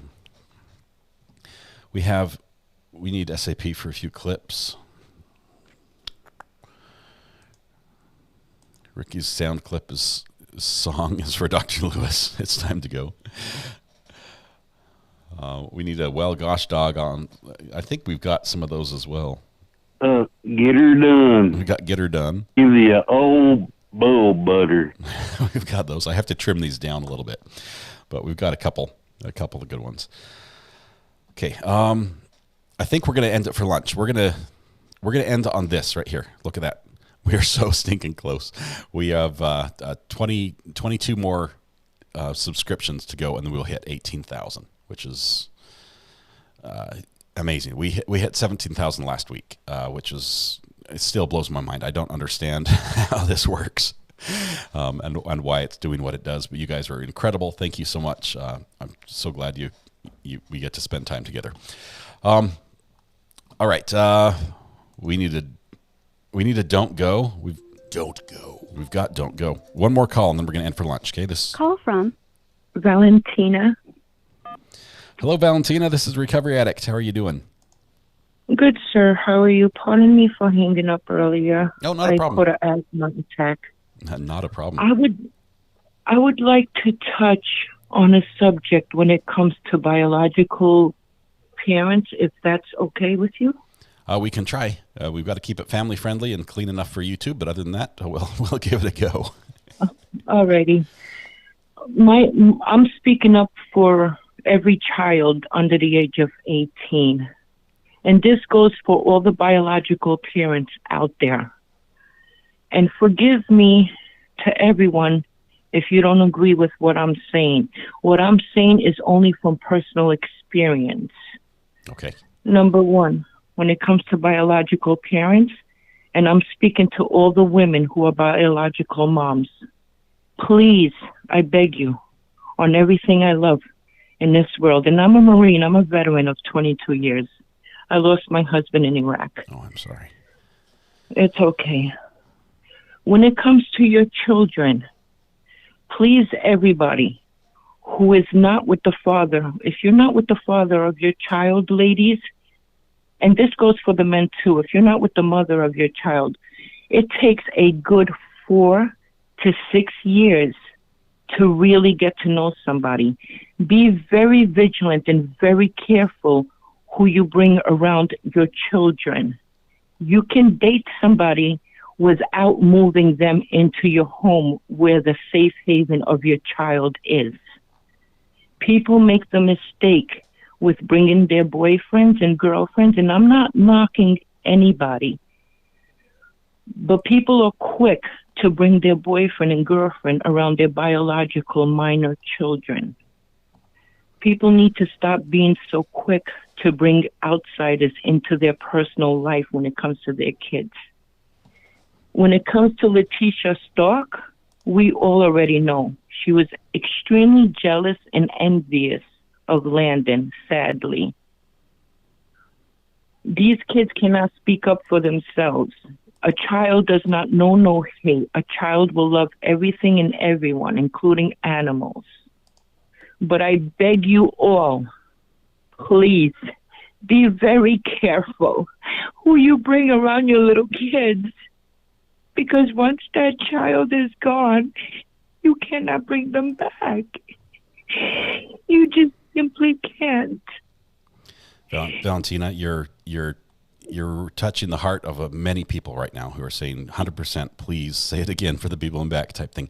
That message, as a parent, the responsibility to care for your kid, I believe, is sacred. I believe it's that special that we're trusted with these kids, and we cannot be too careful, especially. And I realize that family relationships, not every family is happily ever after. That there are relationships that fall apart, and sometimes the best thing to do is to have a separation of mother and father, and then trying to rebuild that and get a family relationship back again for the child's life is very difficult. I'm not going to judge anyone there. I've not been in that position, but I agree with you. I cannot speak up for men because I'm not a man, but I can speak up for women, and I'm begging all of you women, please be very careful who you bring around your babies. And I'm telling you this also, do not drag the father of your kids through the system and through the courthouse. If you can avoid it and just work things out with your child's father out of the courthouse, I promise you the father of your children will look after you, God forbid, if you get sick in the future. If you cannot handle the daily issues, and if you feel overwhelmed in your personal life, reach out to your family members. Reach out. Do not take it all on yourself.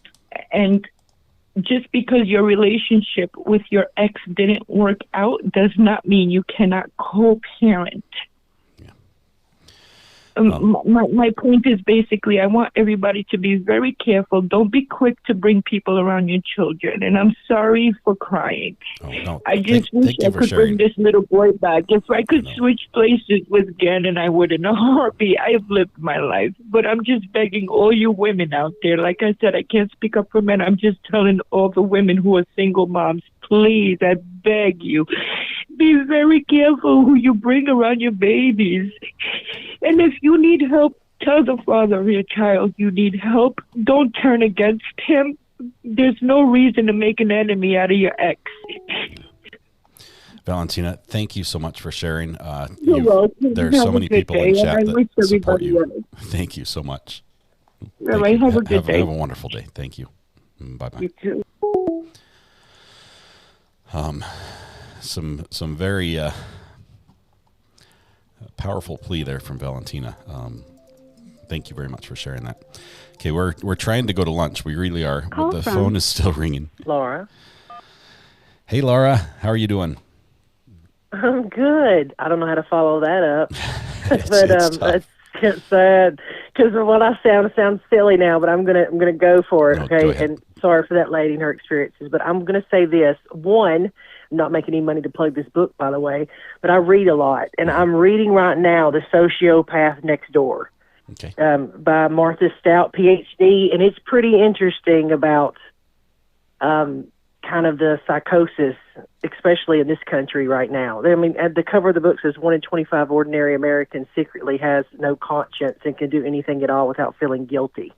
So, I mean, just so you know, read some. Two, I watch a lot of these trials, okay? Yeah. And what I experience is that the prosecution will allow the defense's experts to dig themselves into a pretty deep hole. I wonder how your chat feels about at what point is the prosecution going to drop the clip of Letecia giving that psych eval to the state where she admits to killing Gannon. And, you know, remember the caped guy theory where she takes the gun from Aguardio and then she admits later that she thought it was a man and he was wearing a cape.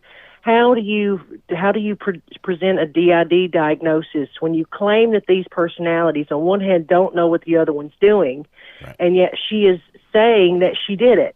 Yeah. I can predict how it's going to go. She's going to say, "Oh, I didn't consider that. I don't think that's important. That was, her just, trying to make sense of it type thing." I think, honestly, that as good a job as the prosecution is doing, they are not going to pin this lady down to say, I was wrong. You're not going to get that moment out of her. She's going to backtrack. She's going to be wishy-washy. She's going to not answer. She's going to say, I can't speculate on that. More of what we see right now. This is what she does, unfortunately. Are you talking about Letecia or are you talking about this expert witness? A little of both, but the expert witness in this because case. Because as you were talking, I was like, I think he's talking about Letecia. I was actually talking about this expert. There are some similarities, but no. It's kind of sad. Yeah, it is. Well, I just want to add, it seems like a lot of Southern folk listen to your channel. I've listened to the call-ins. Yeah.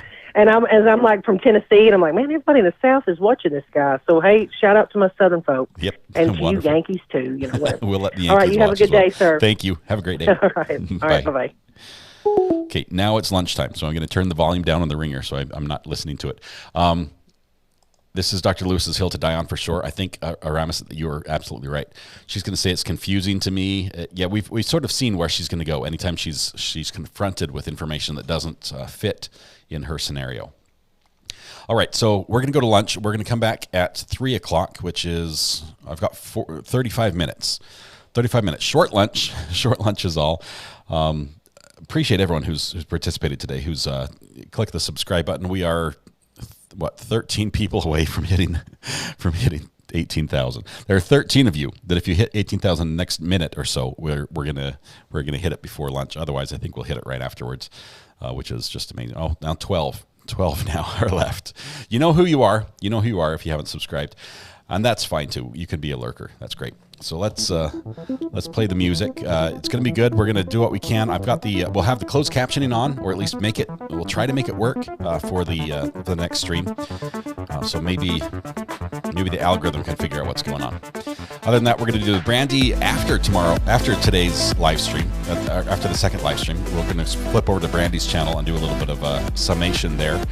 And then tomorrow, even though there's no court, we'll have Dr. G. We'll have Dr. G in the house. He's going to answer some questions here. We'll bring him back on. He's very excited to talk about what he's been hearing today. So that's going to be fantastic. So everybody, please, tonight when you go home, please hug the people you love. Smile at someone, make their day just a little bit better. And please stay safe till we go live again, which will be in about 30 minutes now. So thank you very much. We'll see you in about 30. Bye.